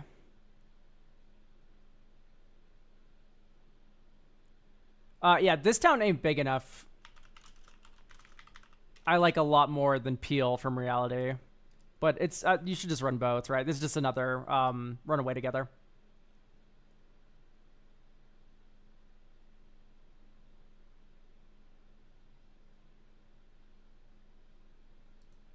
I like the Devastation Tide. I low-key just like want a Temporal Mastery.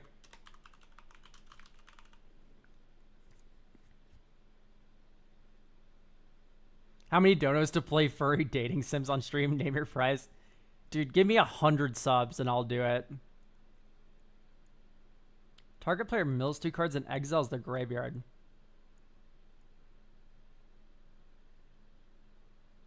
Put all creature cards exiled with Death in Heaven onto the battlefield under your control. Ah, I see. So we're stealing their creatures. That's like fun-ish. It's just kind of slow. Real? I don't know. I would need to. I would actually need to price it out. I'm trying to think of like what a stream would cost. 100 subs is pretty up there, but like I'm trying to think of how much money I'd make off that. That would be like 250. Maybe more like 150 subs. Depends on the dating sim. Nothing TOS. Nothing Monka, man.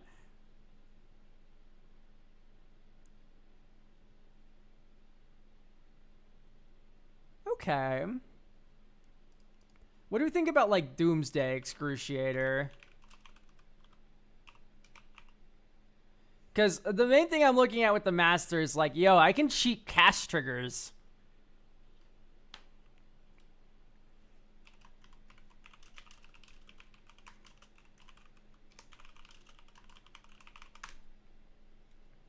Only Doomsday Excruciator, eh? If you cast it.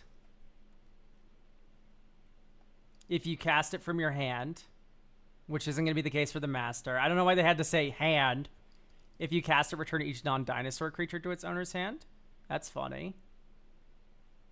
If you cast it from your hand, return all permanents to their owner's hands except for giants, wizards, and lands.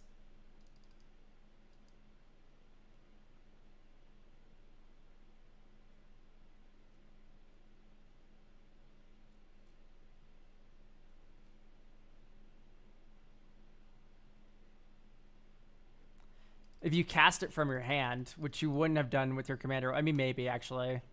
I see. So I guess that kind of works. Shard of the Nightbringer, of course. All right.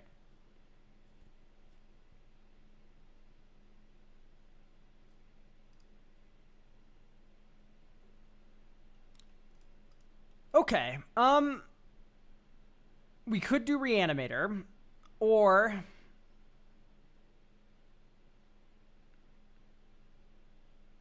Nah, it's just kind of hard to pass up Reanimator, especially when you get Spellseeker.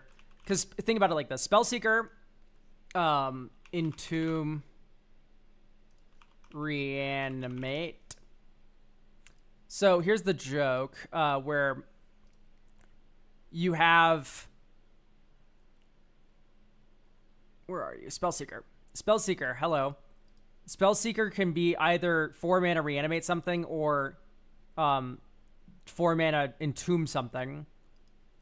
You can get Frantic Search, Tainted Indulgence. And then those are some discard outlets. There's the 1-kill spell, Bitter Triumph. That's in the Spellseeker pool, as well as Bone Shards. And then you can also do a lot of funny Spellseeker stuff with like all the bounce spells. Grim Servant. Yeah, Grim Servant's also really good. Same kind of card. Cavern Harpy. So I'm trying to picture what Cavern Harpy... Oh, no, Cavern Harpy's just bouncing Master, and then you can pay a life and return it. Okay. I like what's going on here. Steal another hand. Okay, that's all lands. Okay, I'd keep this. All right, we can put Lord of the Void on the bottom. Okay, so draw. Island. Next turn. Swamp. 1, 2. Dowerport Mage. Next turn. Island. Pass? That feels a little bad. I do not like fucking Riverwise Augur. If you think about it, Riverwise Augur is literally just infinitely worse than Spellseeker.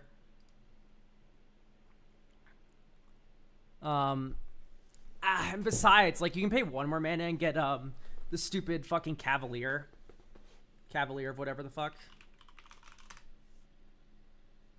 Of Gales.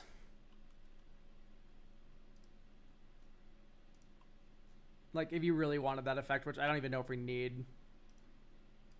Because Waterlogged Teaching should help.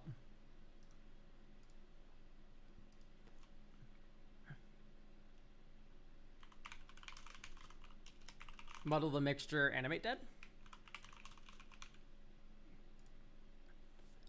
So the joke is that this is now a 5 mana reanimation spell that's sometimes 2 mana and also sometimes a counter spell.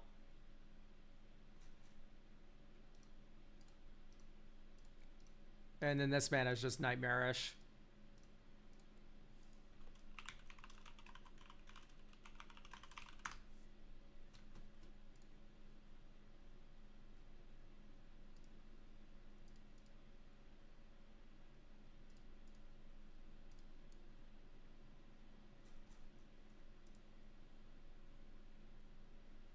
And then we can maybe just like top it off with like a Lorien Revealed. Buried Alive. Buried Alive wouldn't be bad.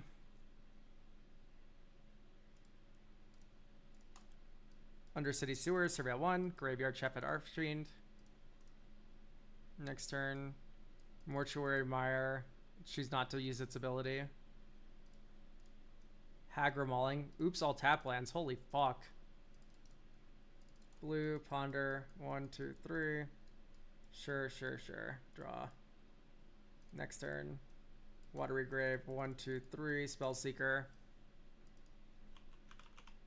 I think I want Reanimate.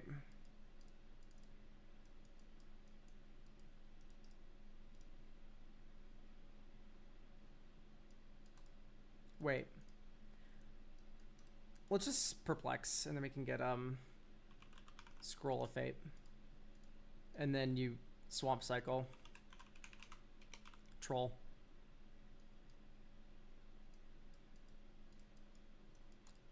Next turn. Swamp.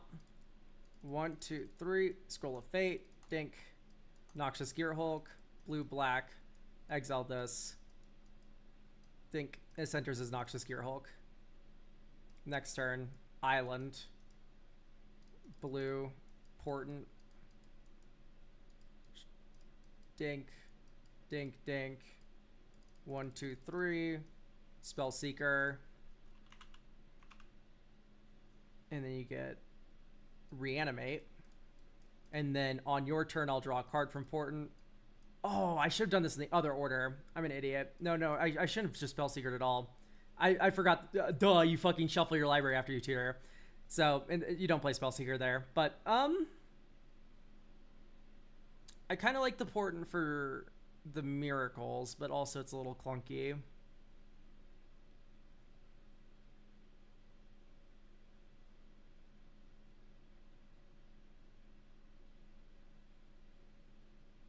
I don't like Otherworldly Gaze.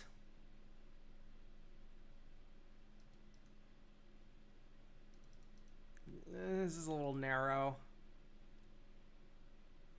I get why it's there. It's just like, yeah, narrow. Okay. So we have 2 more slots freed up.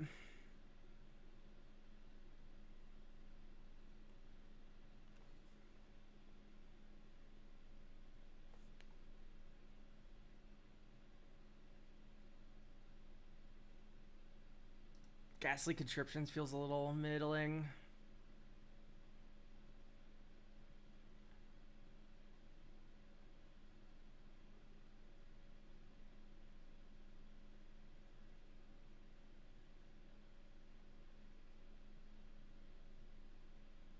I feel like maybe we just need a couple more big things too.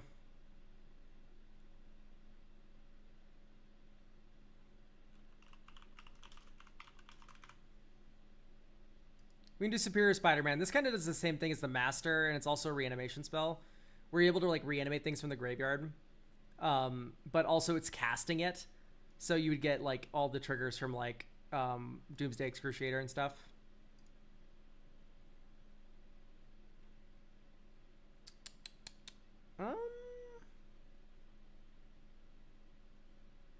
Unmarked Grave. I mean, yeah, I like that you can get it with the Muddle. And like, yeah, like this isn't legendary, for instance. Like, there's not a lot of legends here. Okay.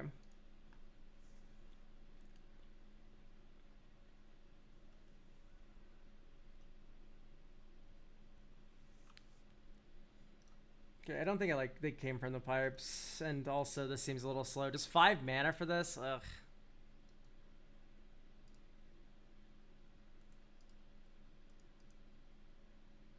Yeah, Superior Spider-Man's pretty good.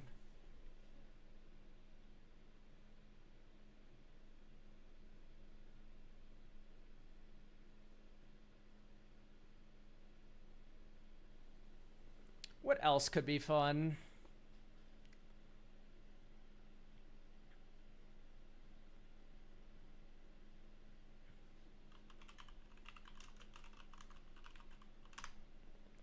When this creature enters, exchange control of it, and then you can use your bounce spell to bounce it back to your hand.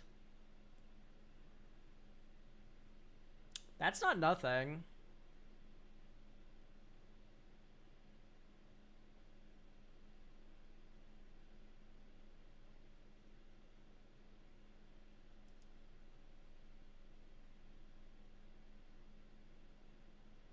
Because we do have a lot of bounce spell synergy. They came from the pipes. Yeah, I literally just cut that from the deck like literally 3 seconds ago. I much prefer just getting cards out of my hand and not relying on top decking.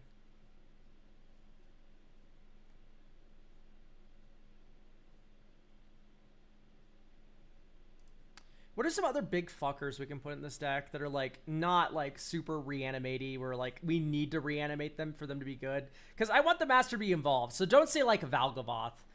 I like I would much prefer to do something like yeah. I wish I could put Chthonian Nightmare in this deck. Chthonian Nightmare wouldn't be bad.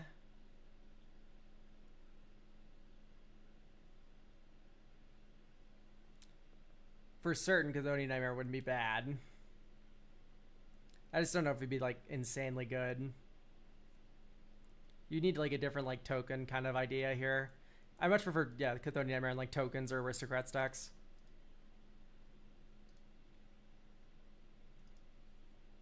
Okay.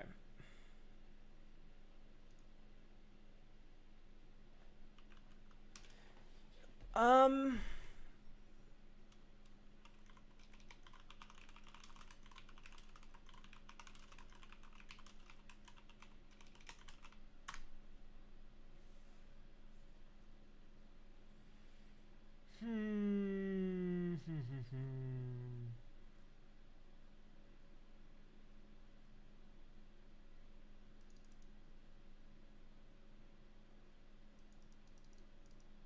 I mean, that's funny. I don't know if that's very good.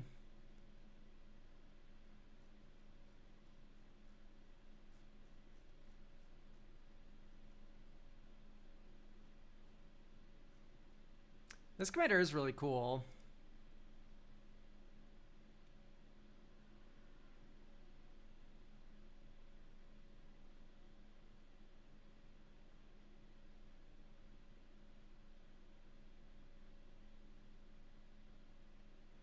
I don't think there's any really fun warp cards. There's like exactly Quantum Riddler.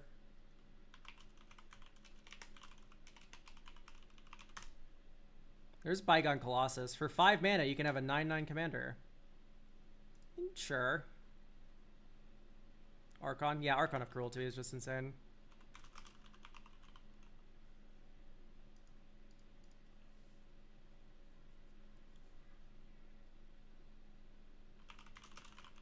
Maybe Tome of Legends. You just cast your commander a lot in this deck.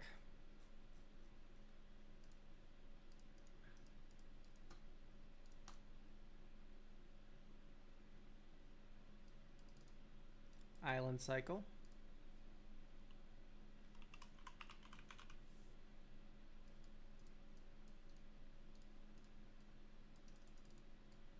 Dour Port Mage.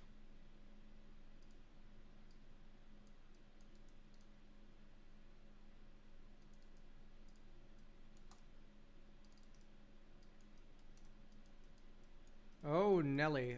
We need to go 1, 2, 3. Draw this card. Next turn, it's a miracle. Dink. 1, 2, 3. You can go top, top, top. So this is our extra turn now. Dink. 1, 2, 3. Frantic Search. 1, 2, 3. And then you discard Archon of Cruelty plus Island. Go Island. 1, 2, Brainstone. 1, 2, 3. Noxious, volatile, 1/2 unmarked grave.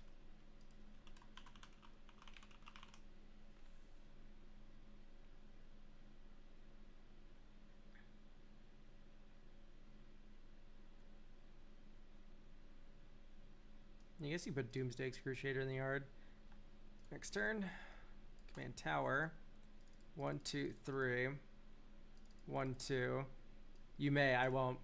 Baron, bounce, draw, end step, draw a card. Next turn. Okay, so we're just not finding reanimation. I was considering Scholar of the Lost Trove. Scholar of the Lost Trove is just so expensive. Maybe Nezahal and Gary. Definitely not Gary. I mean, it's funny to like bounce your commander repeatedly. We just don't have any devotion. Do you ever do deck text for CDH lists? I could. I'm not like a super CDH player though, but I could. Metamorphosis Fanatic. I like that idea. Because now you can use your commander as a repeatable Metamorphosis Fanatic. I like that idea.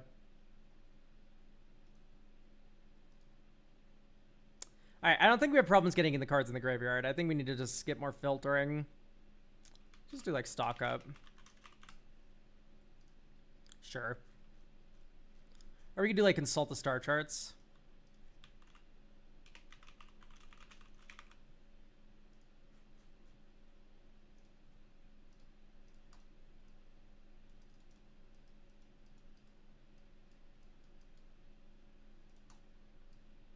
Dink.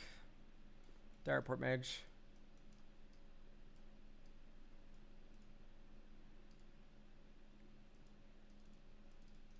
I really just need... Oh, no, this works out. So you can go Dink, Dink, Bitter Triumph, discard Hulking Metamorph, pay 1, Brainstone, next turn, Dink, Black. Hang on. 1, 2. Dink, 1, 2, 3. Put 2 on top. Dink. Dink. And then this turn you can go black, reanimate Hulking Metamorph, black 1, exile Hulking Metamorph. We now have a 7/7 clone as a commander. Play this as for land for turn, and then you're able to bounce this if you need to. To reset the clone. Ooh, Cavern Harpy. Black Blue Master. Clone something. Yeah, this feels pretty okay. I don't like Consult. It's kind of slow. So, it's a 2-mana cantrip, which is fine. But also, it's a 4-mana card advantage spell. I just think you're wrong, Heroic Drill. It's okay. You're allowed to be wrong. Yeah, Arumi doesn't really work.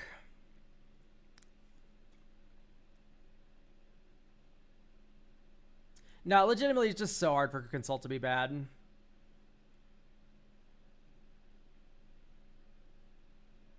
Stock Up is better, in my opinion. Stock Up is a sorcery. It is a very different card. Very, very different card.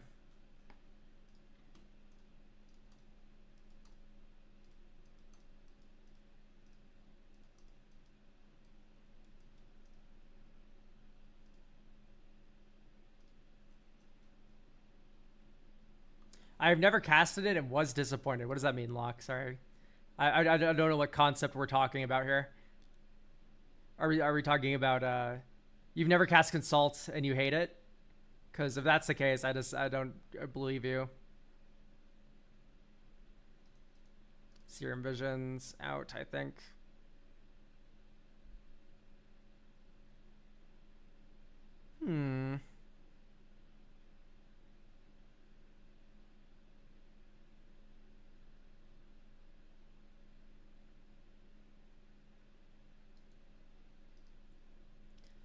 I think Thieving Amalgam is just a little slow and just not that good of a threat. Rip Lindsey Graham. No, not rip.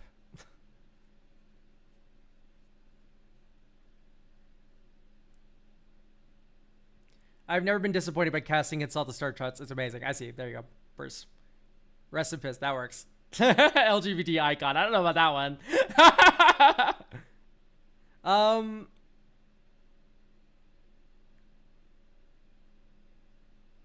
Is this a Keen Duelist deck? It is.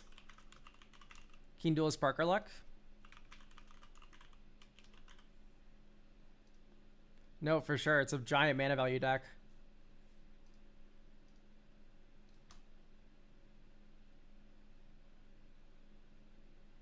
Island. Brainstorm. Top. Next turn. Swamp, pass, 1/2, Tainted Indulgence, draw 2 cards, and then discard Doomsday Cruciator.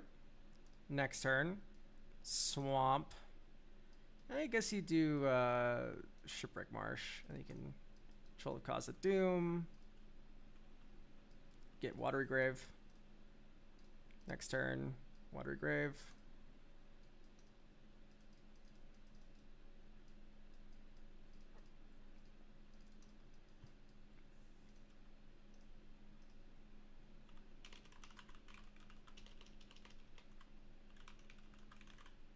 Do we have flashback spells?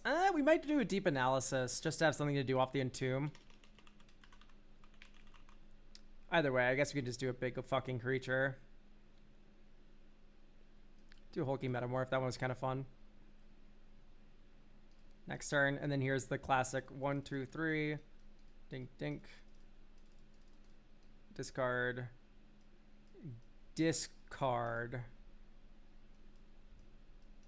1, 2, 3. Spellseeker. Reanimate. 1, 2. The Master. Exile Spellseeker. Entomb. We already did Entomb. Negate. Run away together, I guess. Think. Okay, so now with the Spellseeker line, that's really fucking cool, by the way. Now we can go black, reanimate, Myojin of Seeing Winds. 1, 2, run away together, Master plus a creature over there. Black, blue, Master from hand, exiling Myojin of Seeing Winds. And then we have 1, 2, 3, 4, 5, 6, 7 permanents. So we'll go and draw 7 cards. 1, 2, 3, 4, 5, 6, 7. Great. Yeah, the command seeker, the commander plus spell seeker, that's insane. That is ridiculously strong. I didn't even think about that line until right then. Wow, that's incredible. Being able to go, okay, I'm gonna add step through now. Because Spellseeker is just that good. Yeah, this commander's awesome. I like Meteor Golem here. That's kind of fun. Chef at Archfiend, maybe not. So, okay, now the joke is that you can go step through into Spellseeker, get Entomb, then you master Spellseeker, get Peel from Reality, one of these double bouncers, and then you double bounce, and then you can replay Master as Spellseeker, get Reanimate, and then you can just Entomb Reanimate something right away. And if you have like another bounce spell anywhere at all, ever, you're able to just bounce the Master and then do the whole thing. Why not Witch's Cottage? So if we go here, we can see that there's 11 swamps, and you need a lot more of those for that card to be good. So that's why not. You're the type of motherfucker to put Mystic Sanctuary in like a 3-island deck, aren't you? I've seen your kind. I shan't listen. Anyway, yeah, this is insane. I'm literally just gonna give this to you. I think this is ready. The Scroll of Fate, the Spellseeker, the Reanimate line I like a lot. And then you just have all these big fucks that'll win you games. Absolutely. Thank you so much for getting a deck review. This one was really sweet. Okay, hello everyone who's here. So, as a reminder, I'm an idiot. And I have accidentally done 3 Tuesday deck reviews for people who weren't going to show up. I was like, why is no one showing up? It was all, I did 3 Tuesday deck reviews. I'm wondering if there's anyone who's willing to be postponed to Tuesday for my sanity. If not, that's fine. I'm going to do all these today then. And I think the plan is if someone doesn't show up, they'll just get auto postponed to Tuesday. Or if it's like someone who wants like a delayed or like, you know, or like whoever's not going to show up or whatever. I will not be present for the stream, unfortunately. Mike, you are here though.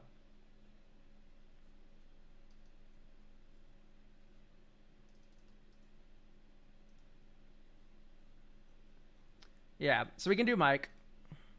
Who else has a deck review for today? That is here.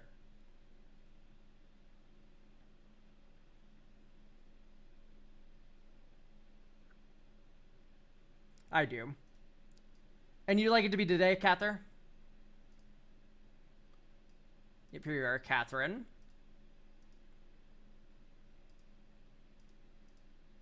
Because, like, do we have Ring? Do we have Shrapnel? Do we have Cam?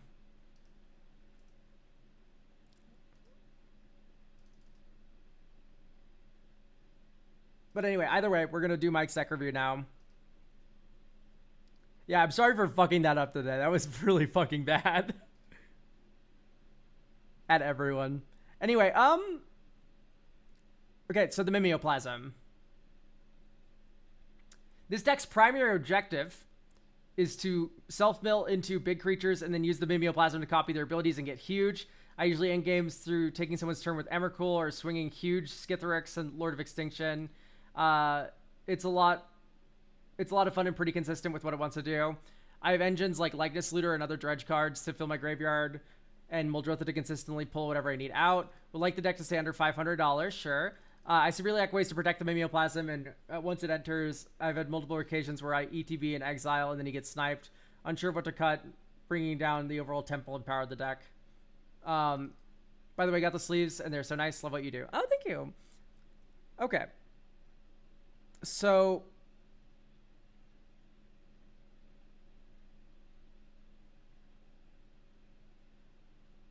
yes.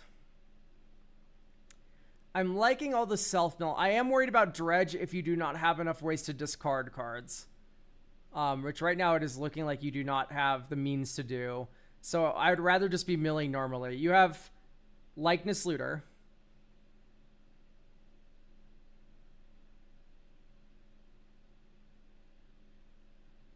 You have Likeness Looter.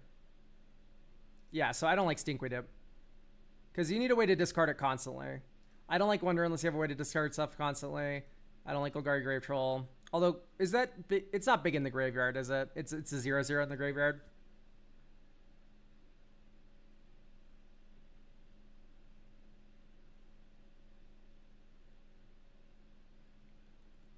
Happy to see Yargle Multani. The Mimeoplasm doesn't work with Emrakul. Yeah, it's not a cast trigger. But it's keep in mind, guys, Emrakul's just a big fucking idiot, and you can cast it. It's a good side B. Do you think you can look at my CDH deck afterwards? I do not have time to fit anyone else in today. Absolutely not. Especially not today, when I fucked up and accidentally did a couple of the Tuesday deck reviews by accident for people who weren't going to show up. So, but what you can do is get a coffee slot for a future deck review stream. This is the best way to get a deck review, unless you want to farm up 45k channel points, which is possible. And those are done on separate streams. But I don't do. There's no option to like buy a deck review and get it reviewed the same day.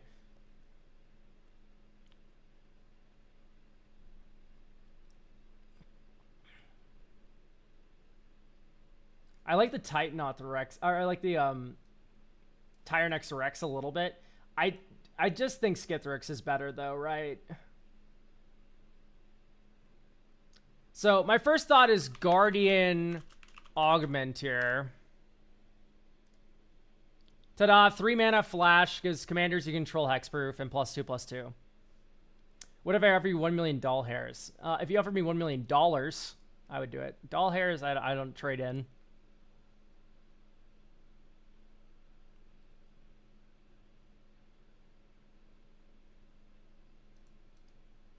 Now, Cruel Somnophage makes sense. It's just number of creature cards in all graveyards. Yeah, it's fine. It gets grave hated a little easily. I think Grave Reacher is way too slow. Necrotic Ooze is funny.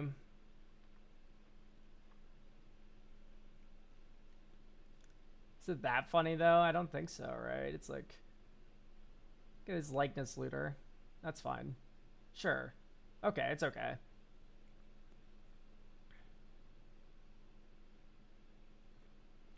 Torch X, Songs of the Damned, Void Slime.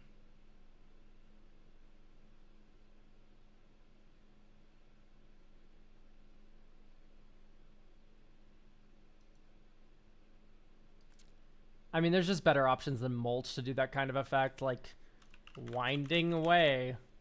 You can name creature or land and then do it, which is significantly better. I don't like ramping on 2 here. I think I mostly want to ramp on 1 and 3 just because our commander is 5 mana and so is a lot of these objects that we care about.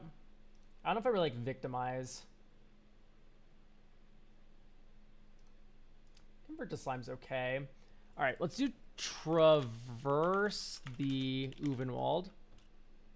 Let's get rid of Winding Way and do Malevolent Rumble, because that card's broken.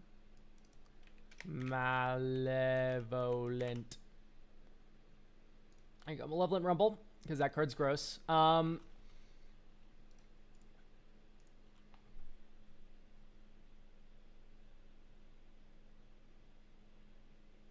Because I do want to fit more lands in this deck, too. Birds of Paradise. Oh, it's already in. Probably Delighted Halfling. Unless no UB. I have no real attachment to any of the cards. Are we okay to do Delighted Halfling? Because I just do feel like this is really good for you. Just being able to go uncounterable Miss Neoplasm so you never get counterspelled.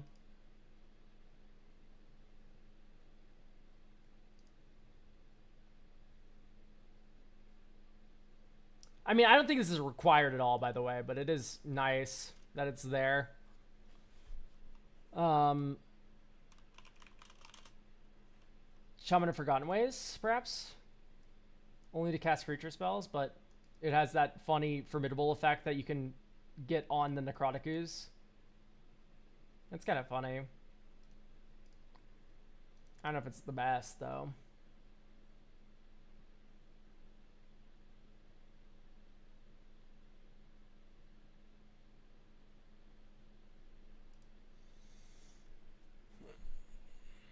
You can also, like, add in a creature that, like, uses counters really well, like a Walking Ballista.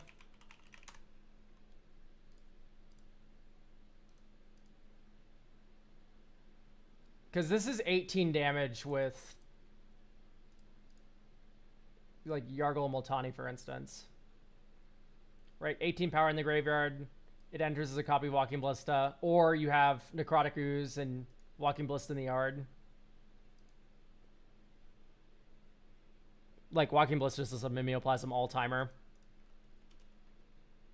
The fact that it entombs itself, too. Oh, and it's 2 types. Evil.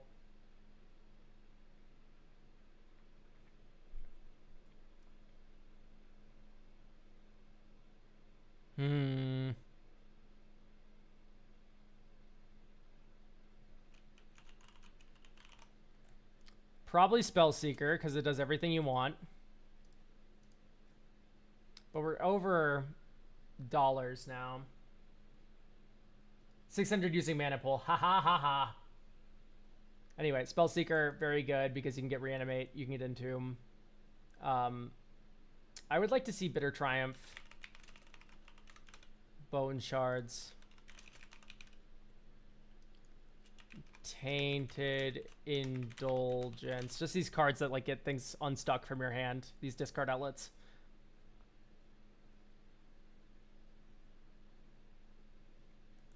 You could do Formidable Speaker.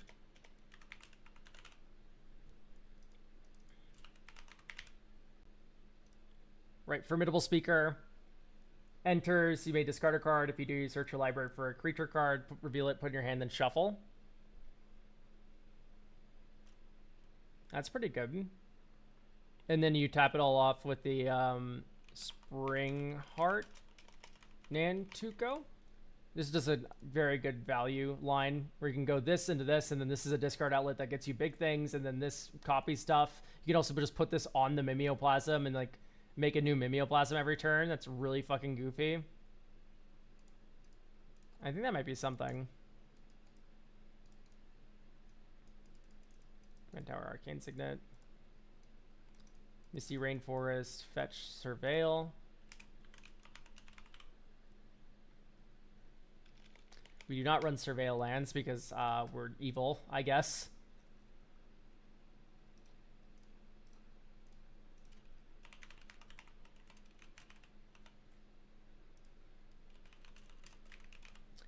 And Hedge Maze.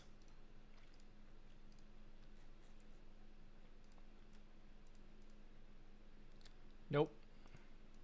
Nope. Yep.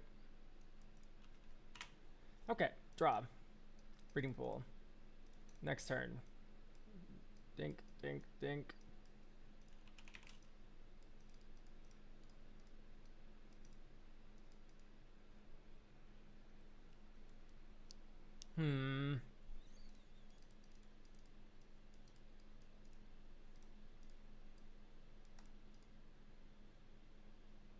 This is why I kind of don't like Undermarked Grave.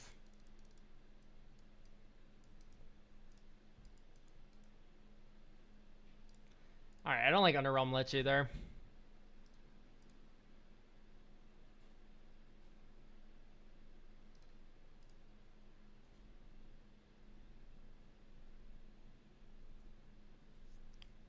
Alright, instead of Void Slime, I'm going to give you Perplex. Counter a spell unless they discard their hand, but Perplex can also turn into Buried Alive, which isn't my favorite thing to do. That is a lot of mana, but it does do something you kind of want. We can then go for Deep Analysis. Deep Analysis is a flashback spell that's card draw that you can get off of Entomb. That's really fun. It's also just kind of free to discard it. Fell Beast of Mordor.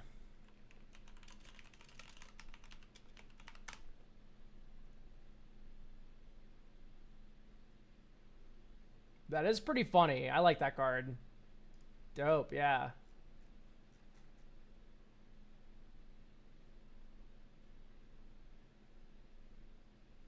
When it enters or attacks. Yeah, that's pretty good. And you can do like Hall the Bandit Lord. Honestly, I might actually just cut Alchemist Refuge for that. Anyway, there's the Hall of the Bandit Lord. It gives something haste when you cast something with it. And you already have Greaves. Okay, dope. That is definitely something. Okay, draw. Yavimaya. Next turn. Undergrowth Stadium.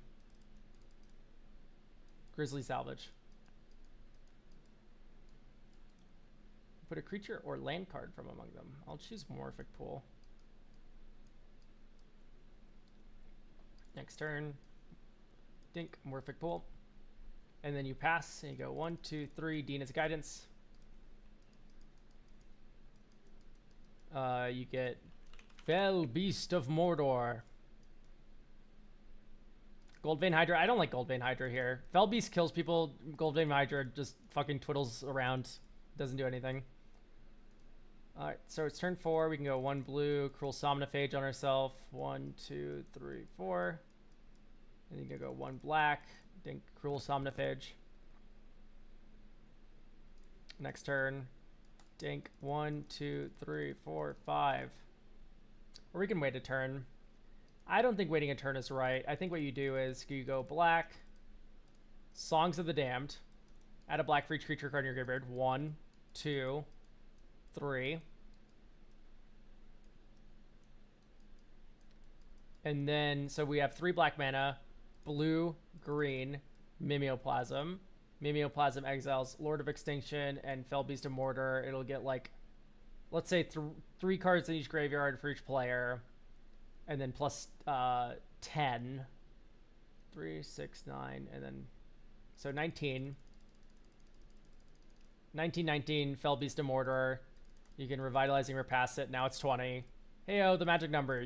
Kill an opponent. Mosswort Bridge, Hideaway. And if I was smart, I would have done this last turn. Not like it matters. Look at this. Oh my god, that's so bad. Okay. 2, 3. Eternal Witness. Pick up Revitalizing Repass to protect it again. Feel bad for Elk. This could be a luck stream. Yep. Okay, great. Yeah, no, that Fell Beast of Mortar. That's pretty decent. And then we have the, of course, the Guardian Augmenteer here that I've added that will certainly help this deck feel a lot better. Okay. Is there anything in here I don't particularly like? Maybe the Felwar Stone.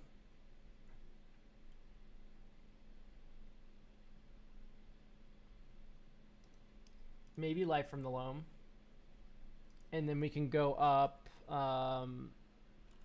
Waterlogged Teachings.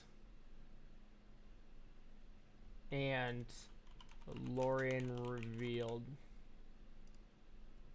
Hulk, Strongest There Is.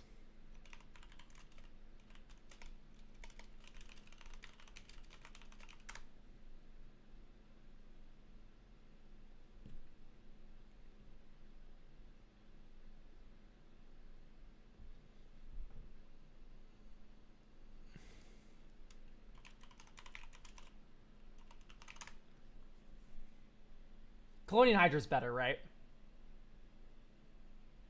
Because this works with haste and Hulk doesn't. It also enters with more counters.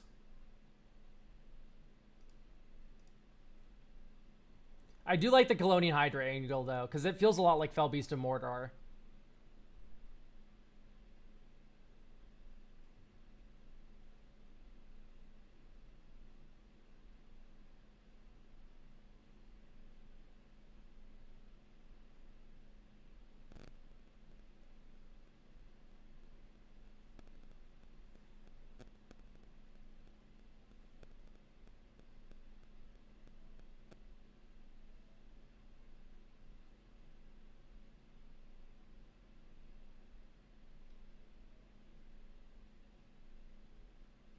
Okay, not bad, not bad.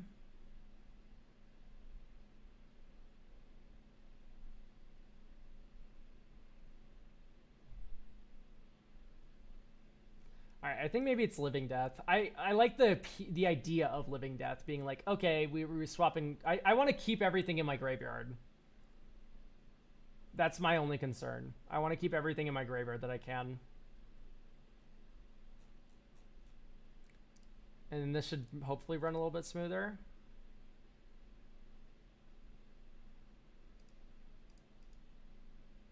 This hand's insane.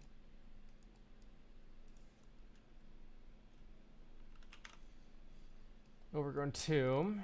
Halfling. Morphic Pool. Grizzly Salvage. 1, 2, 3, 4, 5. Let's get Rejuvenating Springs. Rest goes to the graveyard. There's Fell Beast of Mordor. So we just need to get a big fucker in the graveyard now, and then we're kind of there. There's Hall the Bandit Lord.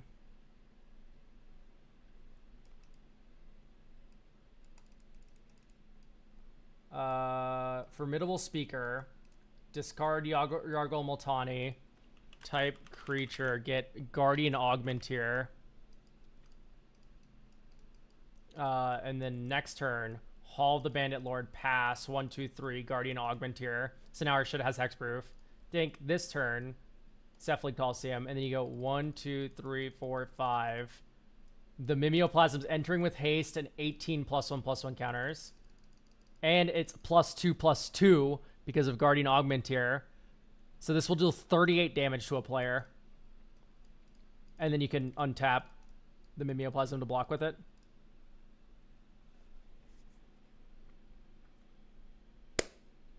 Is that something? Do we like that? Because I think that looks insane.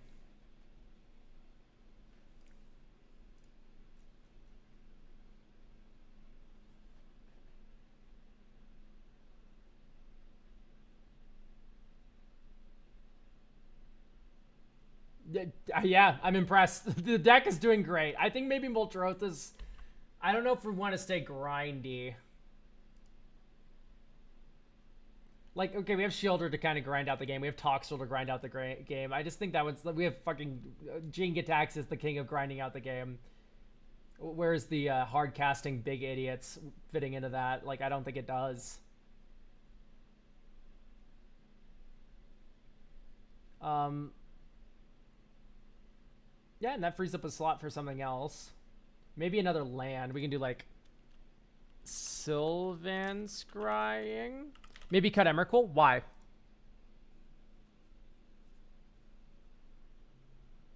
Why would I cut Emrakul? It's a 13/13. So that's 13 +1/+1 counters on the commander. That's pretty large. You don't really need it.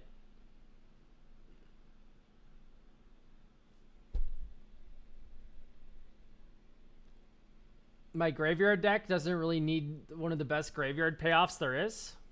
That's also a big monster that Mimeoplasm can exile and put counters on. I don't see it. I'm sorry. I think the deck does need Emrakul. Or need is a strong word. The deck enjoys the presence of Emrakul because we can get a bunch of diversified card types in the graveyard. We fill up the graveyard really fast. This is probably going to cost like 8 mana. That's nice. That wins games. And then in the times where it isn't 8 mana, you just exile it to the Mimeoplasm and get 13 +1/+1 counters. Like, it's a win-win. You either hardcast Emrakul, and that's like a good backup grindy plan, or you exile Emrakul from your graveyard and get 13 counters. Like, it's literally, it's you couldn't ask for a better card for this deck.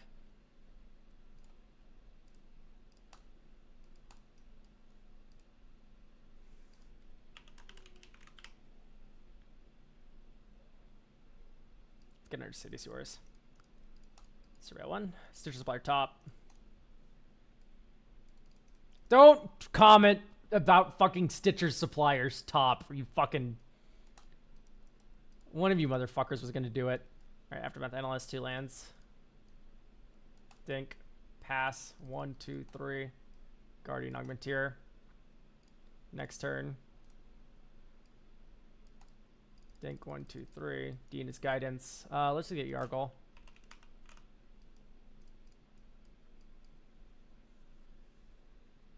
Next turn, Woodland Cemetery. 1, 2, 3, 4, 5.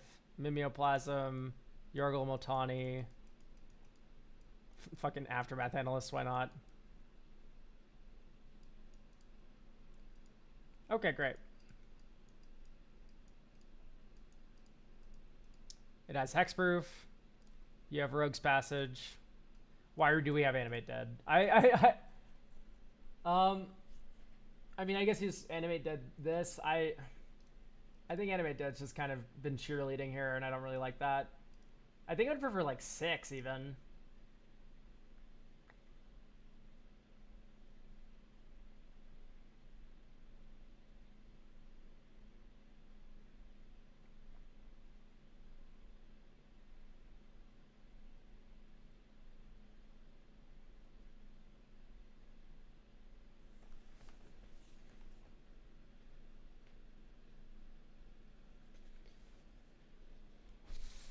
What if you did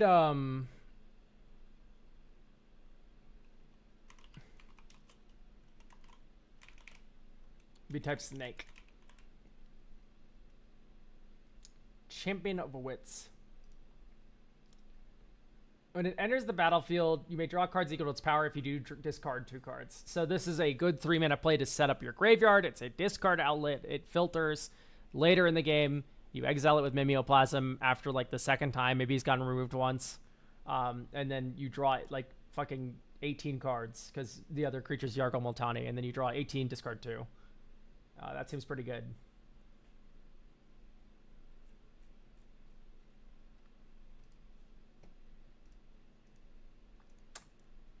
This is not really a keepable hand. This is. Dink, dink. Next turn, Underground River. Pass, 1, 2, 3. Mesmer. No, sorry. Guardian Augmenteer in your end step. Think. Misty Rainforest. 1, 2. Mesmeric Orb. Fetch. Get.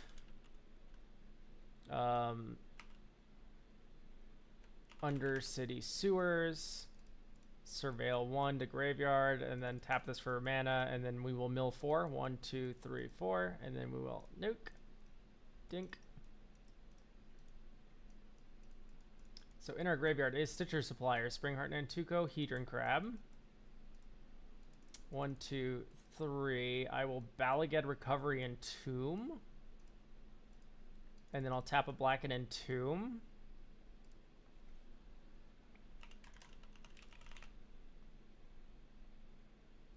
Ulamog the Defiler. Yeah, Ulamog the Defiler is perfect for this deck, now that you mention it. Anyway, here's Lord of Extinction. Tap this for mana. So 1, 2, 3, 4, 5. 1, 2, 3, 4, 5. And then keep draw. 1, 2, 3, 4, 5. Commander. Exile Lord of Extinction, which is 12 counters. And then you can also get Walking Ballista. So it is a 14/14. And that's not even including other players' graveyards, which are probably kind of sizable because of Mesmeric Orb. So, like, you're probably sitting, like, on a 30/30 or something stupid.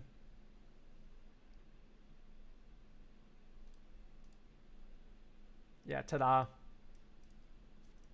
And then you can start hitting people and pinging people to death if they ever slight you. Okay, yes. Let's cut the Ancient one. I like what this card's kind of doing, where it's a discard outlet, though. I like Cynical Loner, maybe. It's an Entomb, but it's slow. It's vulnerable. Yeah, so Ulamog the Defiler. So here's the joke with Ulamog. It enters the battlefield with a number of counters on it equal to the greatest mana value among cards in exile. So bare minimum, when you cast the Mimeoplasm and you exile Ulamog, you're getting 10 +1/+1 counters. It doesn't matter if the other creature was a 1/1. Bare minimum, you're going to get 10 counters. Because he will see himself in exile when the Mimeoplasm enters. Or wait, no, this doesn't work, does it? That wouldn't work because these happen at the same. This happens before the Mimeoplasm matters. Mimeoplasm has entered the battlefield. That is already passed as it enters the battlefield. So, but this still works with this plus like a big fucking idiot, right? You can get Annihilator 7/7, and plus we have some haste enabling, so it's fine. Yeah. So since we added Sylvan Scrying, I actually want to add. Maybe not Cephalid Coliseum, and then you add the Swamp back and you run Gyre Reach Sanitarium. So this is a discard outlet to get your stuff out of your hand, and you're able to get it with Sylvan Scrying. Okay, this is keepable. Here is this beautiful fucking Champion of Wits. Draw 2 cards, and then discard Ulamog the Defiler and Colonian Hydra. No, tap not like a moron. So I guess you tap like that then, and then you do black green, Skull Prophet. Next turn, 1, 2, 3, 4, 5. Mimeoplasm. Oh wait, no, this doesn't work. You would discard something else. So it would need to be like Ancient 1. There you go. So now we have an 8/8 Ulamog the Defiler. So this is Annihilator 8. Right, ignore the fact that we missed a billion land drops here. I'm probably gonna add another land to remedy that. But also, if Ulamog is the second time, there's already something big in exile. Is the second time... Oh, yeah, no. If you've already done a turn like that, then Ulamog... No, Ulamog wouldn't work, because unless you're hard casting the actual Ulamog, the Mimeoplasm is already entered the battlefield and therefore is not able to copy ETBs. Am I incorrect?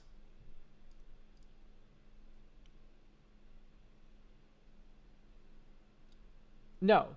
When it enters the battlefield with a number of +1/+, we have already entered the battlefield by the time Mimeoplasm's doing anything with Ulamog.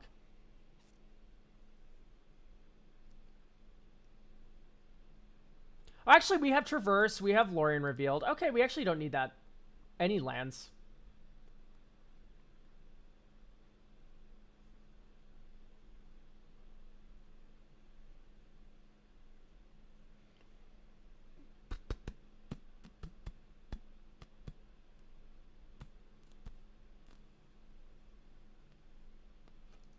Hermit Druid's a little feast or famine. I mean, it makes sense, though. Maybe Windfall. They both seem to be ETB replacement effects. As it enters with. I have no idea what's happening. So maybe Ulamog works then? Ulamog works then, right? I guess it does work, right? No, so yeah, no, Ulamog will always make it be a 10-10. Okay, shit, that's it. Great. Awesome.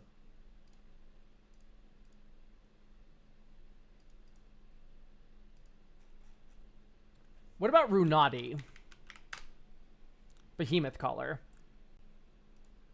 Creatures control with 3 or more counters on them have haste. And it's a 3-mana mana dork that brings you from... It's definitely better than Cultivate. Because you go 1, 3 with Runati, and then you could literally go land Mimeoplasm, which is not a good play, but you could, like, you know, do like a Buried Alive turn, and then next turn do a Mimeoplasm with haste off the Runati.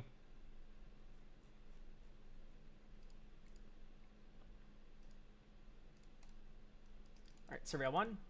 Stitcher Supplier on top. Swamp, Stitcher Supplier, 1, 2, 3. Next turn. Forest, 1, 2, 3. Champion of Wits. Draw 2 cards. And then discard 2 cards. Yargle Multani and Likeness Looter. Next turn. Dink. Or I guess you actually don't get rid of Likeness Looter, you get rid of Consuming Aberration. And then here you can go black, blue. Likeness Leader, black, green, Assassin's Trophy something. Next turn, Swamp. You could also Bone Shard, sack your Stitcher Supplier, which isn't nothing. Anyway, 1, 2, 3, 4, 5. I guess actually that's what you do last turn instead of Assassin's Trophy. You do that with the Champion of Wits. And then here you're able to go tap, draw, discard. And then you go... so that was last turn that we did the Bone Shards. 1, 2, 3, 4, 5. Mimeoplasm. Champion of Wits. Yargle Multani. So this is a... I guess maybe you don't want to waste Yargle Multani. But we can't guarantee that our opponents have anything in graveyards. Anyway, so yeah, 18. So you draw 18 cards.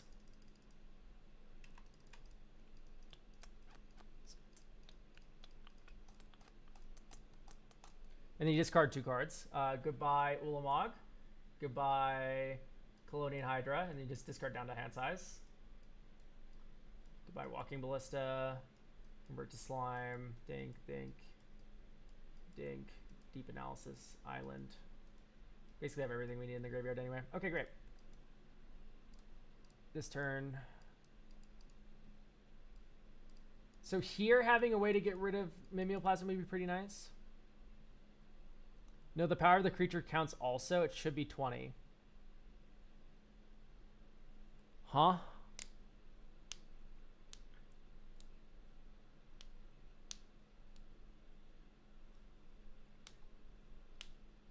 What's happening in chat? I'm very confused. There's a lot of conflicting sentences occurring. So why is this 20? Because I don't think it's 20. I think it's 18. It gains the stats of the creature. Oh, I suppose so. It's a copy of the Mimeoplasm with 18, or a copy of Champion Wits. Yeah, so we'd have drawn 2 more cards there. Yeah, I'll keep Emrakul, believe it or not. Perplex. So we have 5 types in graveyard. We have 6 lands in play.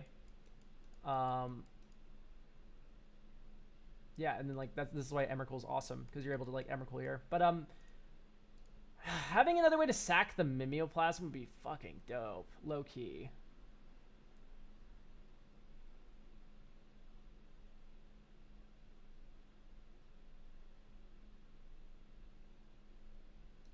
Okay, I don't think I like Necrotic Ooze. It's cute, but I don't know. Bone Shards is already away. Yes, and when you use it, you don't have access to it anymore. The Black Flare. Okay, I don't hate that idea. Flare of Malice is not a bad concept.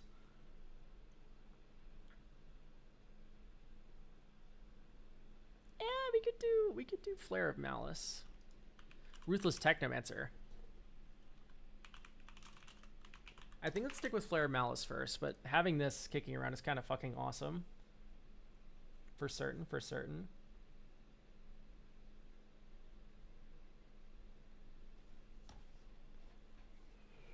Flare of Denial. That's a little bit more tough because you don't have control over a spell being on the stack sometimes. And you would much rather, like, okay, I need to sack it now. You can always cast Flare of Denial or Flare of Malice, but you can't always cast Flare of Denial. All right. Okay, you could do Flare of Cultivation over normal Cultivate.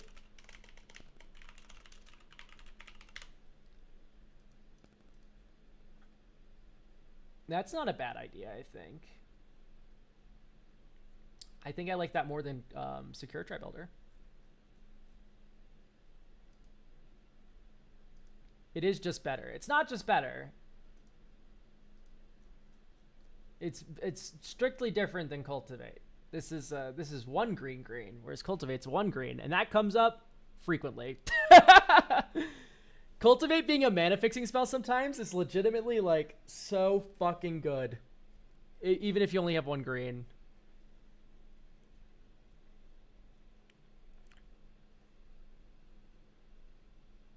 So I was right the first time. Okay, so I final question to the chat. Give me 1 sentence answer. Does Ulamog work the way you want, and it will enter with 10 counters with the Mimeoplasm? Yes, it will. No, it won't. That's all I want to hear. If you exile Ulamog with this, yes, it will. Okay, great. So you'll get 10 counters. Awesome. Yeah, that's a very, very cool addition then. I think Runati's the other big addition. We're still under $600 mana pool, so I'm going to drop this deck on you. Enjoy.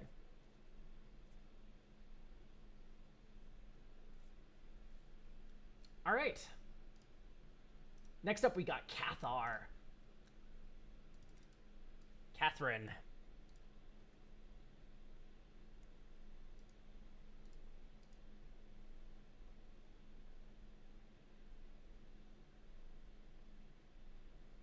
Colossal Grave Reaver is so tough. Dude, that card's fucking awesome. I concur. Okay, we have Tago Sakashima. This deck start is a joke. It is Landfall, but the inversion of Civic Storm. But over time, the joke has taken shape and become this. There are a few combo lines that hinge on Clock of Omens. However, it has been adapted to have independent combo lines around Clark Clan Ironworks and or Amulet Tiller. I realize the amount of tutors disqualified from bracket 2. That's not a thing at all. You can be bracket 2 and still have infinite tutors. But I would still prefer to not add any game changers. Also, no superhero sets, please. I'd like your perspective on how to further refine this so it can grind value from rocks and hold out its own until it assembles a win. Toxic Jaw, thank you for tier 1. Okay, duplicate, dink, dink. So for me, one of the first things I'm thinking about, yes, Indomitable Creativity's up there. There's also like each Thundering Raiju.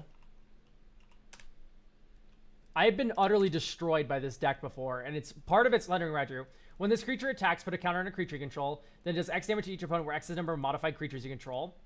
And then you run each equipment.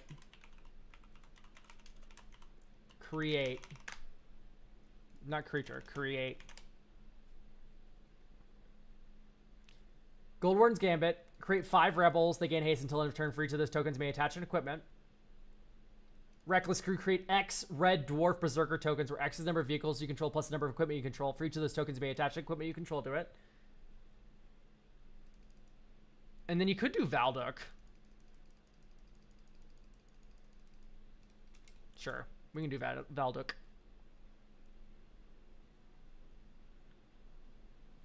So the idea being funny token shenanigans, right? Like being able to turn these tokens into tokens.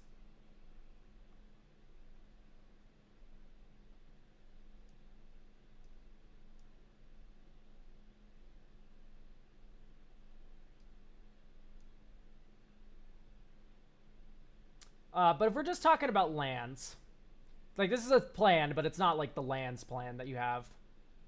I think Mechanized Production's a little lame. I'm not going to lie. Retreat to Coralhelm, Tiller Engine, and Bounce Land is a combo, yes. Do you have Patron of the Moon? You do have Patron of the Moon. That's funny as fuck. Trinket Mage to get that. Tribute Mage to get Ellipses. I don't really like any of your 2-drop artifacts that you can get. Oh, you get Poo Poo or Tiller. I just prefer you have Fabricate, honestly. Not a big fan of Windfall, although I imagine you can get Hellbent kind of easy. I'm never a big fan of Reverse Engineer. Instead, there's Universal Surveillance, and this is basically the same thing. This is 3 blue mana, draw a card for each rock you control. And you might as well be on Kappa.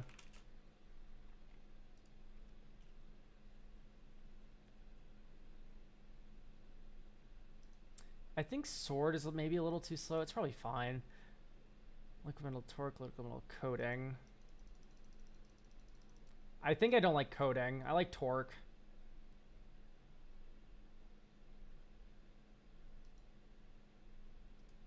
I don't like Greaves or Boots. Idle makes sense. Grinding Station makes sense. Expedition Map, yep. Cure per Aether Grid, absolutely. Reality Heist is worse than an Artifact Tutor. I'm not a big fan. I like the Scour for Scrap a lot more. Machinate. Like, we should just be running Fomori Vault instead of that.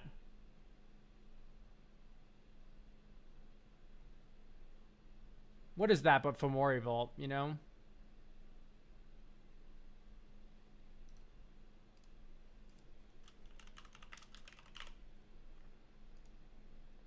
There's Fomori Vault. We already have Tolaria West. Very nice. Fomori Vault, basically, it's the exact same thing. Thoughts on building Amalia for her bird wipe effect? It's a plan for certain. It's gonna be a bit hard to do, but it's possible.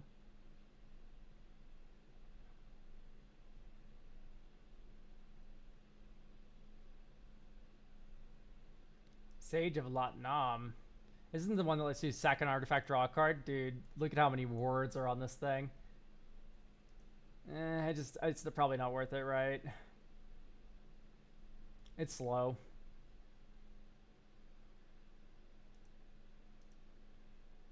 Zeldinkt makes sense. Koldotha makes some amount of sense.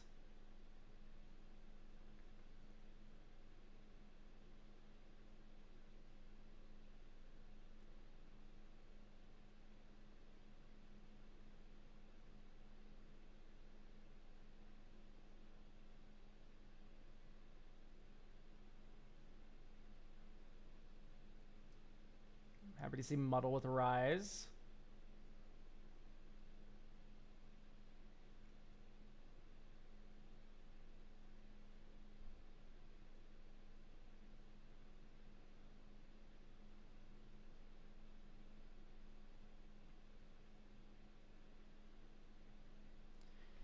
If you blink a token exile, does it survive and come back?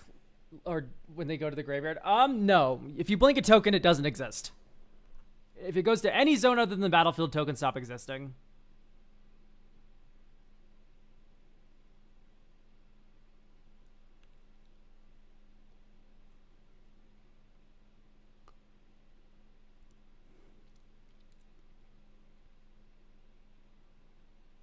Damn, this list is tight. Okay.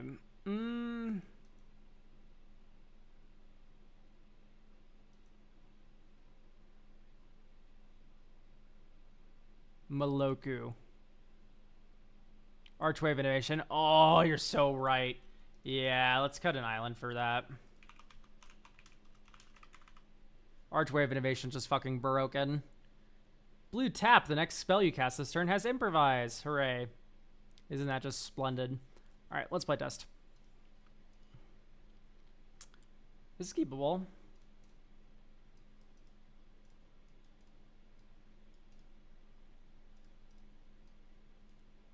Dink dink.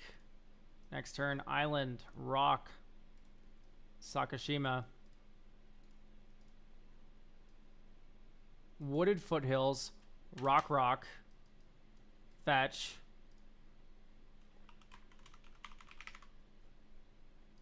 Volcanic Island, Rock Rock, 1, 2, 3, Zeldinkt, Mountain, Rock Rock, 1, Equip Rock. So now you can throw rock if you need to. Might as well just Faithless Looting now. 1, 2, discard. 1, 2. Okay. Next turn, and then this turn you go Oboro, Rock Rock, 1, 2, 3, and then you do 1, 2, 3, 4. X is for Indomitable Creativity. So we're going to spin until we hit 4 artifacts. Well, that's an artifact.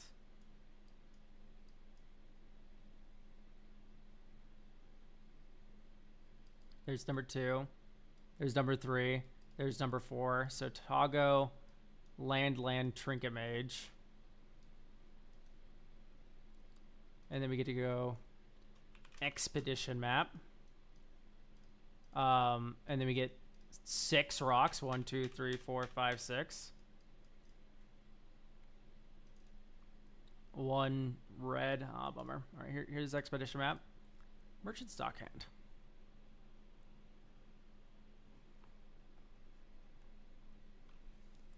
Am I crazy for seeing a Warped World version of this deck? A little. I think what would be better if you wanted to do something like that would be like go no 2-drops and then you do like Cascade into the stupid fucking 1 card. But yeah, Warp World would actually be fucking awesome. But I like the personal one more that you have to Cascade into. Mirror Form could also be fun. Yeah, Mirror Form's a very good angle. I think Mirror Form's just non-negotiable. Just like, here's all my shitty tokens, and then I turn them all into your fucking dragon and kill you with it. It's broken.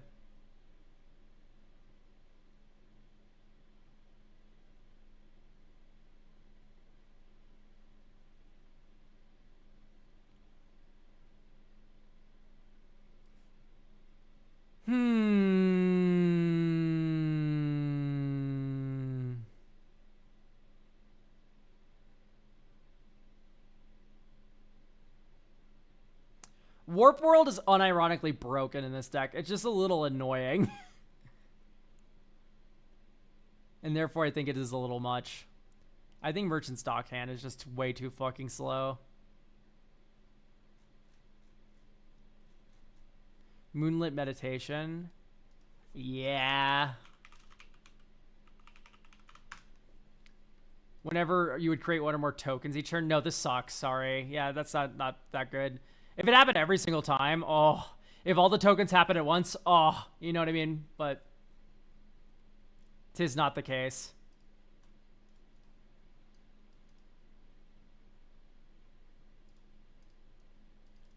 One, 2, Liquid Metal Torque. 1, 2, 3. I kind of like the 2 rock. That's a lot of fun where you're able to go Tago and then you go Polluted Delta. Or actually, we should wait that until next turn. You can Izzet Boiler, works back to Orboro and make a rock. Think. And then this turn you go 1, 2, 3, 4. Sakashima. Polluted Delta. Fetch.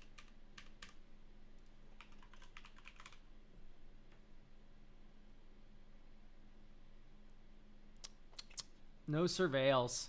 Shame, shame. Alright, here's Orboro. Poo-Poo UFO.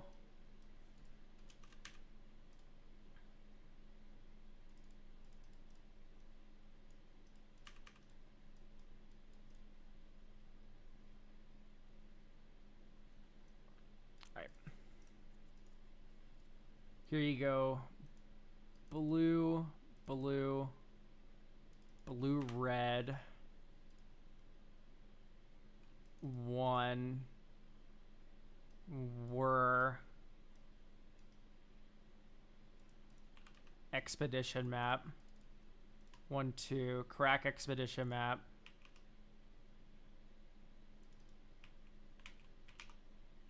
Arid Archway.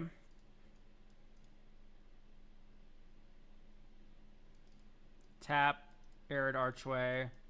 Bounce, Arid Archway, Surveil 1. Top! Top! Next turn.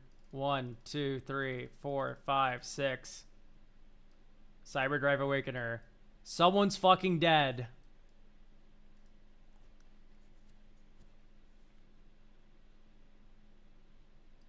Someone explodes and dies.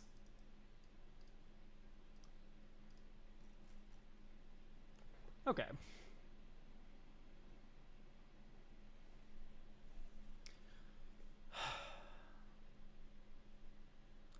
My main issue with the ready is I just don't think we have a lot of big artifacts. And I think that's my issue with Indomitable Creativity as well. Like, theoretically, these cards are very strong here, but it's because we have, like, artifact tokens up the ass, but, like, we just don't have anything big. You know what I mean? There's nothing, like, big that, like, enters and we win. There's stuff that can win when it enters, when we have all these tokens. We're in no lack of win con, right? We have Cyberdrive Awakener, we have Kappa Cannoneer, we have Depth Shaker Titan, we have Patron of the Moon combo. So I'm really unbothered. There's plenty of shit going on here. We do not have to worry about winning the game. It's more of just like making all this more cohesive with one another.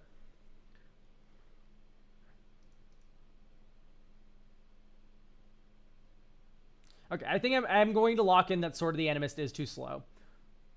After having seen the deck play a few times. Really was impressed with Zeldink that one game. That was very fun. Okay, so we have 3 slots to play around with.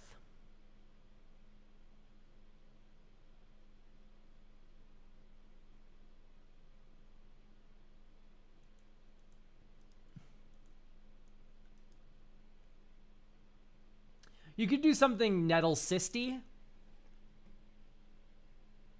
Maybe we put Lightning Greaves back in. And then maybe we also stick in a Arena of Glory. But I think after those 2 haste enablers, we stop there. I kind of just like having a little bit of haste for the Kuldotha Forge Master. Do we have Omni Tool? Omni Tool would be pretty good. Oh my goodness, who rated us? Nbion. That makes sense. Thank you for the 34 viewer raid. I'm 33 Elk. I do deck reviews for Commander players. And we're currently going through all that right now. Okay. 99 cards. What's a nice way to kind of cap all this off? Because I'm trying to think about what I normally put in Patron of the Moon combo. Because Patron of the Moon combo is this, Amulet of Vigor, 2 mana bounce land. And that makes it infinite mana.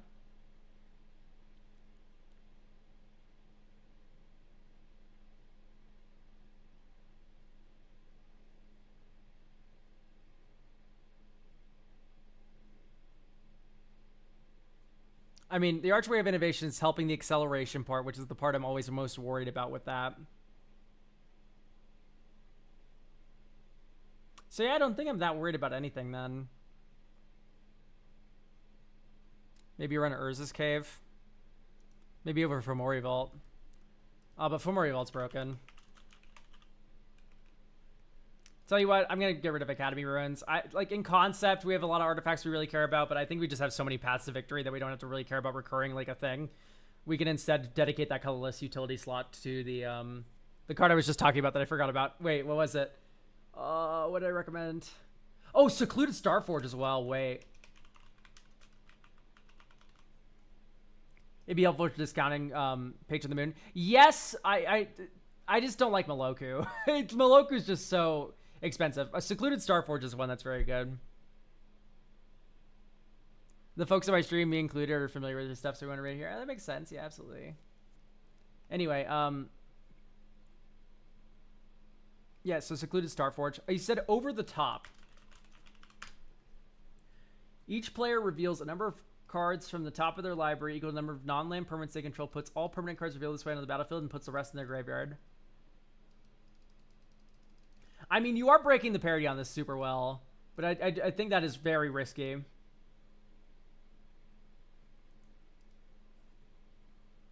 What was the land I was just talking about? I literally, like, I started talking about it and I fucking left my mind. It was a colorless land. Omori. Fomori Vault. Not Fomori. Urza's Cave. Thank you. Urza's Cave broken. Run Urza's Cave. Starforge. Yes, Starforge I remembered. I put that one in. Keep. Draw. Great Furnace. Next turn. Island. 1, 2. Okay, here's the funny joke. You go 1, 2, Talisman of Creativity. 1, 2, 3. Tago. Land. Add token. Rock. Equip rock to Tago. Next turn. Here we go. Prismatic Vista. Actually, wait. You go 1, 2, 3, 4. Sakashima. Then you go Prismatic Vista. Rock. Rock. Fetch. Rock. Rock.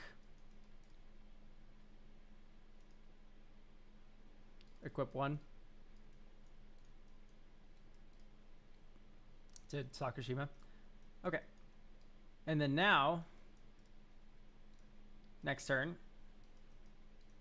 Ingenious Artillerist is very interesting. Sure. Horizon of Progress. Land, land. Ping everyone for 2. 1, 2, 3. Frantic Search. 1, 2. Depth Shaker Titan's very good. Transit Mage is 2, but I think I'm going to ditch this and Flush Duplicate. 1, 2, 3. 1, 2. I just need to hit my land drop. Idol Oblivion next turn. Faithless Looting. Draw, draw. Discard. Discard. Sulfur Falls. Rock, rock. Island. Thoughtcast. 1, 2. 1, 2. Arcane Signet.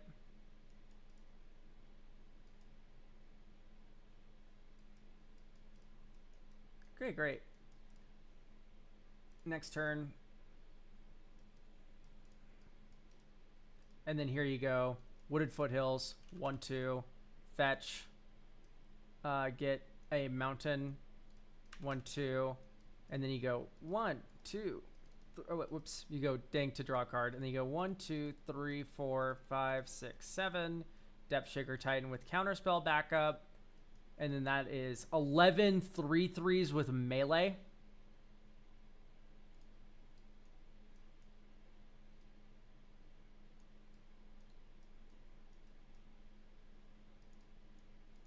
Whee! Like, this kills people.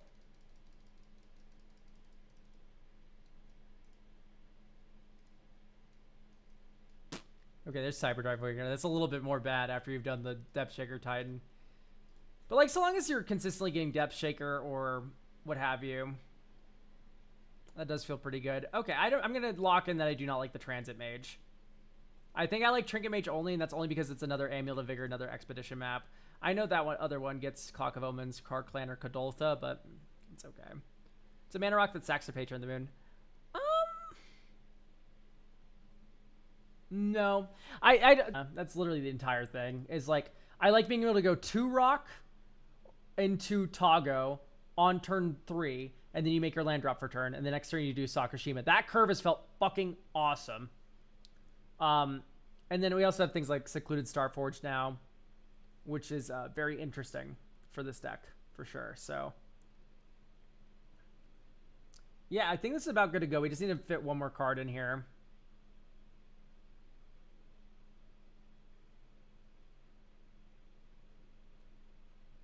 What other broken thing you do with like 50 artifact tokens? That is the question.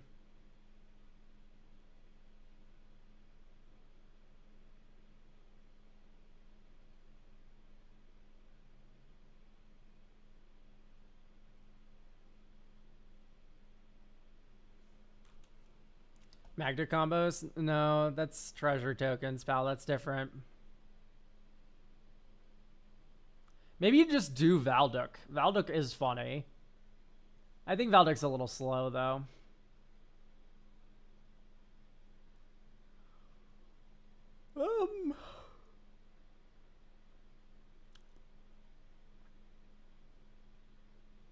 Karn, I guess. I'm going to just put Gold Warden's Gambit in. I think it's really fun that this is 2 red mana. You make 5 2/2s with haste, and you can start tapping all of them with the rocks on them to start shooting people. I think that's funny. You can run this.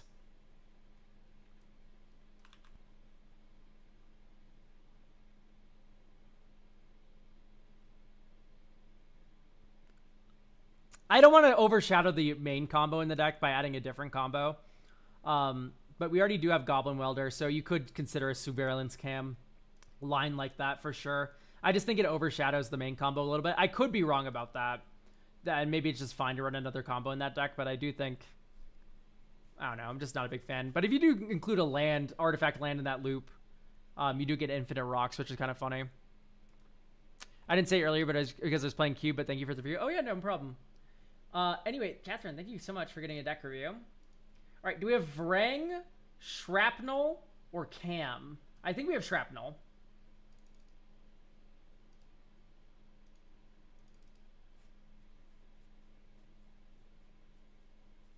Allegedly? Question mark. Shrapnel, Vrang, or Cam? Beep, beep, beep, beep, beep, beep. If we have someone who isn't here for these, okay, Shrapnel is here. Okay, great.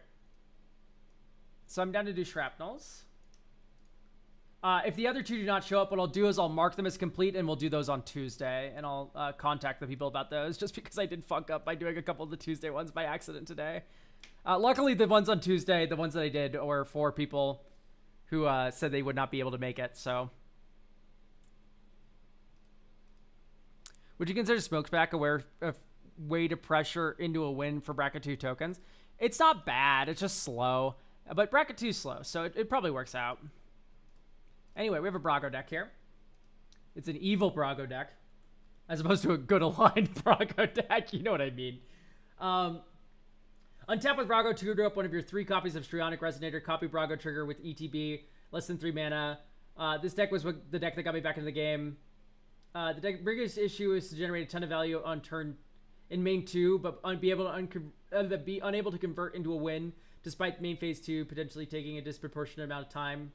No restrictions for additions, but cutting Spirited Companion is off the table because it brings me joy. Sure. I'd like to fit a more efficient win into the main 2. Restore Angel, Feldar Guardian felt too inconsistent. Okay, so we already have Displacer Kitten.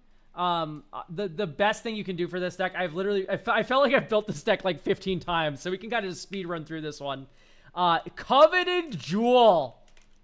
Let me scream it from the mountaintops, people. Play this fucking card. So this is a 6 mana rock.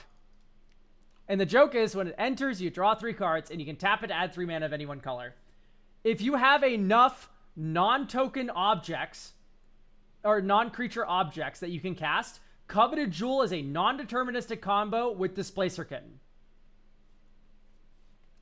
So from here, what you're able to do is shit like, also we can add Teferi, Time Raveler.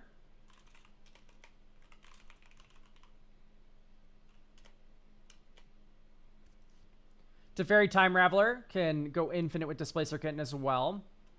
Mana value equals 0. Mox Amber is a perfect inclusion for that kind of thing. So Mox Amber can tap for a color while Teferi's in play, and then you can minus Displacer Kitten to pick up the Mox Amber, and then cast again, reflickering the Teferi, and then you go infinite that way. We already have Thoracle in here, which is great, so we don't have to really think about winning all that hard. I think Thos is a little slow for what we're doing here. Tez is a little slow for what we're doing here. Tez number 2 is a little slow. Although Tez works with Displacer Kitten insofar in that it cheats in all of these cards, which is fucking hilarious. So actually that's kind of worth. I don't like Momentary Blink. We have a commander that does that. We have everything that does that. Silence. Sure. Ephemerate. We can't cut the dog and his friend, and other dog.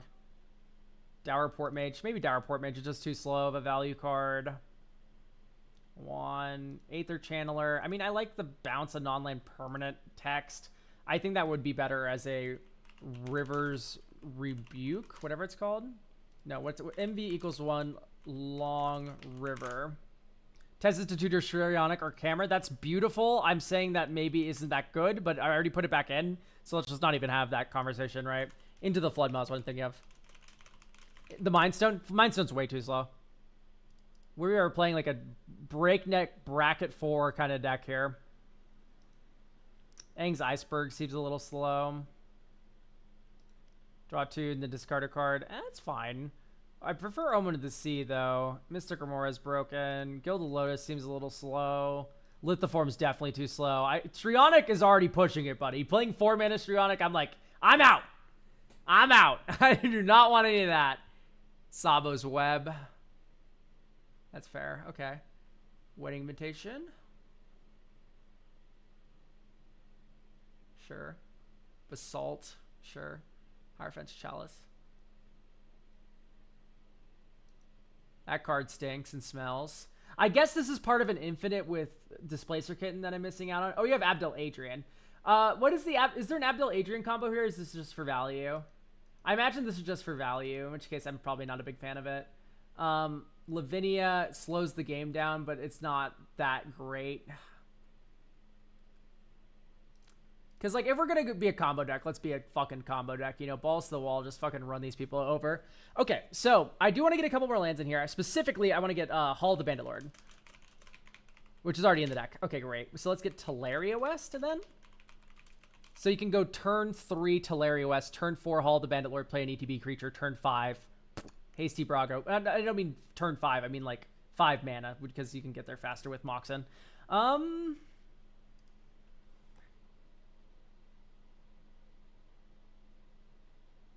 Maybe any of the Feldar Guardian combos. So we actually were told not to put the Feldar combos in.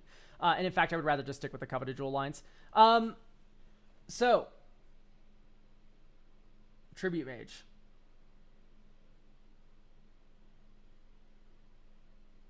It's okay. It's okay. Trinket Mage. It's okay. I think... So Spell Seeker for Enlightened Tutor can get Coveted Jewel. In Recruiter the Guard can get Displacer Kitten. So I want another way to get Coveted Jewel. So I think actually let's stick with the Tribute Mage. And the reason is that Tribute Mage can tutor 2-drops, and that includes Moon Silver Key. And Moon Silver Key is awesome.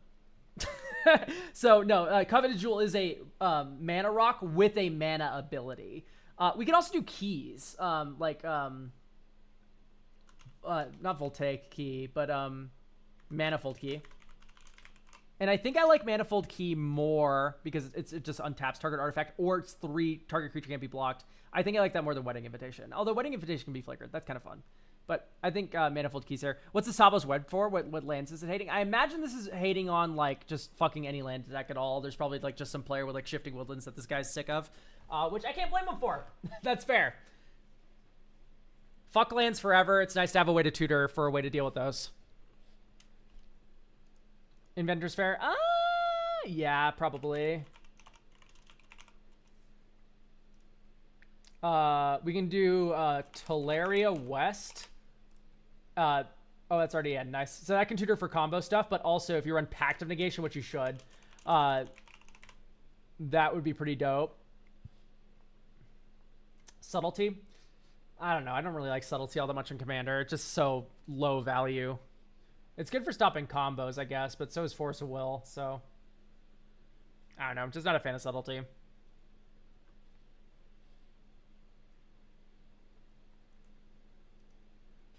Whoa, that new art for Sabo's Web. I know, this art's fucking sick, isn't it?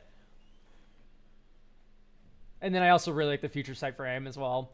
Let's just get like a Lorien revealed, or like Sink into Stupor. Sink into Stupor's a land. It's also able to bounce stacks pieces that's fucking up your combo and stuff. I just think this is non-negotiable, and I think the same thing is true for Otawara as well. Like, Otawara is just non-negotiable, and I think we are a slower deck despite being bracket 4, which means we can utilize this better.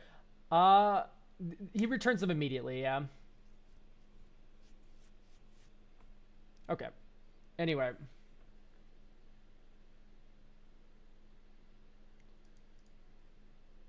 Let's run the 4-mana Scour for scrap. Basalt. Not Basalt Monolith. What's the 2-mana one? Grim Monolith.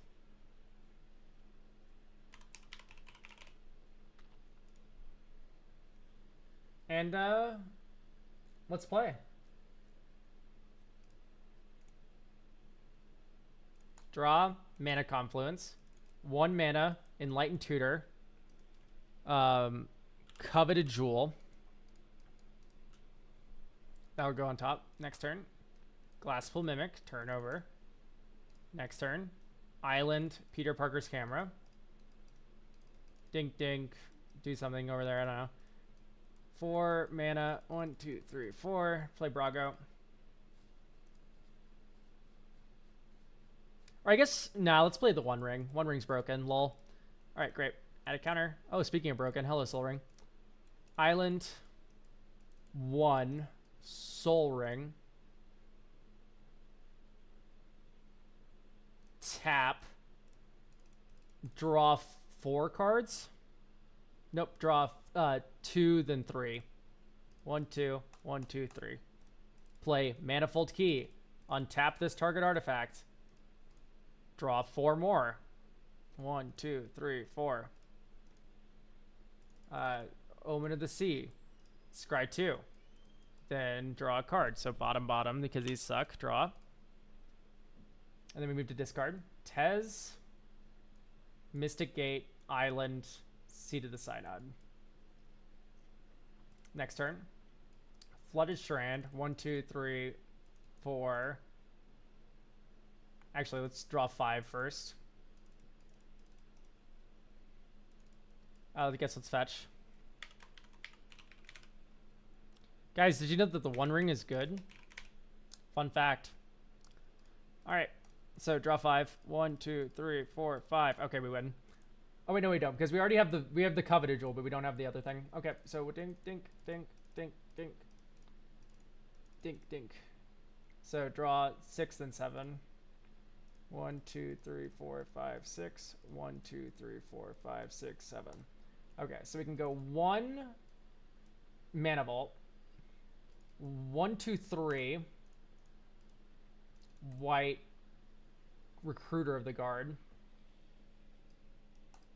Get Displacer Kitten. And then you go 1, 2, 3. Or I guess 1, 2. Grim Monolith. And then you go 1, 2, 3, 4, 5. Displacer Kitten. Float a blue. Into the Flood Maw something. Displacer Kitten flickers Mana Vault. You then tap for 2 mana with Mana Vault. Or 3 mana with Mana Vault. And then you spend 1 of that. Or you use all of it to cast Basalt Monolith. Flicker Mana Vault. And then you go 1, 2. And then you flicker this. You float a colorless. And then you go 1. I guess you can just tap 6 here and hold up this colorless because you do have a counter spell in hand, question mark? Fierce Guardianship. So I think I would like to cast one more spell just to hold that up. So we can go here, and that is netting 1 mana. Okay, so anyway, tap 6, Coveted Jewel, Flicker, Mana Vault, enters, draw 3 cards, 1, 2, 3. And like worst case, you have the Fierce Guardianship there, by the way. So now we have Coveted Jewel in play. So you get to go 1, 2, Cursed Totem, tap for 3 blue, flicker Coveted Jewel, draw 3 cards, tap for white, Ephemerate Recruiter of the Guard, fail to find, flicker Coveted Jewel, draw 3 cards, tap 2, Lembas, draw 3 cards. Anytime you're like netting mana because you're only casting 2 drops. Blue, draw 3 cards, draw 3 cards. Flicker both of these, draw 3 cards. Draw 3 cards.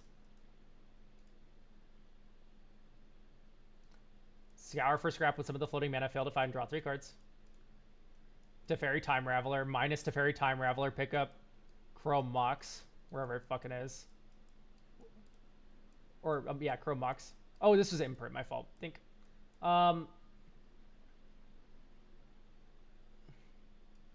Okay, Mox Opal. Dink, and then you bounce Mox Opal. This is infinite card draw. Because you're casting Mox Opal, silence, and then you Thassa's Oracle, win. Ta-da! So that's the joke. Hopefully that looks kind of okay. I think the island should be on tap, but I might be mistaken. Jofu, I don't care. Believe it or not, when I'm like comboing off with like, I don't think the tapped state of that island does matter at all. When you have Coveted Jewel, Displacer Kitten, blah! You know, it's like, anyway, hitting the land drops there felt really important, so I'm happy I added those in. Is there anything else we could really even say about this deck? It just feels fucking great. Like, who could have guessed Displacer Kitten plus etc. I think Starfield Vocalist is maybe a little bit mid. It's a little win more. I'd rather just run a good ETB in this spot. You know what I mean? Something like Watcher for tomorrow.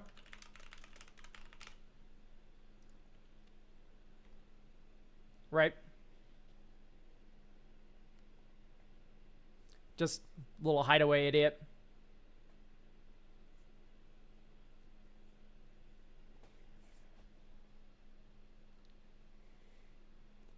The only one in bracket. Oh, yeah, no. That Elesh Norn is really good, for sure. But I think it's better in, like, green-white decks, like Selesnya Hate Bear decks, than it is here.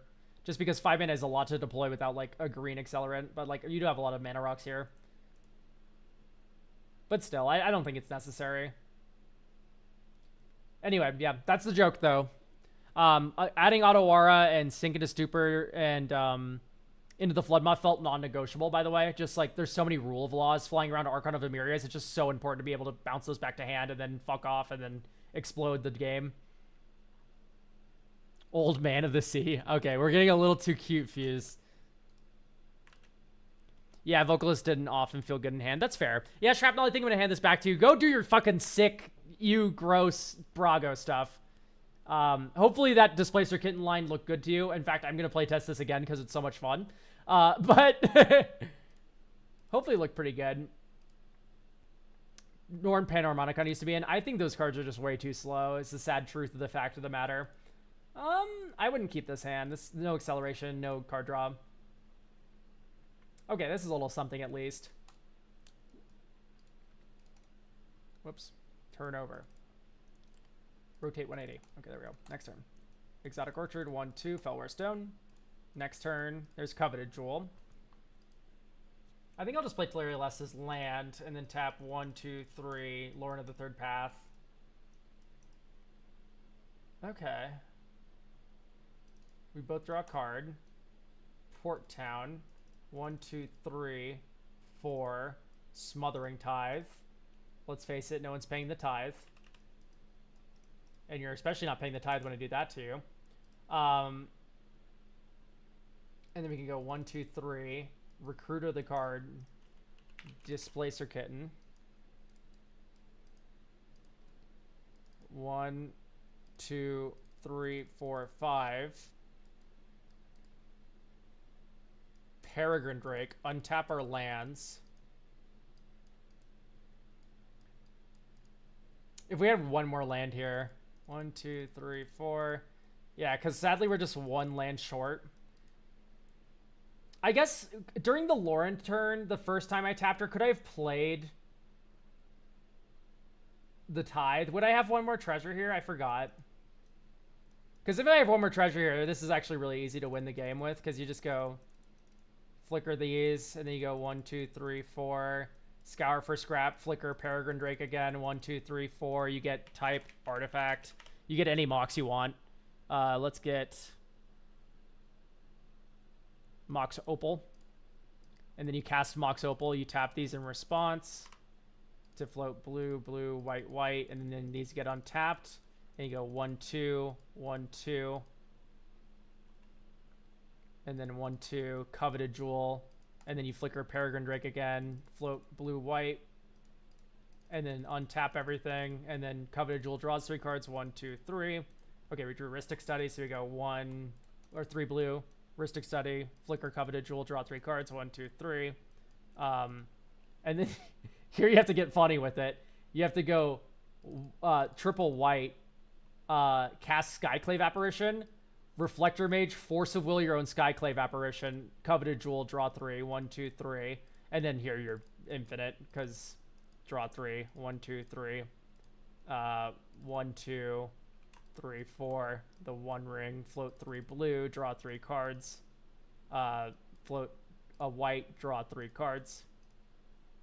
And then here we're actually truly infinite because you just go 1, 2, 3 to Teferi. Teferi picks up Mox Opal. You cast Mox Opal. You flicker Teferi. You draw a card. You tap it for a mana. Infinite mana, infinite card draw. You draw your whole deck. And then you drop the Thoracle that you had in hand after casting Silence or whatever else you want this turn. But if you got this far, you probably didn't need a Silence, let's be real. So anyway, ta-da, turn 5. So pretty slow, but you know it has a lot of reaction, hate pieces. Thoughts of Math and Magic as an alt win con if Thoracle is dealt with. If Thoracle is dealt with, I'm trying to think of how else you can win with this deck because there's definitely an answer. Okay, if Thoracle is dealt with, you have infinite flickers with Archaeomancer plus... It would literally be as easy as running any land that pings opponents. And we run Teleria West to go and find it. Yeah, so let's cut an island and add type Desert 0/1/0 damage. So you do Sunscorched Desert. When this enters, does 1 damage to target creature or planeswalker. Yeah, and then you can just Ghostly Flicker, right? So you make infinite mana, and then you go Ghostly Flicker with the infinite mana, Archaeomancer plus the ping land, and then that's infinite damage. I have a Burn Rock as alt for Thoracle. Okay, so yes, the Burn Rock was in there. I think that Burn Rock sucks. I think you should just be running the land.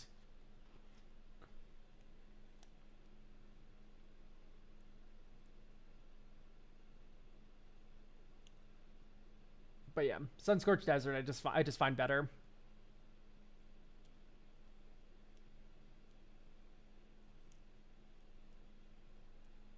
Okay. We could run the dual desert, but I like the untapped nature of the Sunscorched Desert. Okay, yeah, so now this is ready for sure. Good to go. Thank you for getting a deck review, Shrapnel.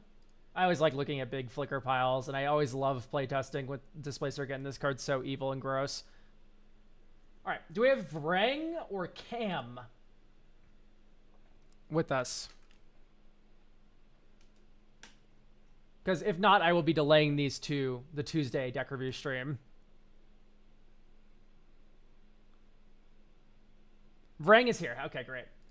Vrang, would you be okay going on Tuesday, or do you want to do it today? I have enough energy to do it today. Would I prefer to do it on Tuesday? A little bit. What happened is earlier in the stream, I fucked up and I did a couple of the Tuesday streams that like were for people who didn't need to be here. Will there be an Mauled Elk review of the starter precons? Honestly, tell Mauled that if you want me on Mauld's channel. But yeah, my job doesn't let me do it on Tuesday. First, don't worry, we'll do it today then. No problem at all.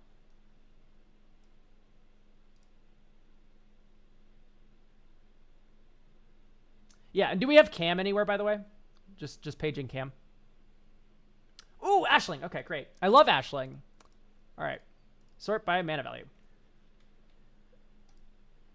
Whoops, I accidentally closed the wrong one. That's awesome. Let's go to history. Recently closed tabs. This one. Yes, Vrang. Okay, the gameplay is to draw a lot of cards and find one of my 2 favorite win cons, Color Storm Stallion or Champion of the Path. I'd like for the deck sub-theme to be Elemental to match the Champion of the Path, but I'm not super hard on that. You can kind of think of it like Spellmentals for Commander, sort of. I'm usually like owning the actual cards, but I'm not against proxying if it's too far out of budget. I'd like to keep this in the $100 range. I suppose I can allocate up to 100. This 100. Okay, I see. So you'd like to keep the entire deck under $100. That's fine. We might end up more to like 120 depending on what funny cards I want to add, but we'll stick around $100 for sure. Ultimately, it's very vulnerable to the commander / win cons dying, but I'm not super sure what to cut to add to help with that. I can help with that. Also, I don't want stuff too far gone for Magic. I like Final Fantasy and fantasy adjacent stuff. Warhammer, Lord of the Rings. Not super interested in some random dude spandex popping out of the elemental deck. I get you. Yep. So no superheroes, no nothing. We got you. All right. So I am happy that this Thunderclap Drake is in the sideboard because for me, the appeal of Ashling is I do not have to run 2 mana ramp, or if I'm just going to be running 4 mana ramp like this. So I do not like Sisei's Ring. I don't even really like Gilded Lotus. I think first and foremost, rock numero uno that should be in this deck is Resonating Lute. Number 2 should be Thran Dynamo, however. This card is worth every penny. It's a little... Oh, it's a Vibranium Dynamo, I see. Anyway, Thran Dynamo. Switch printing, Bloomburrow Commander Masses. Urgolem's Eye, once again, I just don't like these Soul Rings for 4. Like, at least have, like, a little extra sprinkle of sauce on top.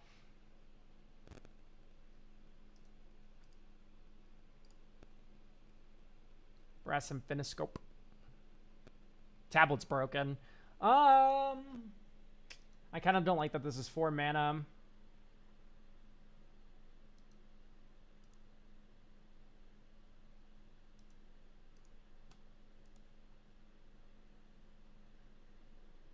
We control a sorcerer.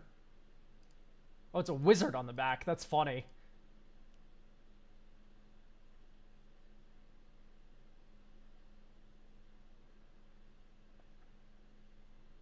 If 5 or more. Okay. So we are interested in 5 or more mana spells. I just don't know if, like, we should be sacrificing card quality so hard for such a thing.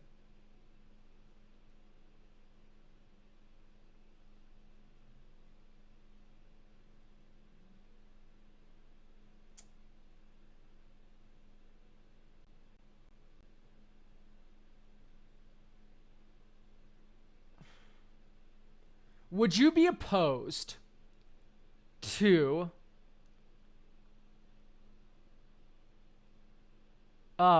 Storm Splitter? I guess so. It's not doing the same thing as the rest of these cards. Yeah. So probably not. I don't like Invasion of Arcavius. That just feels very expensive. I'd rather just run another big instant or sorcery. 5+ mana, what type of spells? So the joke here... Hang on, first things first. Springleaf Drum is going to be your new best friend. This is... You played this on turn 1. Turn 2, you play Ashling. Turn 3, you flip Ashling. You have 4 mana available. Tap Ashling to the Springleaf Drum. You now have 5 mana available to cast these spells. The Springleaf Drum is fucking heat. It is awesome. I love the Portent of Calamity. You need to include Brain Surge Brainstorm with this. Which we're not doing, so I'm a little bit hesitant to include it. The Opus condition, yeah, you need 5 mana value of mana spent on spells in order for this to trigger the Colorstorm Stallion.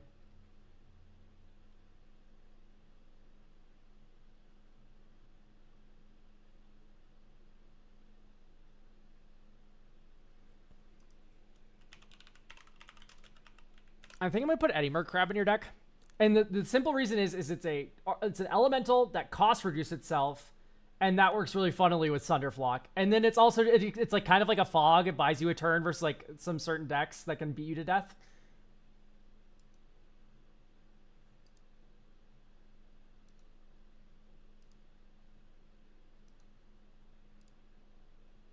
I think if something is a demon, I'm going to be cutting it from the deck. If it's not just like, if it's not any of the card types, it's out. It's funny as Combustible Gearhulk is in big sorcery decks.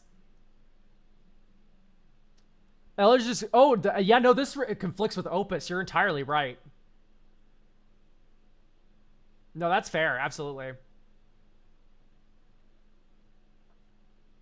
I think Twin Blade Travelers is a little bit more.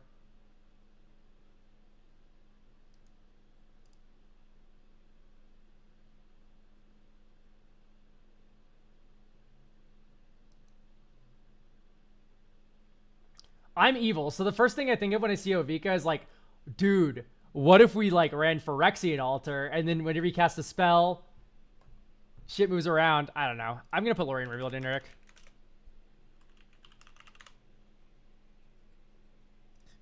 Ashling mana can be used to spend deck spells. You're incorrect.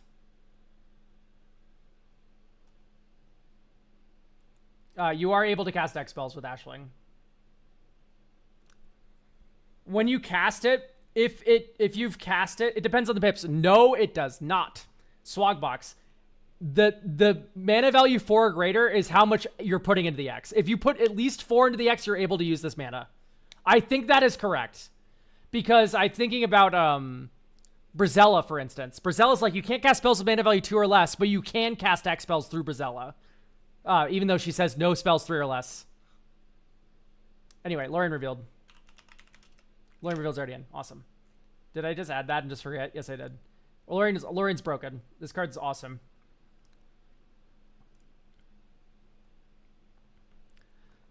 So...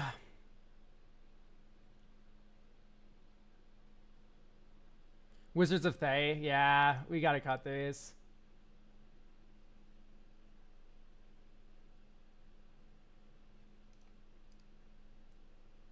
Yeah, instead of doing cost reduction, I would like to do costs, like, or just like mana generation. Should they run Moonsnare prototype as well? Absolutely.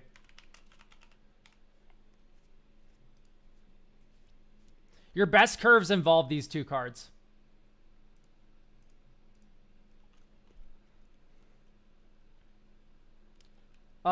We can do Mizzix's Mastery. So this is a good side plan where our commander gets killed, but it doesn't matter because we've already discarded a card to it. And ideally, the card that we've discarded is like fucking Aminatu's Augury. And so we make a land drop next turn, we control maybe with like a counterspell or something. And then turn after that, 4 mana. Don't replay Ashling. No. Mizzix's Mastery, the fucking Aminatu's Augury, and then win. Well, you don't win, but you know what I mean. You explode everything, which is pretty cool. I don't like Red of the Raging Storm. I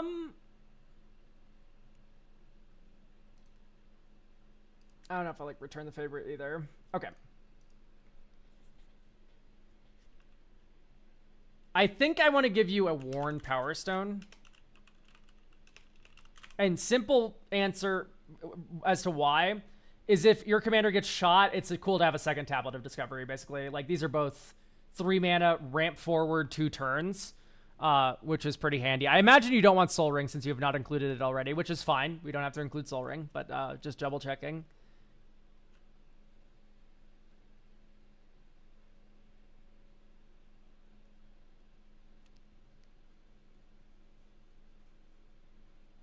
Expansion Explosion's pretty versatile. I guess so.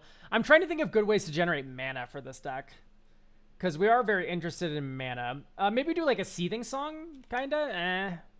Oh, I don't mind Soul Ring. Yeah, we should put Soul Ring in. Normally, I'm not a big fan of putting Soul Ring in decks, but listen, here it's actually just so important to hit your curve. Where you go 1 mana this, 2 mana Ashling, 3 mana, flip Ashling. You now have 5 mana to start doing your Color Storm Stallion stuff. I feel like that curve is... Like, actually hitting 5 mana ASAP is kind of nice. Mana Geyser is always good. Not in this deck, where we're mostly blue.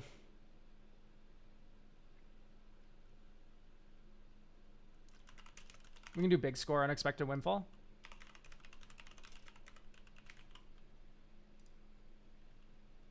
Turnabout. I don't know if I like Turnabout.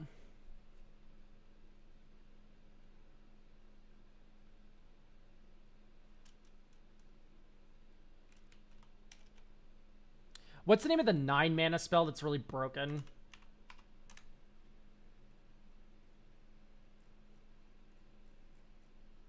Well, Clone Legion's hilarious. Not Expropriate, chat. Mnemonic Deluge is great. It's kind of the Mizzix's Mastery kind of deal. Soulfire Eruption. I'm wondering how Ashling wins. So if you cast enough of these big spells, you win. That's how that works. Yeah, Resonating Lute's also a good backlap to Ashling. Like, you are still just a ramp deck. You don't need to worry about Ashling getting exploded all the time. Okay, what else to add? Probably like a, I do like Ill-Timed Explosion. So, here are the modes. Ill-Timed Explosion is either Divination or it's Wrath of God. And the fact that it's both of those things is really nice because when you're winning and Ashling is in play, you draw 2 cards. When you're not winning, and Ashling got blown up, great news. You can invalidate the early game, and that buys you a lot of time to get up here.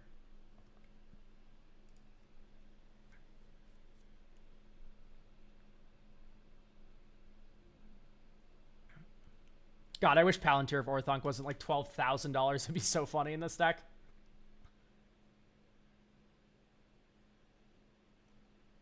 Sounds like Splatter Technique. Yeah, sure, we can run Splatter Technique as well. Actually, not bad at all. Speaking, it's sort of Traumatic Critique as well. It's another discard outlet, which is what I really like about it. I'm gonna look at my Grixis Slop deck here. Abstract Performance is a lot of fun. Improv Capstone would be great, but it's a little expensive in my opinion. Curse Recording's fucking awesome. We should probably run Curse Recording in your deck, honestly. So Curse Recording is like, oh no, this is very scary, but then when you realize that you're running shit like Flame of Anor that can blow up artifacts, you can like very easily see a world where like, yeah, return target, no, it's only target creature. Yeah, so ideally we run like a couple bounce spells and stuff. I think that's a little expensive.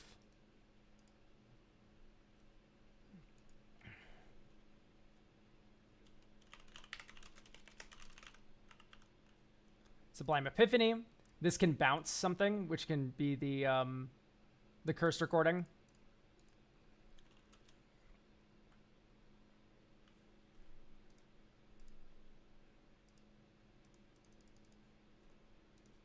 Dex. Can we do Galvanic Iteration? I forgot what that card does. Hang on one sec. Demand Answers can sack the recording. Yeah, true. Yeah, let's do Demand Answers. I like that idea. How many Warren's Power Stone does the deck want? I already see there's 3 more in these colors. So we don't need any more because we have Moonsnare, Soul Ring, Springleaf Drum, and then you have Tablet, Warren. Those are fine.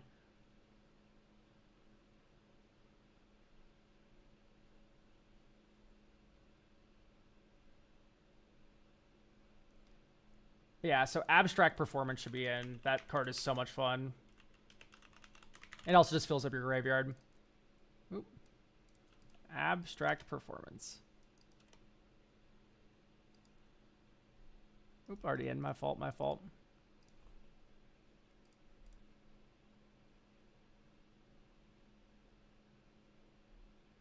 Sublime Epiphany I just put in, right? Yep. You could do like an Overwhelming Surge or Prismari Command. I think I like the idea of Prismari Command.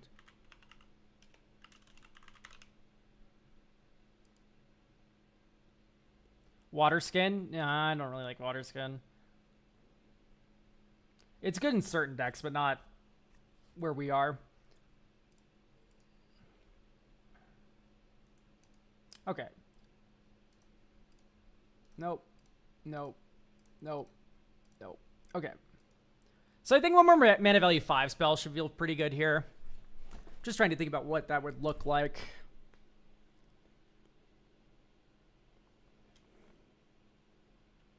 Maybe just like Bribery. Bribery's funny. Playtest. Okay, watch. You're about to watch the God Hand occur. Dink, dink. Ashling. Discard. Eddie I guess discard Island Draw. And then next turn, blue, Ashling, flip over. Dink. 1, 2, 3, 4. Resonating Loot. Next turn. There's Mizzix's Mastery.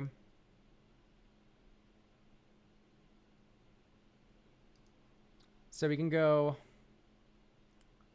1, 2, 3, 4, or 3, 4 from Commander. Big score. Discard Eddie Mercrab, draw 2 cards, make 2 treasure tokens.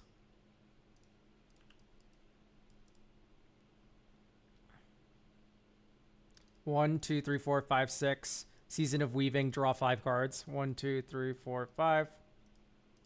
Move to discard. Goodbye. Land. Next turn. Mountain.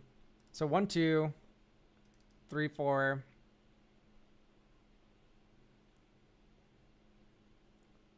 Pretty mid.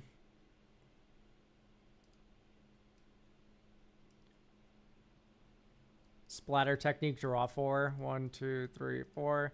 1, 2, 3, 4, 5, 6, 7, 8. Amanatu's Augury, top 8. 1, 2, 3, 4, 5, 6, 7, 8.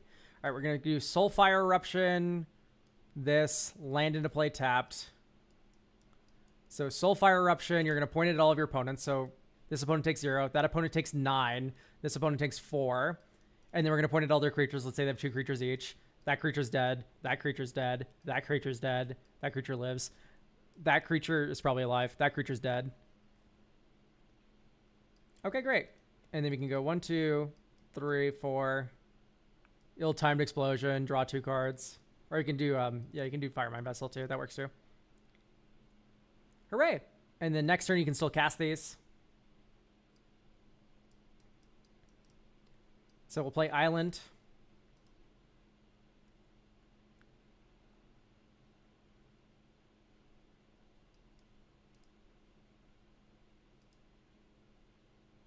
These all suck. To exile, they stay. So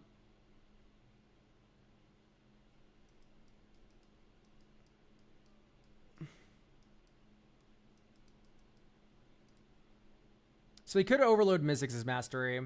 1, 2, or I guess 1, 2, 3. Prismari Command. We'll draw 2, discard 2. And then we will blue-red, draw 2, discard 2. And then we go 1, 2, 3, 4. So that's 1, 2, 3, 4, 5, 6, 7, 8. Mizzix's Mastery overloaded. And so we're going to do a few things here, chat.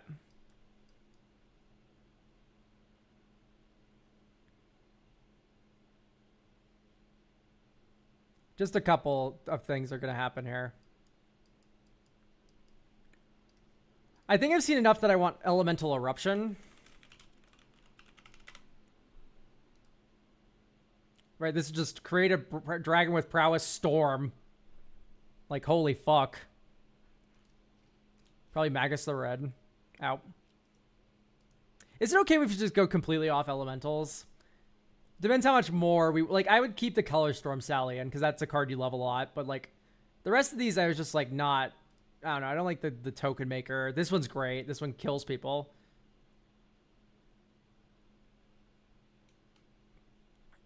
Yeah, so we'll put Elemental Eruption in.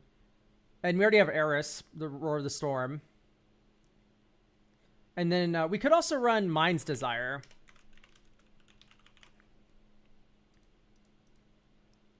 Right. 6 mana, shuffle your library, then exile the top card of your library until the end of your turn. You may play that card without paying its mana cost. Just another big fucking explode everything kind of card. And here's a perfect hand. Draw. Island. Moonsnare Prototype. Next turn, land. 1, 2. Ashling Rekindled. Discard a card. Let's get rid of Echo Casting. Draw a card. Next turn, Ashling. Flip. So we get 2 mana to cast any 4-drops with. +1. So that's 3 mana now. Land for turn. Thran Dynamo. And because of this Moonsnare Prototype we played on turn 1, we're able to Flamekin Harbinger and go and retrieve the Color Storm Stallion that we love so much. Okay, great. And then we go next turn. There's our Color Storm Stallion. Dink, Color Storm Stallion. And then we have 1, 2, 3. Okay, so that's 1, 2, 3. Then we have 1, 2, 3, 4, 5, 6, 7. So we can go 1, 1, 2, colorless only. Okay, so we need to do that to cast the Color Storm Stallion, but then we can do 2 of any color, this, plus Thran Dynamo. So I guess that leaves this up. Okay, great. So we can Splatter Technique. We still have 1 colorless floating. 1, 2, 3, 4. Reliquary Tower, my beloathed. We'll have to cut that. Next turn. Island. 2 mana. 3 more mana. So 5 now. 6. Number 8. Aminachu's Augury. Oh, we would have made a copy of this Colorstorm Stallion. Now we make another 2 copies of Colorstorm Stallion. Aminachu's Augury. 1, 2, 3, 4, 5, 6. Number 8. So land into play tapped. Onto the battlefield, period. Oh, it's not even tapped. My fault. Enchantment. Cast it for free.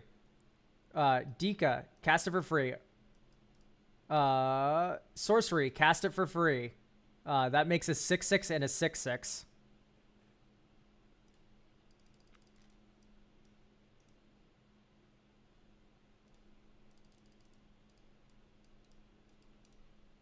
And then we'll Ashling's Command. Create a token that's a copy of an elemental you control. And then target player will draw 2 cards. Me. I guess we can create 2 treasure tokens instead. That sounds good.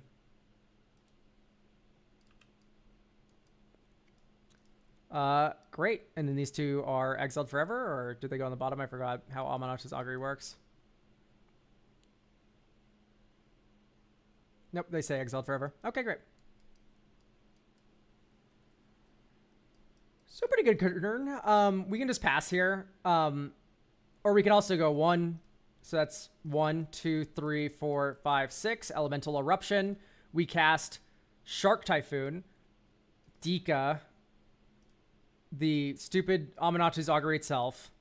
Ashling's Command. River's Rebuke. So that's 5 spells this turn. So we're going to get 6 dragon elementals with prowess. 1, 2, 3, 4, 5, 6. And then all of these are going to copy themselves. 1, 2, 3, 4, 5, 6. So we should have an even number here. 11, so 12. All right, so you swing all your Colorstorm Stallions at someone and fucking kill their ass. Also, you get 2 more 6/6s here because you just cast a 6-drop over here.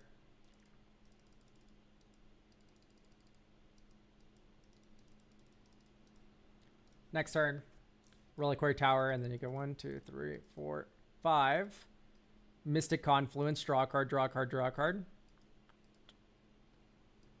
And then you go 1, 2, 3, 4. Big Squirt.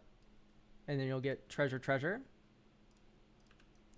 Discard Cascade Bluffs, draw 2 cards. And then you go 1, 2, 3, 4, 5, 6. Mind's Desire. Shuffle your library, and then also we get a copy of all these. And then we get 1, 2 copies. So 1, 2, 3. Cast Stonekeeper. That was a pretty shitty Mind's Desire, but still. Anyway, all the time you're making fractals and dragons and stuff and exploding everyone. All right, great. That looks awesome. I think I'm good to just pass this along to you, honestly.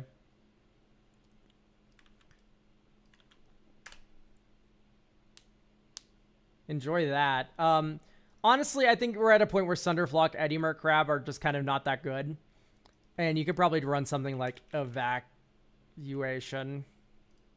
Right, just 5 mana, return everything. Although, you could do Perplexing Test. Perplexing Test is better, because it works better with the Colorstorm Stallion. You choose all non-token creatures bounce, and then you keep your tokens that are Colorstorm Stallions, and then they fucking copy each other, and you jam right through. And then maybe just like a Mizzium Mortars. So think about like all the games where they have like a bunch of annoying flyers and you can't get your Colorstorm Stallions through. You can Mizzium Mortars to damage all their flyers, destroy all their chump blockers, and then push through. And then that also copies all of your Colorstorm Stallions. So otherwise, one-sided board clear. And then this also has the modality of being an early kill spell that can deal with like a shitty little hate bear that you hate. Great. Yeah, it looks pretty good to me. Thank you for getting a deck review.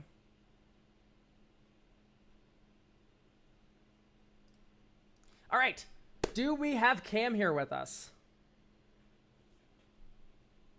Yes, no, maybe?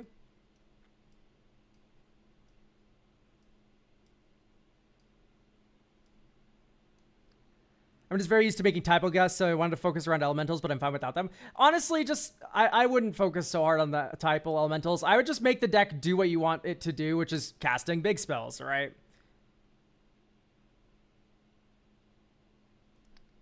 I heard cornhole. No, I asked for Cam. Cam sent in Yasharn Blink. But probably what's gonna happen, Cam, is I'm gonna DM you on coffee this too. I'm gonna, since you're not here, I'm gonna push this to Tuesday. And then we can smile and do it then, because I don't want to be worn out and do this deck review. I've already done 3 extra today that I shouldn't have done, which is bad. So I'm gonna have to DM all those people as well and make sure that they know that theirs is also done. So we're gonna do this one on Tuesday, everyone. So YouTube, that'll be it for us. Thank you for joining us. Surprisingly, not that far over time, which I enjoy. I think it's because we kind of dove in right away. But anyway, YouTube, thank you for joining us.